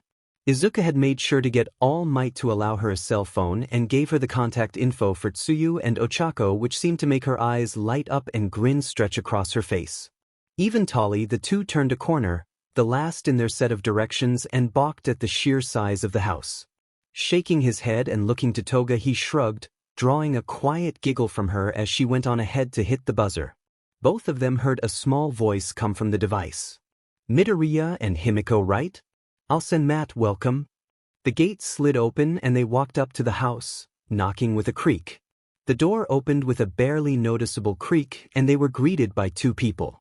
One was the butler that helped Izuku carry the drinks back to the poolside, while the other was Momo's father. Momo's dad was a small man, contrasting Momo's tall figure, with a mop of brown hair and a roguish grin on his face. Midoriya, good to see you. I don't believe we've been introduced yet, little lady. The name's James Yaoyorozu. Himiko giggled and nodded. I'm Toga Himiko, thanks for having us, sir. James chuckled and motioned for the butler, who Izuku assumed to be Matt, forward. Well, if you wouldn't mind, Matt can bring you up and get you settled in. Midoriya, you mind if I have a word? Izuku nodded while Toga enthusiastically skipped over to the old butler. Watching them go off and up the stairs, Izuku turned back to see James holding a bottle of brown liquid, a vintage cupboard next to them hanging open. In response to Izuku's questioning eyes, James just grinned and produced 2 tumblers. You're a better man than I, Midoriya. I couldn't handle 2 of the girls up there, let alone the entirety. Anyways, I wanted to talk to you about Momo. Izuku's eyebrow went up as he took the proffered tumblers carefully. What about her, sir? Also, call me Izuku. James nodded and leaned against the wall, sipping his drink while rubbing his head. Sure, call me James though. Anyways, it seems the sports festival really did a number on her confidence. She used to be so strong and independent, giving the orders and making them count. After that kid, Tokoyami if I remember, beat her so easily, I think she's been having issues with it. She was making improvements after passing her exam, but ever since a couple days before going off to training camp, she's slowly been regressing.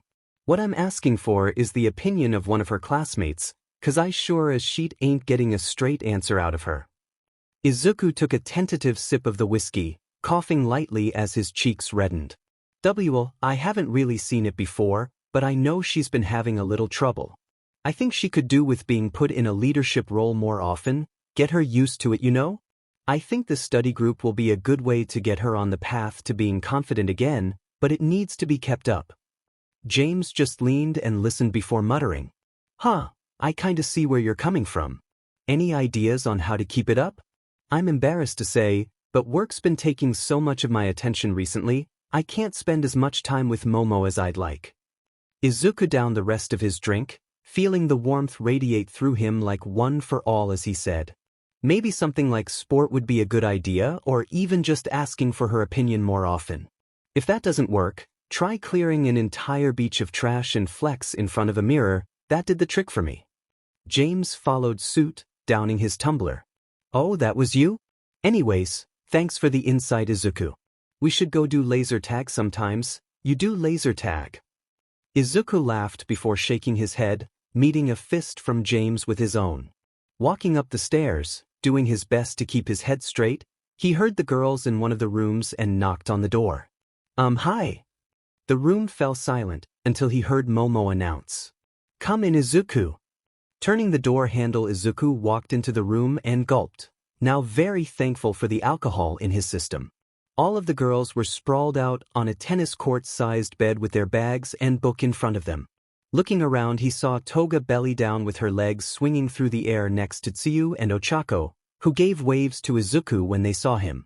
Momo got up and off the bed and walked over to him, grabbing his hand. Welcome. Come on, make yourself comfortable and we can start. Izuku allowed himself to be pulled by Momo over to where she, Ju, Hagakure and Mina were all sprawled out in various positions a lesser man would have fainted at. Sitting down at the far edge of the group, he leaned up against the wall and sighed, letting the feather-soft pillows swallow him. Mina grinned at him before crawling over, making use of his moment of rest to get in close and lean her head up against his shoulder. Hey Midori, these pillows are great, aren't they? He nodded, subconsciously leaning his own head on her own while not quite catching the innuendo.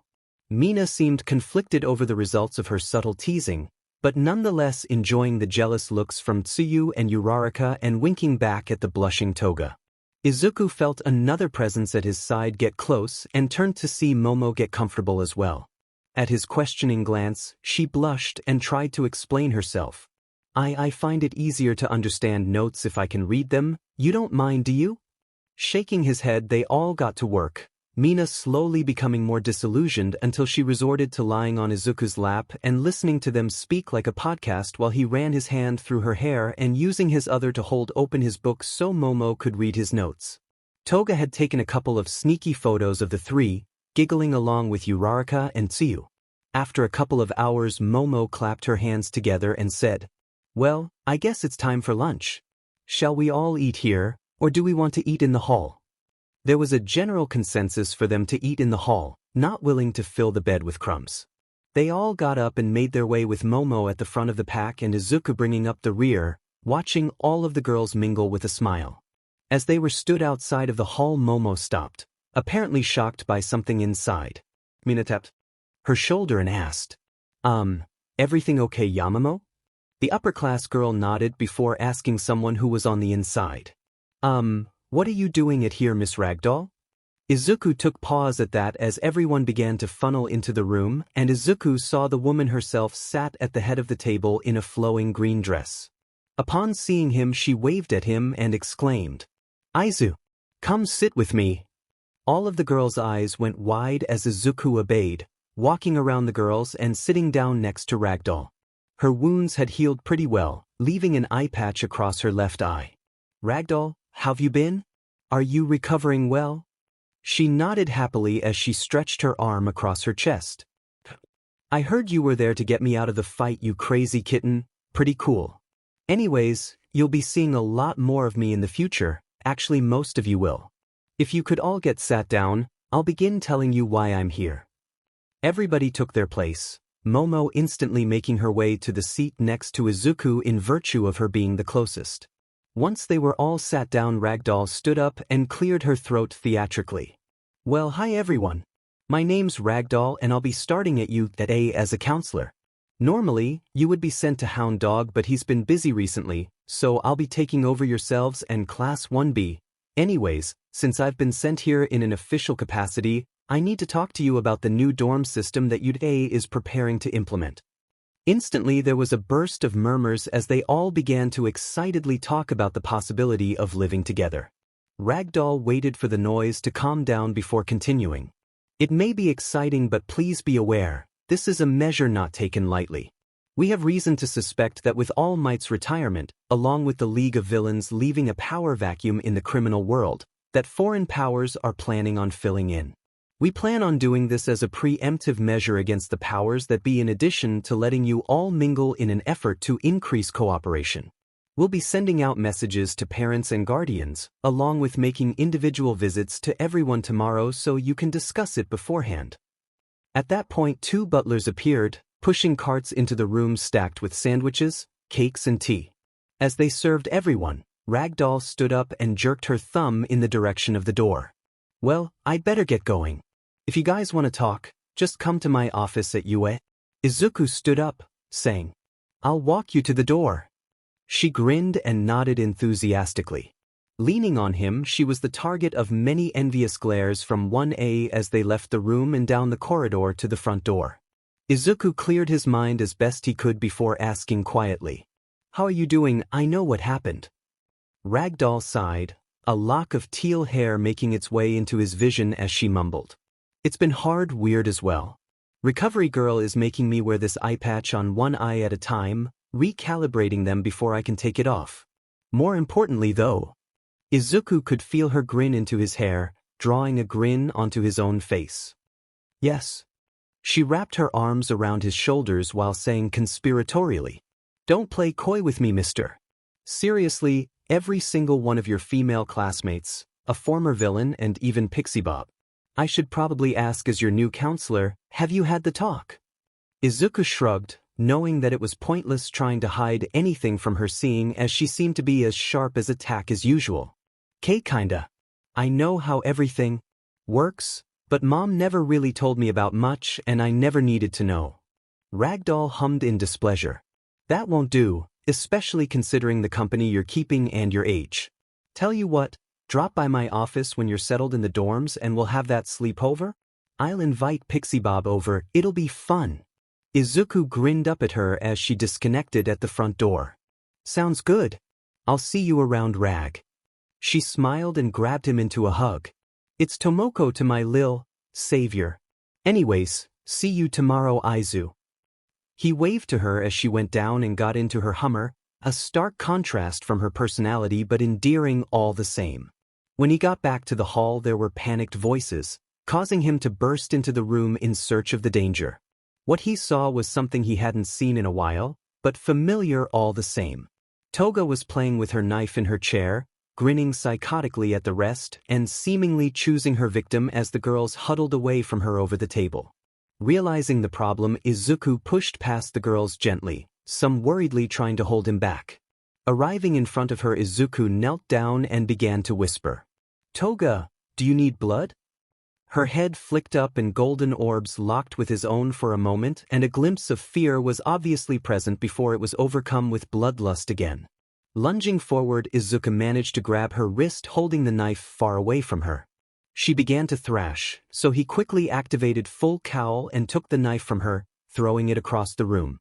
Now that it was out of the way, Izuku wrapped his arm around her stomach and lifted his other to her mouth, giving her an opportunity to bite. She opened wide and clamped down, drawing a quick pained gasp from him along with horrified gasps from the girls who were whispering to each other about what was happening.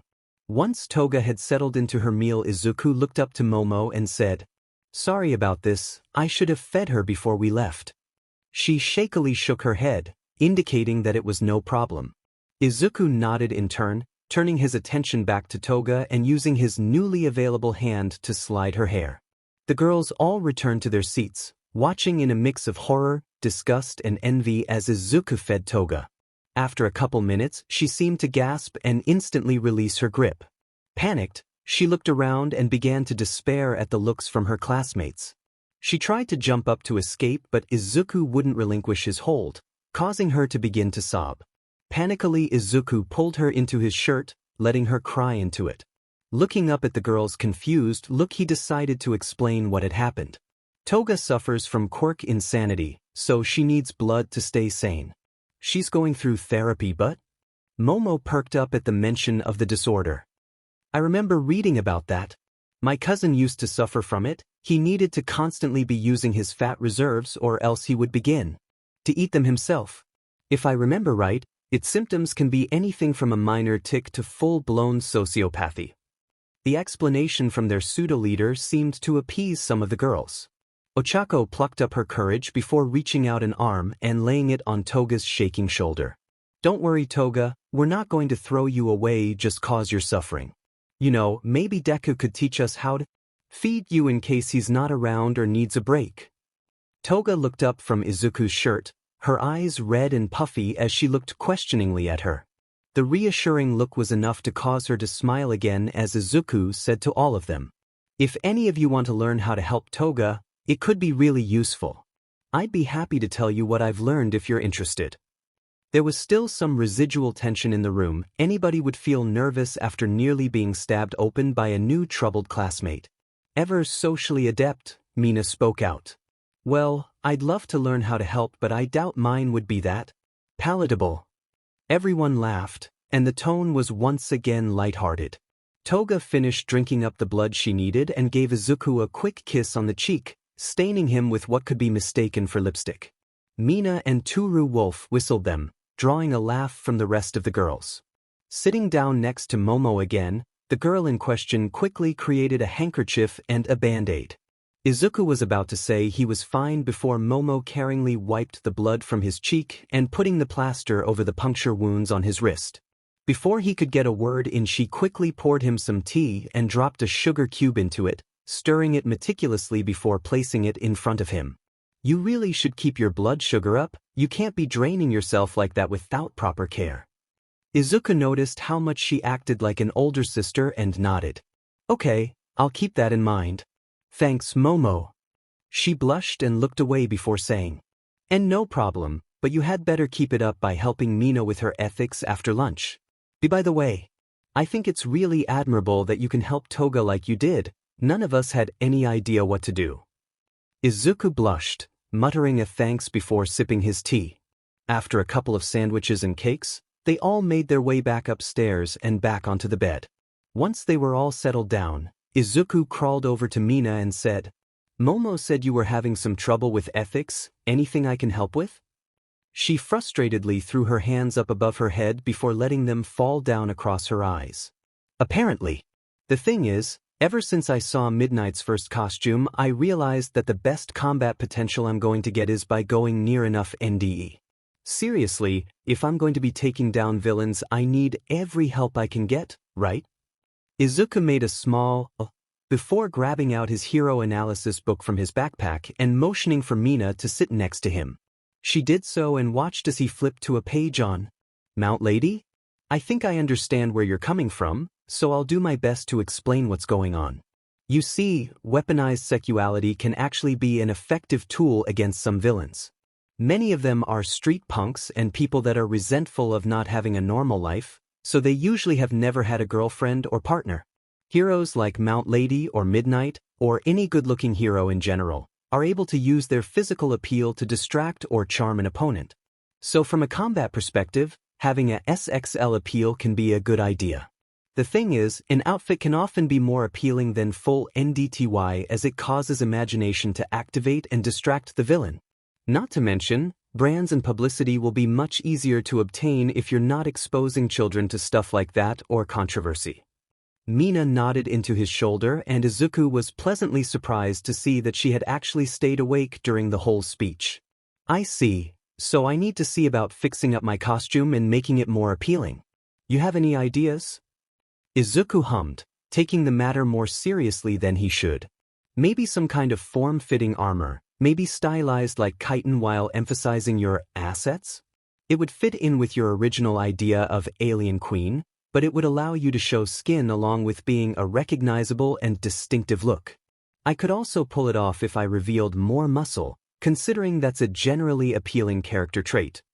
He paused for a moment, realizing that he had just conceptualized armor that could be in a certain kind of film for a certain kind of demographic while he subconsciously flexed his own ego. Looking at Mina's reaction, she seemed to be just as shocked as he was at his spiel, before grinning coyly. "Who knew you had it in ya? Mineta has way too much influence over you." Both of them shared a laugh for a moment, drawing slight attention from some of the groups that had split off to study individual topics.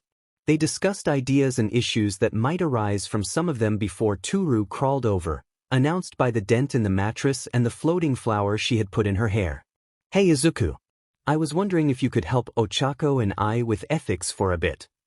Izuku nodded, not noticing Mina glaring at the invisible girl for interrupting them. Grabbing his books, Izuku bade farewell to Mina and followed Toru over to where herself and Ochako had their books laid out.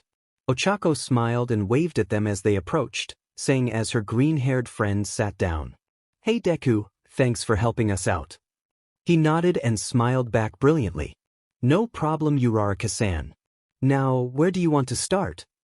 It turned out that both of them were rather attentive in ethics class, just lacking in a few key areas like property damage and sacrifice. The lessons continued for about 2 hours until Momo called out for them to break. "That'll be enough for today, everyone. Anyways, let's talk about the dorm system." Everyone called out an agreement and put away their books before gathering around in a circle. Izuku broke off from them, leaning up against the wall as to not intrude. A lot of speculation was thrown around, wondering what the dorms would be like and what could be happening with Ragdoll as their counselor. Eventually Izuku got slightly bored and pulled out his phone, scrolling through his Hero News app he had found a while back. Of course, there was the All Might vs. All for One fight still in the papers, but a specific headline caught his eye. British Hero Agency Institute to establish Japanese branch. Swiping it open, Izuku scanned the article, his curiosity growing with every line. In a recent statement from the leader of Institute Arcturus Waters, he claimed that Institute will be opening a Japanese branch in the capital of Tokyo.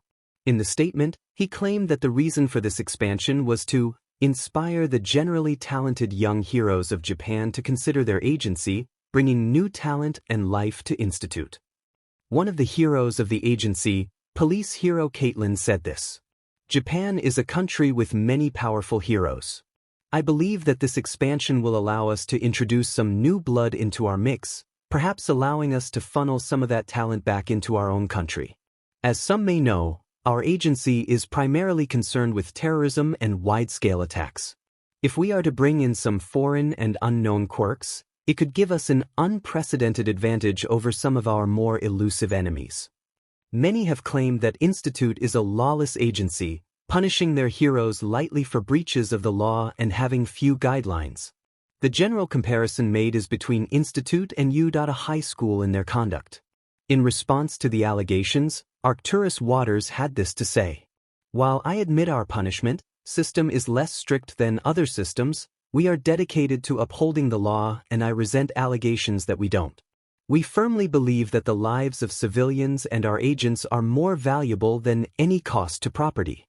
As for the comparisons to a high school, I find that to be a high compliment. While we have not made contact with Principal Nizu on the matter of our recruitment-based expansion, we are firmly open to any form of cooperation between our establishments. For more information on Institute and their achievements, check out this article. For U.A and the quality of their heroes, see this article. Arcturus Waters and the dark tale behind his rise to glory, see below. Izuku pondered this development carefully as he tuned out the chatter in the background. A British agency, one focusing on recruitment no less. He never really thought about going to an agency after his graduation, but this could be a good way to get his name as the symbol of peace out to the world. He heard a small cough and a poke to his arm and looked up to see all the girls looking at him with undiscernible eyes. Jairu spoke up, being the one who poked him in the first place. Izuku, we were wondering if it would be possible for Toga to stay with us for a girl-only sleepover. You think it would be possible? Izuku pondered it for a moment before responding. I'll ask All Might if it's okay, and if it is, I'll fill Toga up and head home. I'll need to be here to walk her home in the morning, so send me a text and I'll come over to pick her up. All of the girls cheered, sans Jairu, who just grinned. Dialing his mentor's number, Izuku waited for a moment before he heard the voice of All Might boom from the other side. How can I help you, young Midoriya? Izuku held the phone away from his ear for a moment, checking to make sure that speaker mode was off. Hey All Might. I was wondering if it was okay for Toga to stay with the girls in Class A for a sleepover. Would it be okay legally? A hum that could be mistaken for a helicopter echoed throughout the room. I see no issue with the arrangement. However, you are to stress to her the importance of brushing one's teeth. Dental hygiene has been the downfall of many a villain and hero alike. Why, have I told you of the time when a werewolf villain broke his teeth against my thyroid? Izuku cut him off before he got a no-doubt endless speech. Okay, I'll relay it back and make sure she has a toothbrush. All Might said his goodbye before disconnecting the line. Izuku turned back to the girls and announced. It's no problem. Toga, let's get you fed quickly and I'll need to talk to Momo about arrangements. His blonde charge cheered happily and charged him, bringing both of them down into the pillows with her on top of him. Okay, get that wrist up here, mister. He quickly fed her, stroking her hair like usual as he spoke to Momo, who was vehemently trying to ignore the act. She'll need pajamas and a toothbrush, especially a toothbrush. Don't feed her sugar after 9 o'clock and don't forget to give her a hug before she goes to sleep, night terrors. If she needs to get some fresh air, open the window and close the curtain so she doesn't feel the need to escape through it. Finally, do not, under threat of not sleeping, allow her to tell you ghost stories. Momo nodded, noting down everything on a pen and paper while awing at the need for a hug that Toga clenched down on his wrist hard for.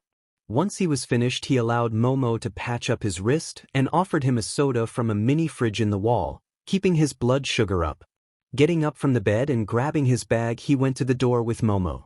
Turning around, he said to the girls who were all watching them leave. See you tomorrow, everyone. Toga, you be good now. They all called out similar goodbyes as Toga nodded vehemently. Walking down to the door with Momo, he was greeted by James again, who waved to him with a grin and a bottle of whiskey he recognized as the one they had drunk out of before.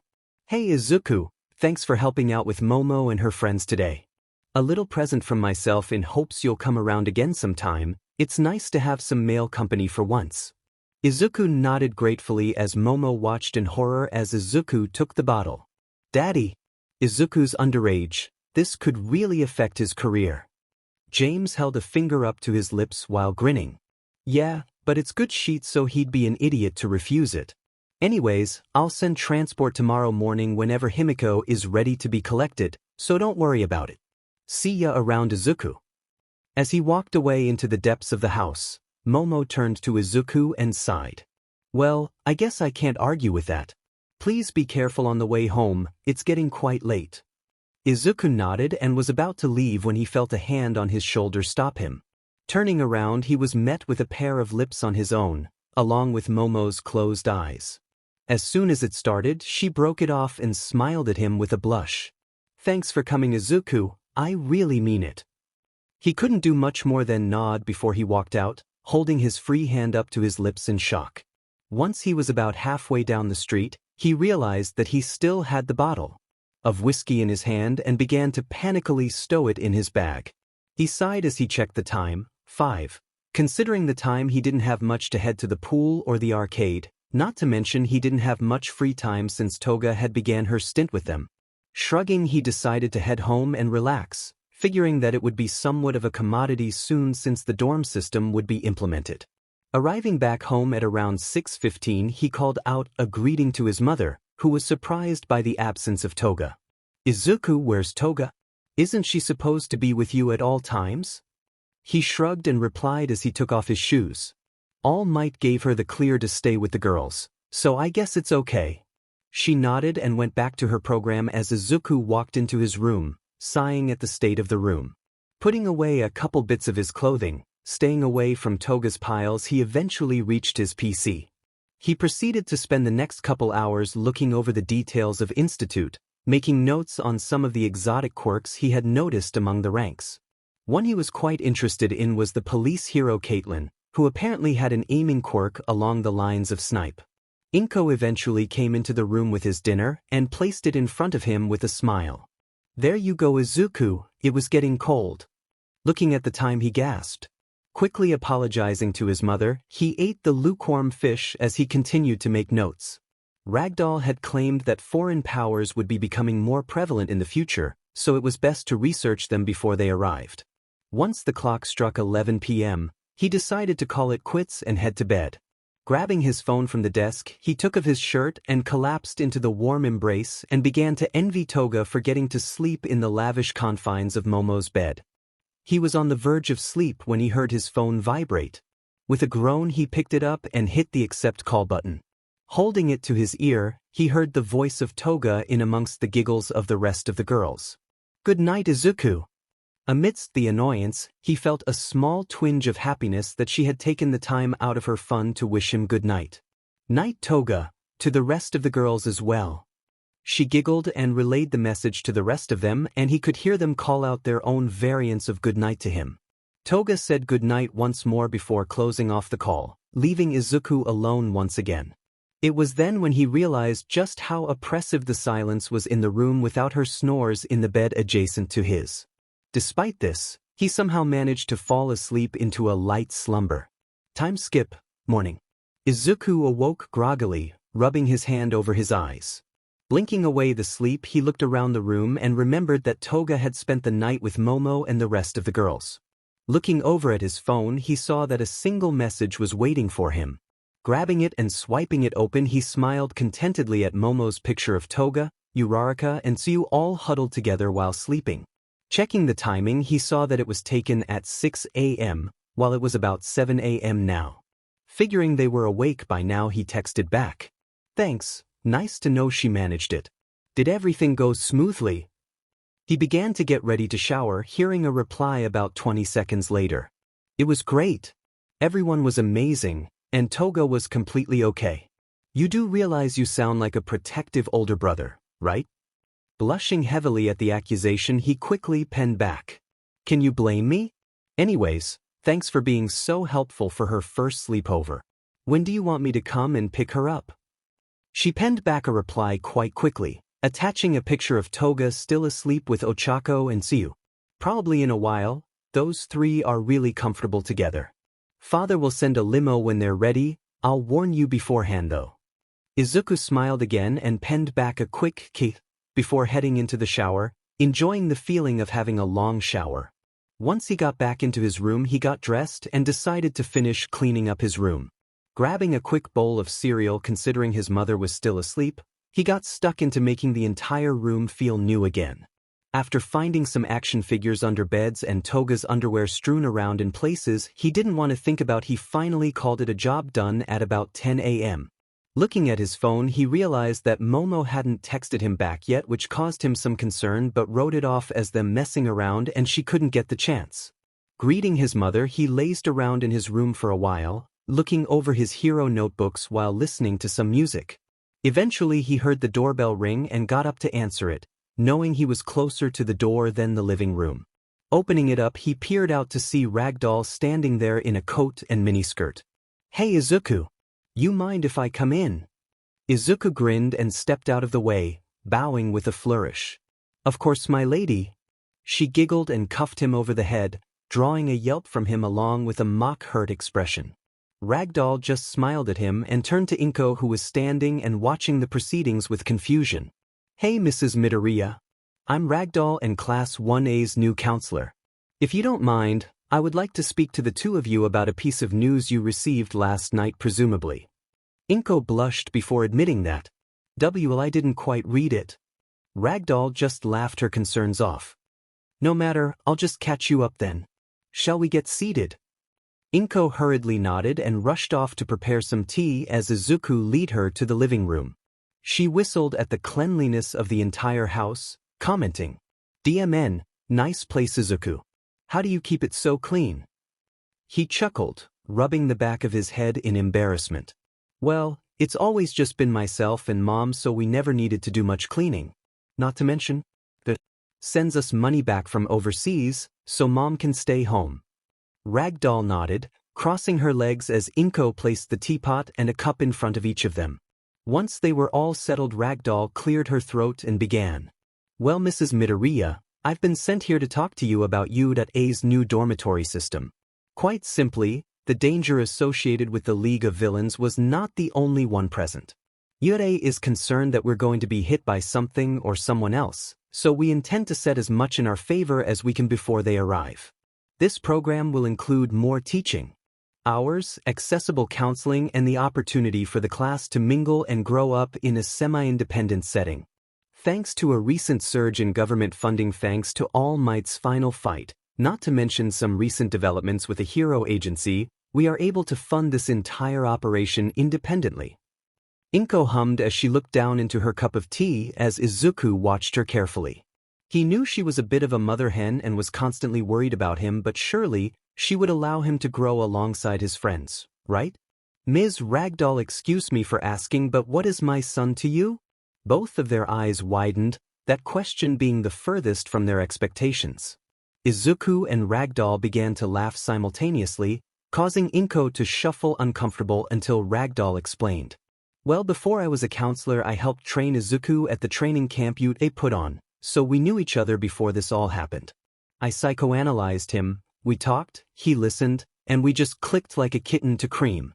Don't worry, Mrs. Midoriya, I'll conduct myself professionally with Izuku when required." Izuku grinned as Inko sighed in relief. "Thank goodness, I was worried something more immoral was going on." Both of their eyes locked before they burst out laughing again. Izuku turned to his mom and wheezed out, "Don't be silly. Tomoko is a great friend, but she's way too old for me." The woman in question took mock offense to this as she leaned over the table and swatted him over the head. "Shut it, you. Anyways, now that that's out of the way, what's the verdict?" Inko smiled at the interaction before nodding succinctly. "Well, I doubt I'd be able to argue after seeing that display. Please take care of my son, Ms. Ragdoll, he's very important to me." Ragdoll saluted playfully as she said, "You can count on me, Mrs. Midoriya.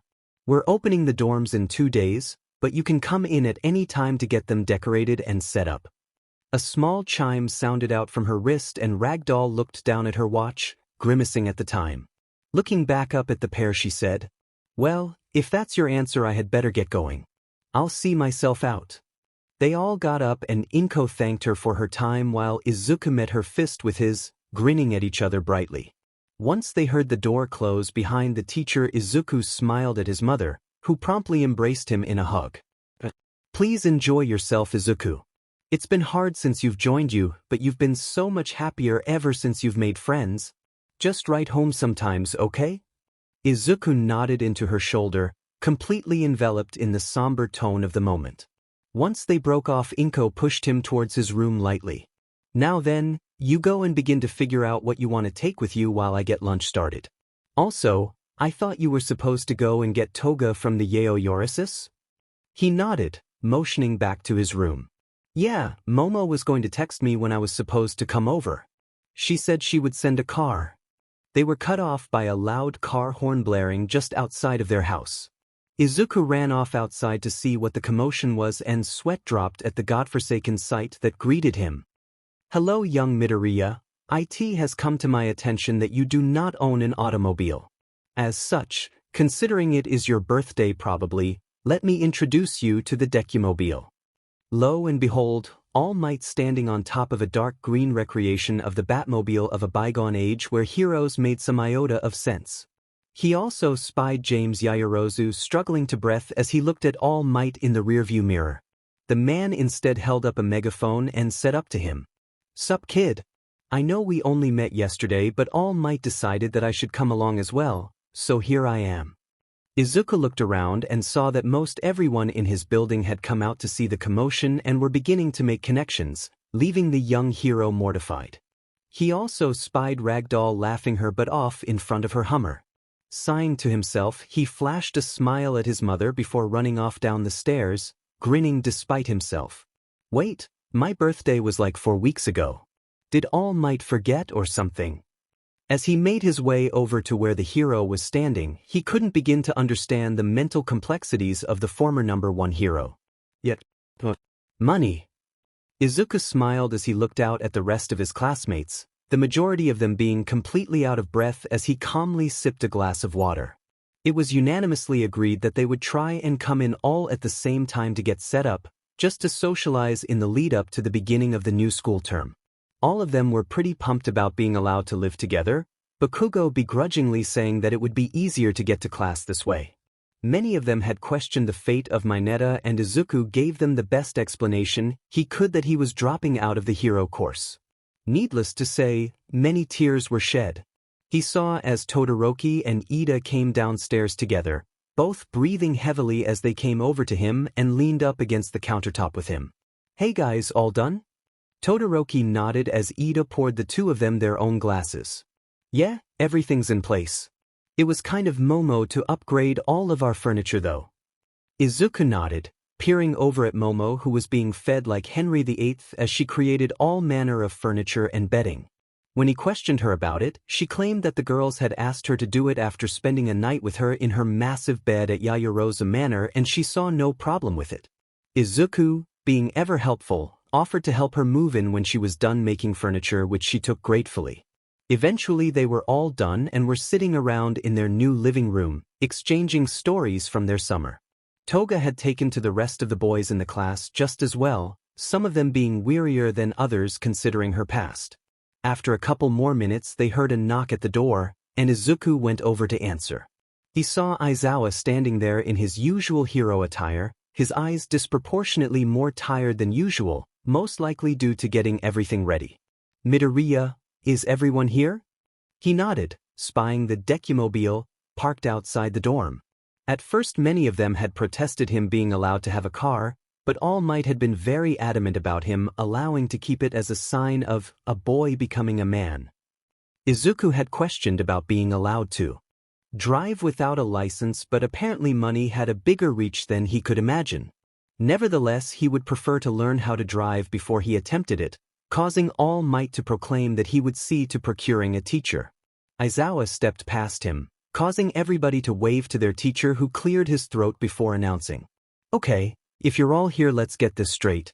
You're all going to be out of here before 6 p.m., no sleeping here tonight. The entire rule list will be posted on the notice board, be sure to read it before you leave." Their teacher left, leaving them all alone. There was a minute of conversation before Momo was finished making the last nightstand for Tokoyami, causing Izuku to walk over and say, "Hey Momo, you want to get started on your room then?" She grinned up at him and offered him her hand, allowing him to pull her to her feet. She pointed to a pile of boxes by the stairs and grinned sheepishly. "Sure. Do you mind helping carry those upstairs?" Izuku nodded and dutifully went over to the pile, loading up all 4 boxes under his arm and heading up as Momo subtly checked out his muscles from behind.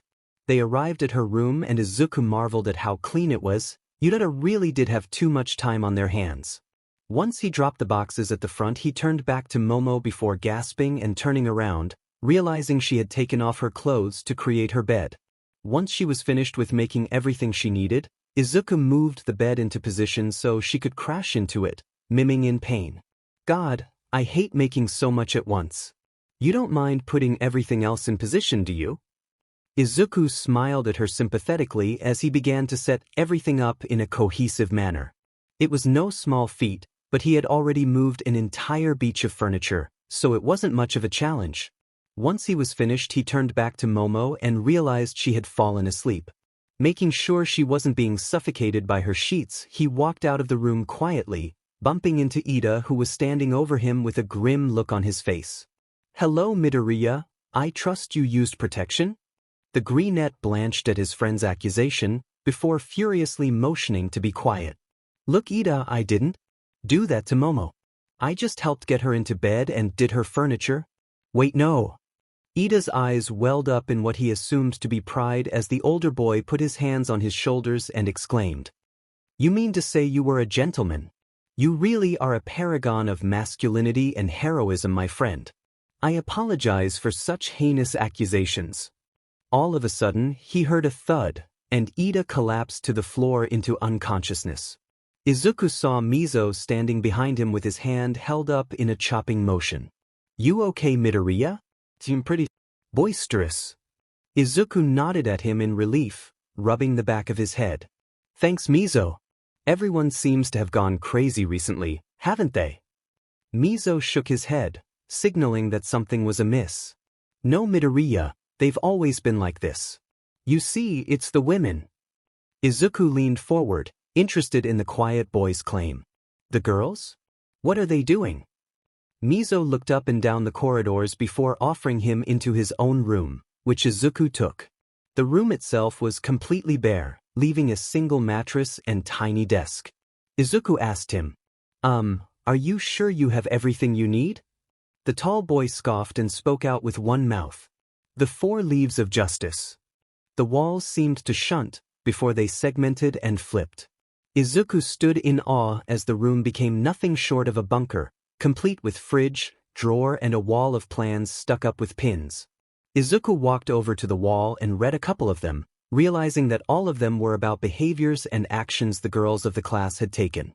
"Do you see what has happened, Midoriya?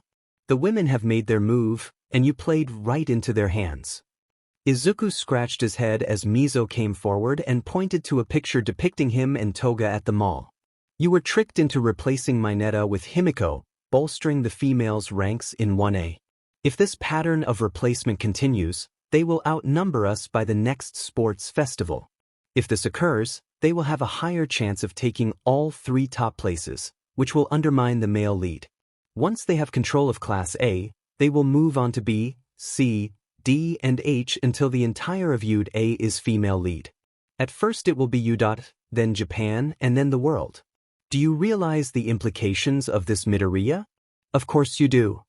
The greenette was shocked at the accusation but didn't have time to respond as Mizo offered him a hand. "But we can fix this together. The women trust you to be lenient, compliant to their will, but we can use that to our advantage. Infiltrate their ranks and find out their plans so that we may stave of the Femicalypse for a time." "Praise Ki." Izuku held up a finger and interrupted him. "Okay, but have you considered?" With that, Izuku dashed out of the door and left Mizo in his room. "You poor boy. May God have mercy on your soul."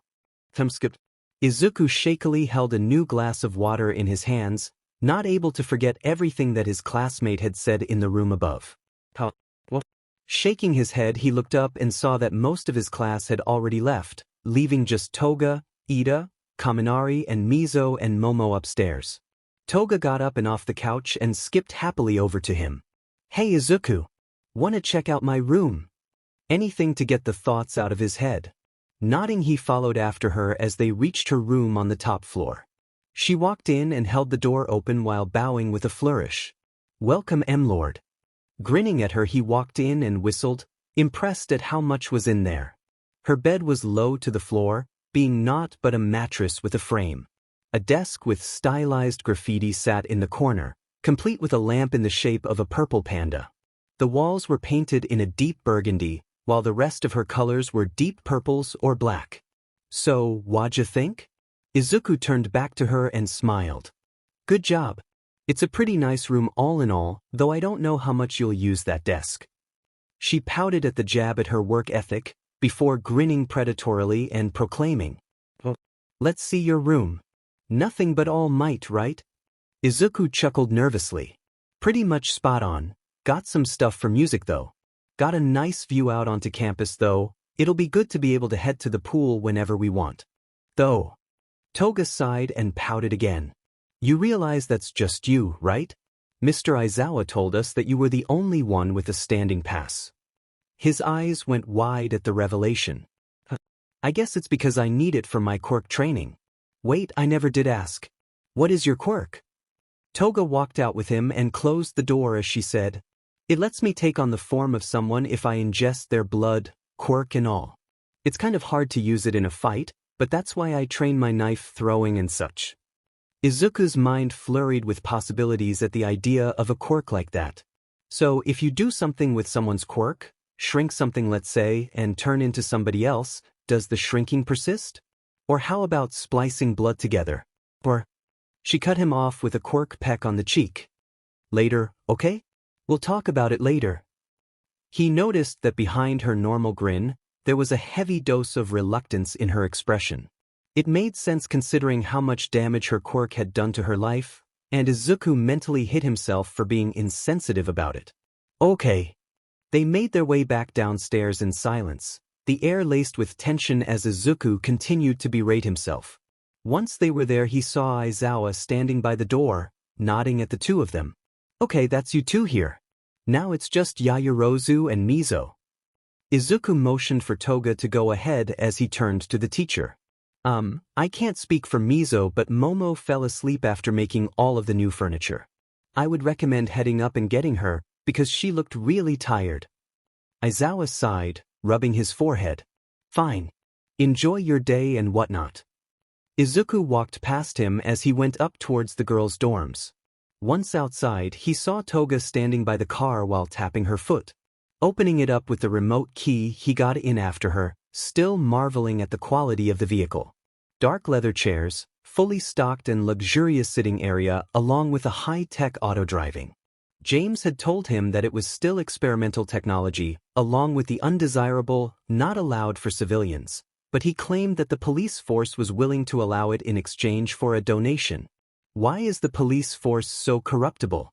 Quickly hitting the button labeled Home, he got into the seat across from Toga, hit the button to dim the windows and sighed as the car began to move. She began to fidget around in her seat, causing him to do so in turn. After a couple minutes of silence, Toga burst out. "I'm sorry. I'm being such a beach about this." Izuku quickly waved her off, pointing at himself guiltily. "I should be the one apologizing. It was insensitive and rude and..." He didn't get the chance to add more adjectives to his word salad as Toga shuffled around the U-shaped seat to sit next to him, laying her head in his lap. I know you like your quirks and you've been good to try and hold back." Izuku smiled down at her as she closed her eyes, enjoying the feeling. "Thanks. Anyways, what do you want to do tonight?" She hummed for a moment before asking. "You know what, I have no idea. Anything you wanted to do." He shook his head, and just as he did so he heard a knock on the window. Both of them were startled to say the least, and Izuku went to unblacken the windows. As he did so, he saw a grinning face peering at him from outside. The figure appeared to be on a motorcycle, her hair pink and in a punk style and her fists covered with massive gauntlets that could cover his entire body. They both looked at each other for a moment before the woman motioned to the side of the quiet road while flashing a hero license at him. Nodding to her, he set Toga upright and walked over to the front of the car. Hitting the emergency park button, he could feel the vehicle slowly come to a halt as it coasted into a free spot on the road.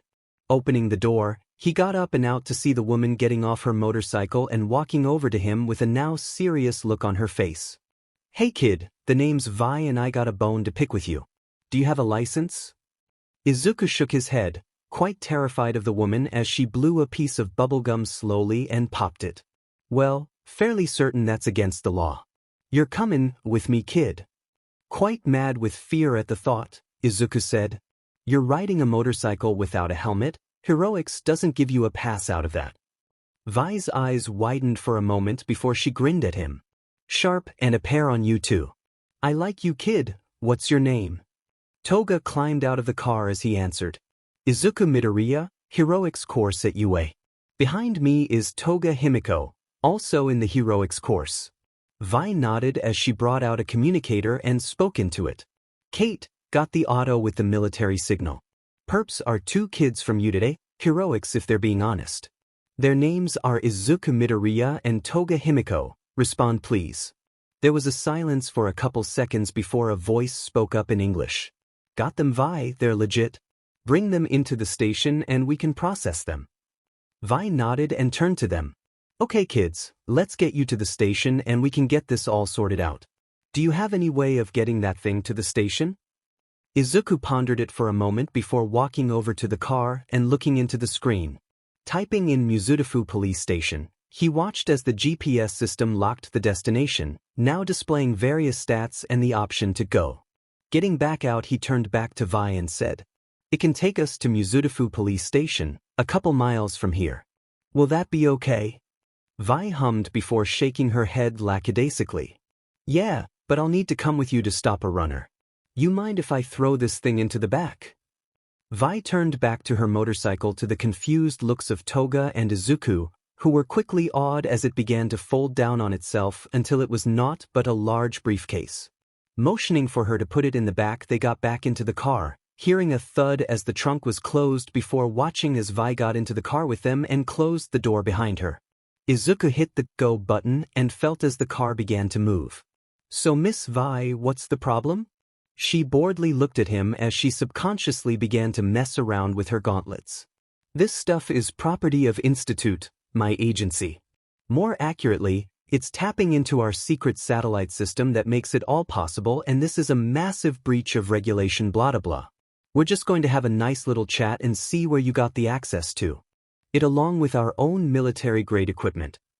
Izuku's eyes lit up as Toga leaned into his side, obviously uncomfortable at the woman's presence and annoyed at having their moment interrupted. Institute, the hero agency headed by Arcturus Waters and currently in the middle of an expansion into Japan? You're saying that All Might was able to get access to something like this? Vi whistled as she stopped fiddling around. "You know your stuff, kid, some kind of nerd? Also, why do you have something from Mr. Muscle as your car?" Izuku made a p noise at the nickname for All Might as Toga answered from under his arm. "All Might is my guardian, along with one of our teachers. Izuku and him share similarities, and he's boning his mom, so he got Izuku this thing." Vi burst out laughing as Izuku seemed to turn into a singularity of embarrassment from Toga's blunt assessment of the situation. Holy shit girl, that's brightened my day. Oh man, I just know that Kate's going to hate you. Anyways, pretty nice car considering. But where's the mini fridge? Izuku pointed at the roof and Vi looked up to see a suspended mini fridge just above her with bottles magnetis to keep them afloat. "Jesus Christ, kid. How come you get this and I get old Jaime's cycle?" She grabbed one and popped the top with a bottle opener locator on the tip of her massive metal finger. Vi drank in silence as Izuku began to figure out how to get out of this mess, while Toga just glared out from under Izuku's arm. Eventually they reached the police station, and Vi motioned for them to get out ahead of her. They did so, and Vi led them inside where they saw Tsukachi and a woman dressed in stereotypical British police uniform. She looked down at them and turned to Vi and said, "These the two?" Vi grunted and nodded. "Yeah, they are. Anyways, let's just switch to Japanese and get this over with." The woman Izuku assumed to be Caitlin nodded and turned to him and spoke with an unmistakable accent. "Hello, Mr. Midoriya. Thank you for agreeing to meet with us. You as well, Ms. Himiko. Officer Tsukachi tells me you're cleared for using this device." Izuku cleared his throat and nodded, saying, Yes, officer. All Might said that he sorted everything out beforehand, so I assumed it wouldn't be an issue." Caitlin lifted an eyebrow, obviously skeptical. "All Might, you say, the former #1 hero in Japan and current teacher at UA. Why of all people would he give you a highly expensive car equipped with military-grade prototype hardware to use as a first vehicle?" Tsukachi grinned at them from behind the intimidating woman, flashing a goofy thumbs up, and said, "Oh, these two are dating and All Might is Himiko's guardian, not to mention Midoriya's teacher. Toshinori tells me that he approves of Midoriya as a husband for his charge, and so he's doing his best to keep him around." Caitlin turned back to him and sized him up as Toga grinned heavily, pulling Izuku's arm into her chest as the boy in question glared at the detective. "That seems less than sufficient as a reason. But if it is his technology, I suppose he is free to do with it as he wishes. Now then, onto our main gripe with the situation, the use of our satellite system. Every access point is a potential security breach, and this seems highly frivolous as a use." Vi scoffed and said, "No kidding, but it's not our decision, is it? I want to know why Jaime let them use the system in the first place. That'll be the reason." Caitlin was about to respond when the door busted open, revealing All Might in all his bony glory. "You can't handle the truth." There was a resounding silence for a moment before All Might coughed and said, "Sorry, couldn't think of anything else. Anyways, I was made aware that my charge and her boyfriend were in trouble." Caitlin sighed and rubbed her forehead. "All Might, glad to see that you could make it. If you would be so kind, could you tell us why you granted this piece of technology to a hormonal 16-year-old? All Might awed at her question, rubbing the back of his head with the hand not in a cast. "Well, you see, I found it prudent to grant young Midoriya a boon for his assistance in the fight against my arch-nemesis. You see, as a teacher I should be rewarding heroic behavior. As such I saw no problem with calling in a friend and granting him, and my young charge, the freedom to experience the world around them." Caitlin nodded, noting down the explanation down onto a pad. "I see, and how did you gain access to our system?" All Might put on a massive grin, but Izuku could see a bead of sweat dripping down his neck. Mr. Heimerdinger proposed that he would be allowed access to young Midoriya as a test subject in exchange for access to your system. Before she could get in a word, Izuku asked calmly, "And what experiment was that?" All Might was now furiously sweating. Why young Midoriya? Why, you see. There was a full 20 minutes of stuttering before he managed to swallow his fear and said, He wanted to see how intense the effect of money on the teenage hormonal levels was for use in different chemical and hormonal supplements. There was another silence, before Vi summed up while desperately trying to hold in a laugh. "So what you're saying is that Jaime gave you access to a multi-million-pound system? To see if it would make teenagers bone?" Vi gave up, falling to her butt in laughter with Tsukachi as Caitlin giggled at the reactions from the two teens in the room. Needless to say, Izuku was struck speechless as Toga happily began nuzzling into his muscles. Once the laughter had subsided, Caitlin flipped her notepad closed and sighed. Of course he did. That man would spend a day watching paint dry if it could explain thermodynamics. Apologies, you two, this was more overblown than I could imagine. Izuku nodded gratefully at her, shaking the hand she offered. "It's no problem, Miss Caitlin. If I may ask though, are you here on institute business?" Her eyebrow raised in curiosity. "I see you're perceptive. I'm guessing you read the article?" Izuku nodded as Toga began to pay attention. "Well, it wasn't entirely accurate in the interest of public peace. I'm unable to divulge much information as of now, but we have reason to suspect there has been a migration of villains to Japan in search of power left by the so-called League of Villains." The student nodded, speaking quietly with his finger over his mouth. We had heard as much. Do you think they will assault you as the League did? Toga stepped back, slightly off-put by her boyfriend's demeanor. Caitlin assumed a similar pose and responded. A possibility, but UDA has implemented stringent security policies. We can presume that they will take action perhaps at the Provisional Hero License exam, or maybe at a later event. There is also a high likelihood they will completely ignore heroes altogether and focus on making a profit from the civilians. Izuku responded, sharp as ever. The League was quite principled. I heard as much when their leader contacted me. They were doing it for the message. Most villains do it for profit. Caitlin smiled at him before getting out of her pose. I see you're a smart one. Don't worry about it. You can be assured that Institute will be working full-time on capturing any villains that should be our sector. I hope to see you again at some point. This has been quite pleasant.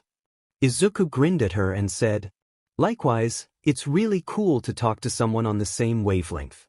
She nodded with a smile and stood up, turning to the bored Vi. Come along, Vi, let's get back home. It is about time for dinner after all. As if to illustrate her point, Toga's stomach rumbled loudly, drawing a chuckle from most of them, which she pouted at. All Might motioned for the two to follow him as he said, I had better come along to explain to your mother why you're late. Izuku nodded, not forgetting that he had essentially given a foreign scientist permission to spy on him and Toga when they were alone.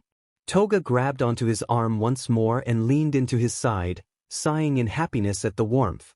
They all bundled into the Dekumobile, and Izuku aimed it for home, letting the car begin to move as they waved lightly to the two police heroes as they waved back. Once they were settled, Izuku rounded on All Might, who was whistling innocuously. What the hell, All Might? Does this mean there's a camera in this thing? A voice spoke out from the speaker system.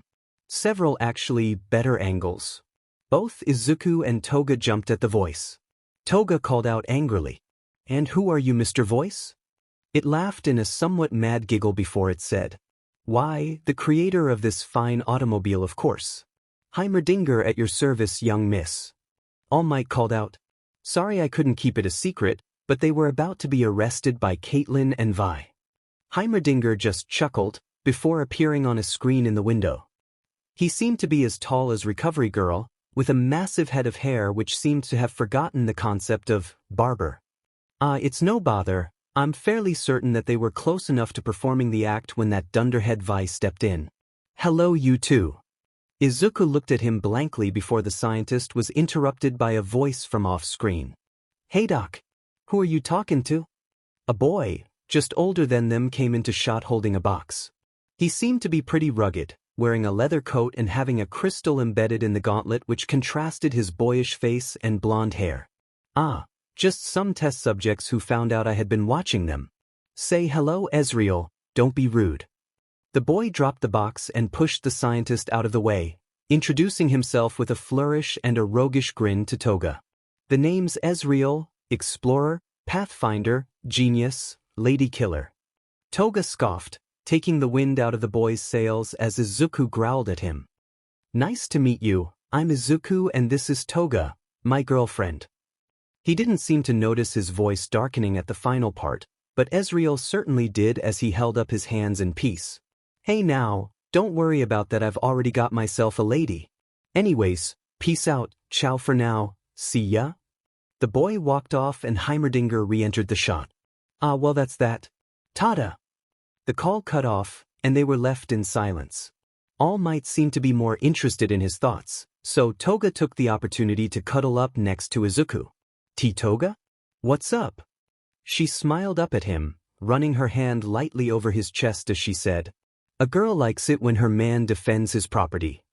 Izuku began to stammer, realizing exactly what she was talking about. He didn't get a chance to respond before the car came to a stop, leaving them outside of the building.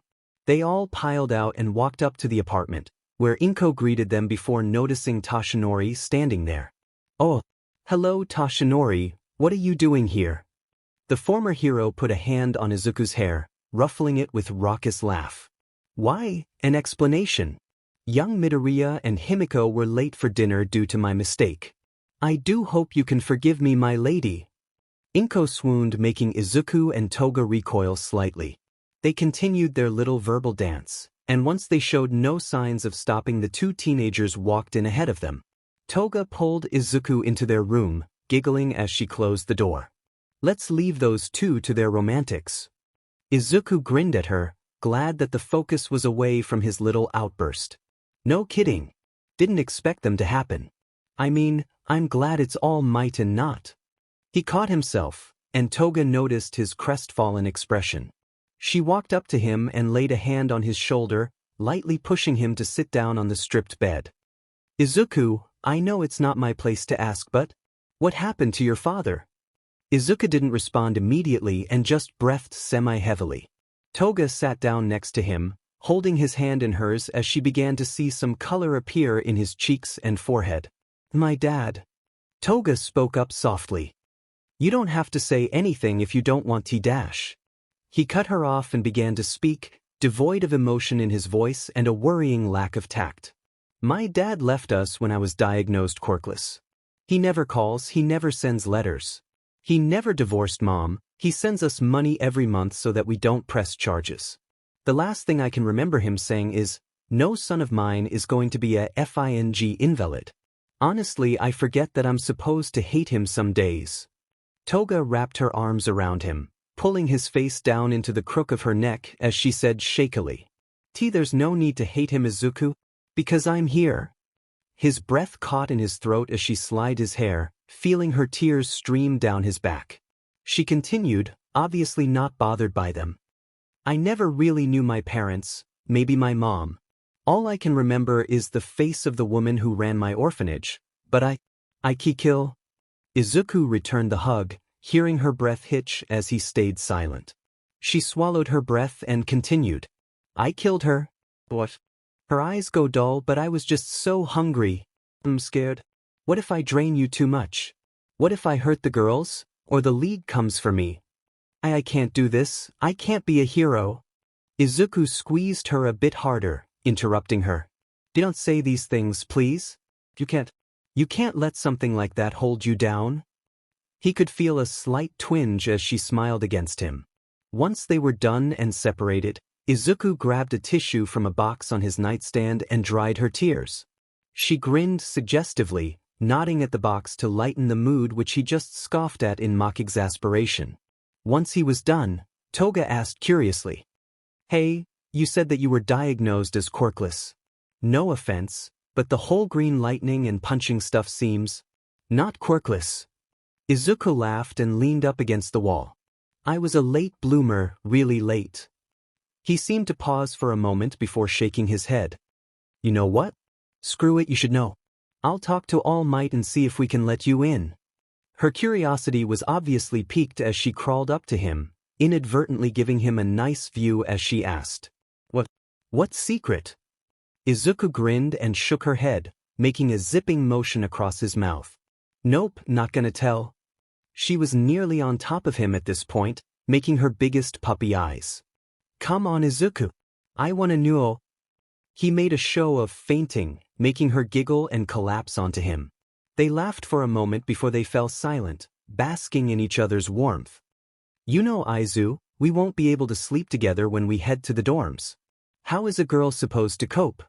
He was about to respond when they heard a crash along with a voice from the door. "I see." They both turned in shock to see a buff All Might standing in a broken doorway, holding a familiar leaflet. "While I do not condone such acts on Yuda's hallowed grounds, an aspiring young couple must know the facts. Your time has come, both of you. Read this." Izuku sighed as he made his fourth lap up and down Dagoba Beach's shoreline, the cool late summer water keeping him going as he panted.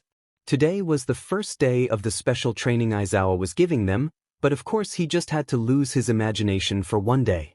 Special moves, attacks and actions meant to give you an edge over any villain and lead you to victory.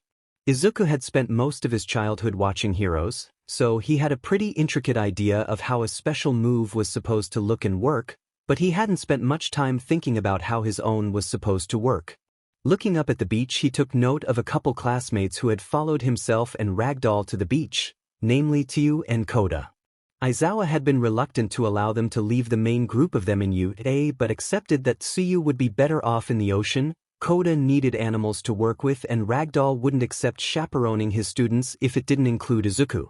So they were put on a bus, shipped off to Dagoba Beach and began to work on their moves. Izuku was acutely familiar with the entirety of the beach, remembering the trials of moving the trash that once saturated the beach. Ragdoll had elected to stand back from them all, bringing out a beach lounger and a bikini to sunbath for a while. Koda was busy with his head in the water, a pair of swimming trunks on as he screamed into the water to see if he could speak to fish. That sounded crazy even though he knew the boy's quirk. Tsuyu was busy swimming alongside him much deeper but had surfaced to speak to him. He had thought that he had lost her at some points, but her figure was just becoming wavy. "What's up, Izuku? Can't think of anything, Karo?" He turned with a sheepish grin, his hair maintaining its insanity even though it was heavy with water. Tsuyu was in the swimsuit he remembered from earlier in the summer, while he had elected to use a pair of trunks like Koda. "Pretty much. I mean, my quirk is just super strength and my arms are pretty busted up.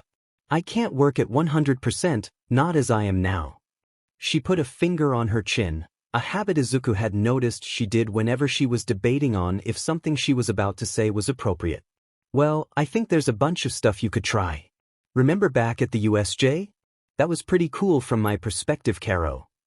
Izuku cast his mind back to that incident, trying to think of anything he did in particular that could be classed as cool. "Remind me." She giggled as Izuku blushed. "The finger flick thing, Karo? Where the villains were caught in a whirlpool?" Izuku gasped as he remembered that moment, realizing that it would be perfect for a move. "You're right. But how am I supposed to do that constantly?" She shrugged. "You've been getting better at using your quirk, right? Maybe if you were to use that full cowl thing you could make it weaker, but able to use it constantly, Karo? Good luck." With that she dove down again, intent on working on her own special move as Izuku pondered her words. "I guess it wouldn't hurt to try, but I can't use my fingers like that again and I can't rely on my arms." "Wait a minute." Time skipped 2 hours later. OF dash. Ragdoll, Koda and Tsuyu were watching in fascination as Izuku ran up and down the water, not the beach, but the water, creating tiny whirlpools as he went. The boy didn't seem to have any control over his speed as he put Jesus to shame in his walking on water tactic. Koda turned to Ragdoll. Should we help Midoriya-san?" He realized that they weren't listening, instead electing to take out their phones and video their classmate and friend making an idiot of himself. Koda sighed and turned around to see if anyone was watching, despairing as he saw a small armada of people watching with their cameras raised to take pictures. After about 2 more minutes, Izuku finally managed to turn around, rushing onto the beach and drawing a massive line where he skidded to a halt. Tsuyu lowered her camera and ran over to him, acting as if she hadn't just taken a video of his greatest embarrassment. "Izuku, Karo, are you okay?" He was face down in the sand, the soles of his feet looking as if they had been rubbed with sandpaper, no sheet, as he gave no response. She knelt down next to him, mindful of the crowds of people. "Izuku, are you okay?" She was startled as he instantly jumped to his feet. "Legs." The answer is legs. There was no time to question him as he turned to her and excitedly put his hands on her shoulders. "Legs, Tsu, legs." She blinked. "Legs?" He nodded frantically. "Legs. Thank you for helping me think of legs." She was caught off guard by a peck on the lips from the excitable greenette. Caught breathless, she didn't have time to respond as he ran off down the beach. Ragdoll and Koda caught up with her as Tsuyu held her hand up to her lips. "Azui, you okay?" Only one word crossed her lips as she stared out at her crush. "Legs." Time skipped. Nobody had seen much of Izuku after the incident. Tsuyu had kept her mouth shut to their classmates, but Toga had figured out as much as she needed from her demeanor and Koda's reluctant willingness to tell her. Everybody had seen the videos on the internet, but nothing much had come of it except some chuckles and passing comments when they saw their classmate coming in at 11 p.m.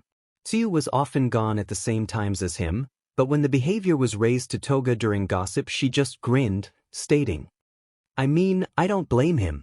A tongue like that kept them up at night." Aizawa had continued to allow the 3 students to train at Dagoba under the watchful eye of Ragdoll but pulled them back after another 2 days into their 5-day course when he saw the tomfoolery going on online. Izuku was still scarce even in the gym, but people had seen him in the corner, bouncing around the pillars of rock like an overexcited pinball.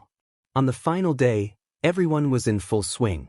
Mina was busy with her sticking acid, Aoyama was using his laser to shoot down falling debris, Kirishima had begun headbutting rocks to break them. All in all, it was a glorious mess. Toga was the talk of the class though. Her quirk was suited to getting her hands dirty, a bad quality for a hero, but a certain engineer had managed to pull through for her. Her new rig consisted of sewing needle-sized darts which connected through near microscopic tubes back to her, designed not to do lasting damage. If she wanted, she could instantly mimic an opponent with just one hit or deliver a paralyzing poison by coating one of the darts. She had wanted to keep her original villain costume, but after seeing some of the designs May had presented to her, she acquiesced pretty easily. The former villain was now sporting a suit stylized to look like a vampire while still being maneuverable. There was no skirt, instead opting for a conforming suit which incorporated the rig into her waist belt. Some of the guys, namely Kaminari, had made a pass at her but she just laughed them off with an insult to their manhood. Honestly, she wasn't sure what Izuku was up to. He had, of course, met with her at dinner to top off her blood, but they never really talked much considering she was drinking the entire time and he ran off when she was finished. That's what led her to train just next to his area on the final day, practicing her throwing technique until she was able to hit 3 targets simultaneously. She had heard him mumbling to himself loudly but couldn't get a good view of him as he was constantly jumping around above her. Toga heard a small sneeze to her side and turned to see a wall with a slight discoloration, which turned into the curvaceous form of Tsuyu climbing on the wall. "Oh, hey Toga-chan, Karo." Toga blinked before asking, "Tsu? What was that?" Tsuyu waved her off, getting back onto 2 feet as she responded. "My new move, camouflage. I'm also working on a poison but I don't have the stomach for it yet, Karo." Toga nodded and held up 3 needles, fanning them deftly as she said, "I'm getting better at using these things, but I don't really have a feel for how they work against someone." They stood in silence for a moment before Tsu just sighed and held her arms behind her back. "I'll do it, Karo. Please be gentle." Toga smiled at her sweetly, with no malice but a hint of reluctance. "Oh hey Tsu, I promise this won't hurt a bit." Before Tsuyu could close her eyes and brace herself, she felt a quick sting in her arm before it dulled considerably. Blinking, she looked up to see a carbon copy of herself, suit and all, standing in front of herself. Man, May was right about this suit. This is better than the geezer could ever make. Tsu put a finger on her chin, wondering what to say before sweat dropping when Tsu Toga mimicked her and her typical hunch. Karo, what can you do?" Tsu Toga let her tongue fly out, taking a lick of Tsu's cheek. The girl in question blushed as Tsu Toga said despite the lolling tongue, "Depends how advanced your quirk is. Remember, your body is mine for now. I know everything and Demon girl you feel good." They were interrupted by a cough from a voice both of them knew quite well, and both turned in sync to look at Ragdoll and Izuku looking at them in confusion. Their mutual crush looked between them for a while before asking, What's going on?" Tsuyu said calmly, "Just helping Toga-chan with her training. Yourself, Karo?" Of course Toga went for another route. "Testing out some new ideas for the bedroom, you like?" Ragdoll fted as Izuku lost all semblance of dignity. Tsuyu didn't make the situation any better by putting her finger on her chin thoughtfully and saying, "Doesn't sound like a bad idea, Karo." Once they had sobered up, they talked about their progress, Izuku staying silent about his new upgrades on his leg guards as they compared notes. Eventually they heard a voice call over to them. "Hello, young Midoriya. I trust you have been well." Izuku turned to see All Might walking towards him with a smile, waving thoughtlessly as though he hadn't walked into a war zone of superheroes. Luckily, they were far enough away from everyone for there not to be any danger. "All Might, what's up?" Toga changed back into her original form as the former number 1 explained. "Well, it's simply a visit to see how you have been doing with your quirk." Izuku nodded as Toga smiled contentedly. She had already heard the tale of One for All, and how Izuku had been chosen to inherit the sacred torch. Just fine, sir. I've been thinking about how I've been using it, and He felt somebody whisper into his ear. Legs are dumb. Eyes widened, pupils dilated, and buttocks clenched. Izuku didn't take a second to charge full cowling and begin to pinball off the wall. Everybody turned to where he was standing to see Ragdoll struggling to contain a laugh, which they all joined in on. Eventually Izuku calmed down, jumping back down to the ground and petulantly ignoring Ragdoll. The woman tried to coax him into speaking with her with an apology and a couple promises, but he didn't relent, causing her to pout sadly. All Might gave his final thoughts on the new style, complimenting Izuku on finding his own way before walking off to talk to Jiraiya. Ragdoll gave up trying to reconcile with Izuku, saying goodbye to Toga and see you before walking over to stand with Aizawa and Ectoplasm. Aizawa smirked at her and asked, "What's wrong?" She glared at him, knowing full well that he was teasing her. "Shut up, I don't like the cold shoulder." He scoffed before turning back to the class, watching vigilantly as Bakugo destroyed a rock with a targeted blast and causing some rubble to tumble down the cliffside. "Well, that's your fault, isn't it?"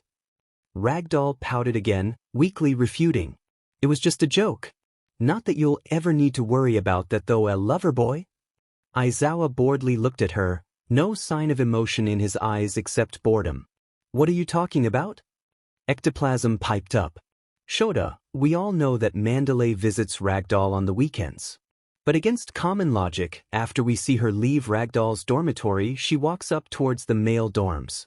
Do you honestly think we cannot put two and two together? They might have gotten a reaction out of him if they were in the presence of his friend, but in his current state the teacher just sighed.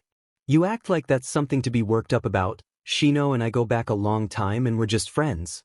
You, on the other hand, Ragdoll, cannot go a day without checking up on Midoriya." Ragdoll grinned and put her hands on her hips. "Hey, I'm a fully grown woman in a sea of insane people.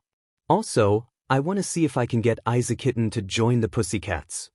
Before Aizawa could stop him, Ectoplasm asked why.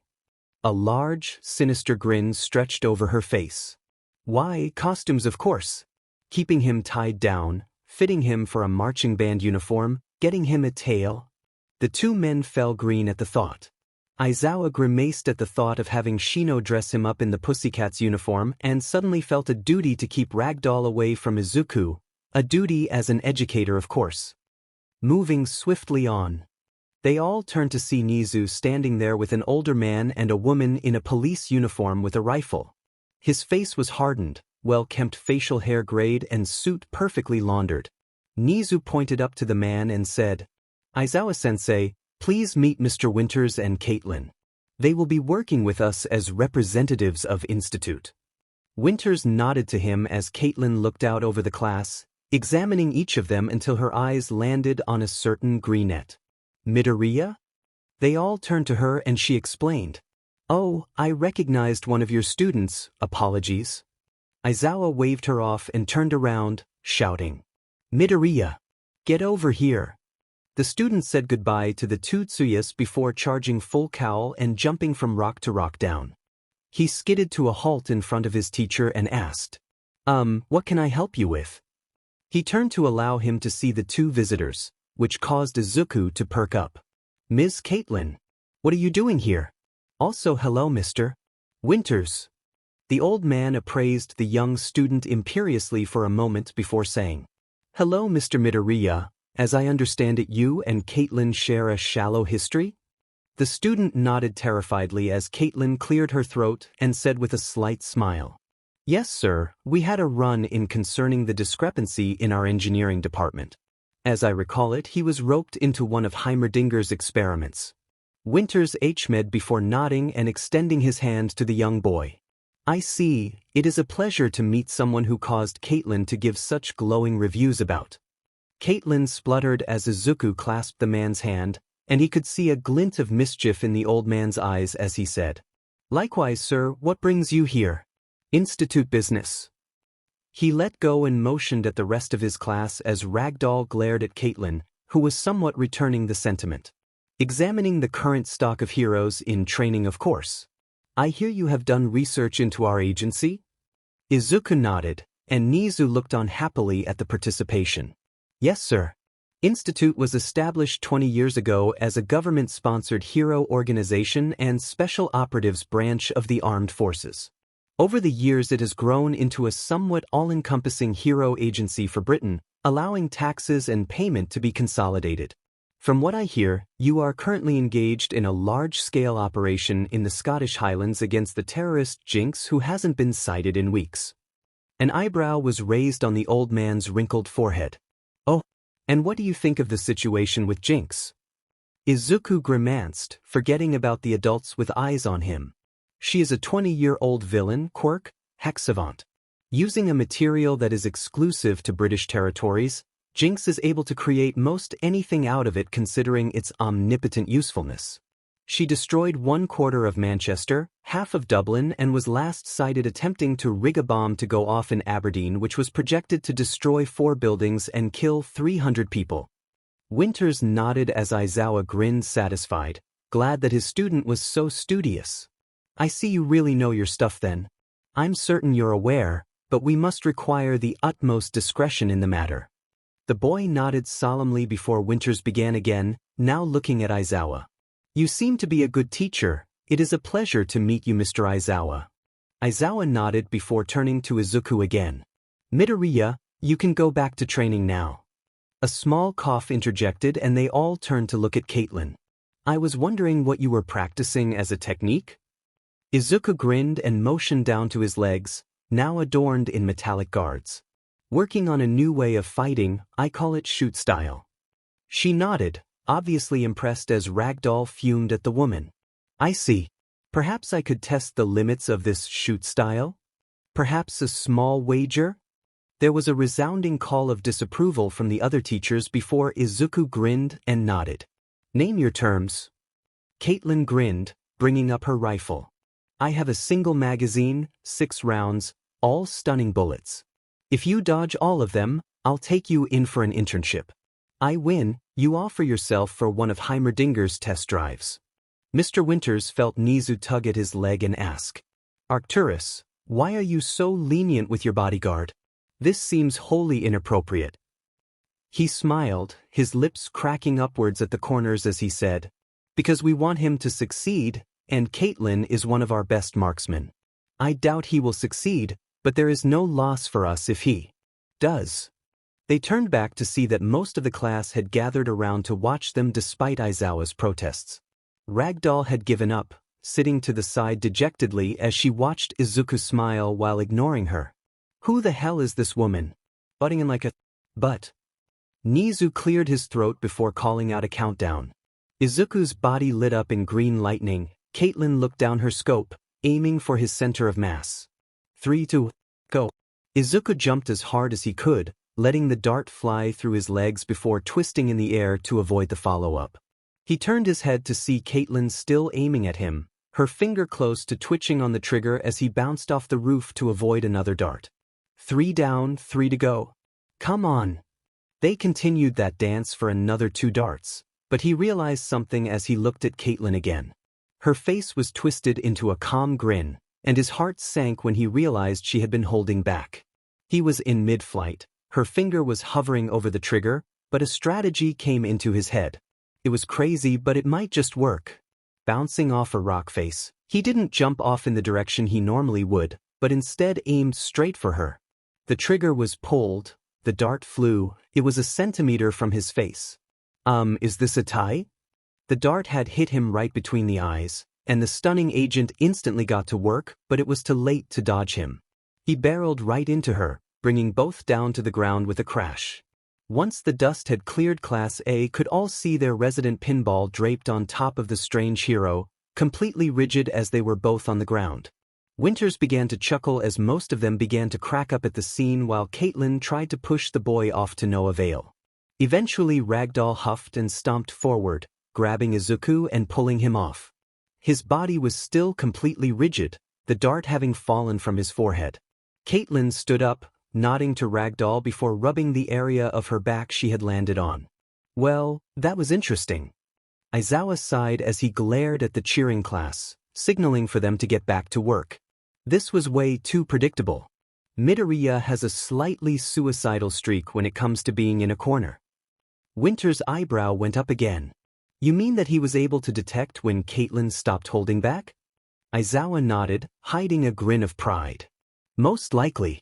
He has a history of pulling out a strategy for the sole purpose of sending his enemy off balance. If anything, he would have thought about how it would play out in a real situation. Caitlyn nodded, finally finished rearranging her clothes as she said. Assuming this was during a fight, there could have been other heroes present or civilians. It would have led to him either buying time, providing an opening, or outright knocking me out and letting civilians contact the authorities. It wasn't sound, but it was the only option against a superior opponent. Anyways, we should allow Midoriya some time to rest and allow the agent to run its course. It can last up to 10 hours depending on the size of the target, and this looks like a strong 8. Ragdoll interrupted before anybody could object. I'll take him. Nizu nodded, giving her the clear for taking him, which she gleefully did. As she left, Aizawa turned to Caitlyn curiously.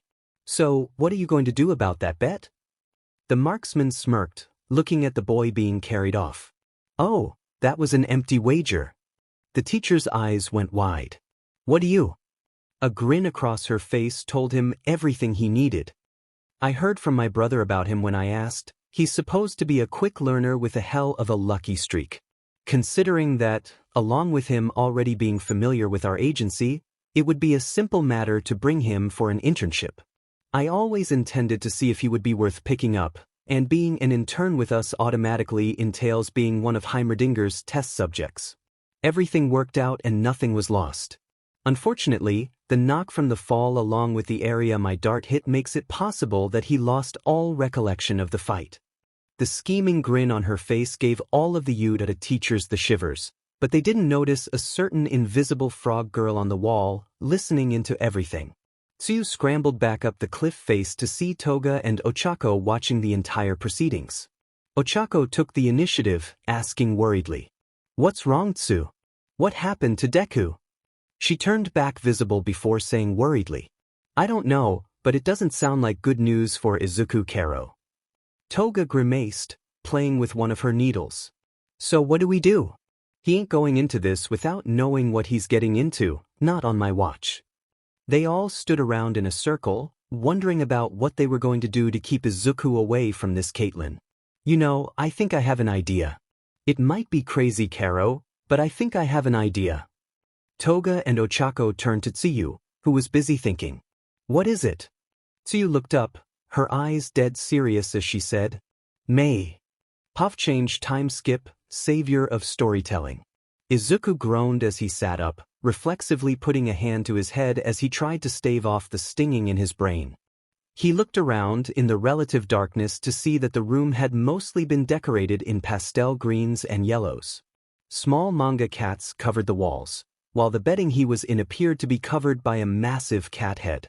3 guesses who this is? A small knock was heard from the door, and it opened to reveal Ragdoll in a set of pajamas while holding up a green version of them. She said excitedly, "Aiza-kitty, come on." She bounded over to the bed, grabbing his hand and pulling him up before pushing the clothes into his arms. "Pix just got here. Come on, this is gonna be great." She left before he could ask anything, leaving him in the room alone once again. He didn't really remember what had happened, but he must have been abducted by Ragdoll in his sleep for purposes of sleepovers. Is this legal? Probably. Shrugging off his hero clothes, he got into the lightweight green pajamas and walked out of the room, hanging the old clothes over a chair. The light was uncomfortable, but he could see a common room along with 3 other figures. Ragdoll preparing various snacks at a kitchenette, Pixie Bob lying on a sofa with a remote in hand while scrolling through a movie streaming service, along with Midnight browsing through her phone on a beanbag.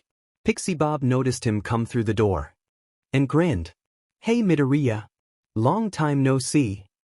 He waved back awkwardly as Midnight looked up, liking her lips dangerously before saying, "Nice to see somebody's up, Big Shot?" Izuku blinked before asking, "Big Shot? What happened?" Midnight giggled evilly as she said, "Don't remember? You challenged Caitlin the Deadeye in a test of speed. Seriously, what were you thinking? As he sat down on the sofa he asked. Caitlin the Deadeye? You mean the hero from Institute? She nodded, explaining. Yeah, that Caitlin. Her quirk is insane, critical. It's supposed to let her slow down her perception for a couple seconds at the expense of massive amounts of energy and fatigue. Her rifle skills are legendary in the hero community. Snipe is her brother, but he just got instinctual aiming. Izuku pondered that for a moment. Miss Caitlin is that talented? I'll have to apologize to her the next time I see her. She must have seen it as an insult. Ragdoll walked back overexcitedly, holding multiple bowls of popcorn and other snacks. This is gonna be awesome. What you got, Pix? Pixie Bob grinned up at her as she said, no fucking clue cause the title's font is stupid, but it looks pretty good. Supposed to be a horror flick about some cruise ship. They all nodded and got into comfortable positions, but somehow Izuku ended up with Pixie Bob's head in his lap.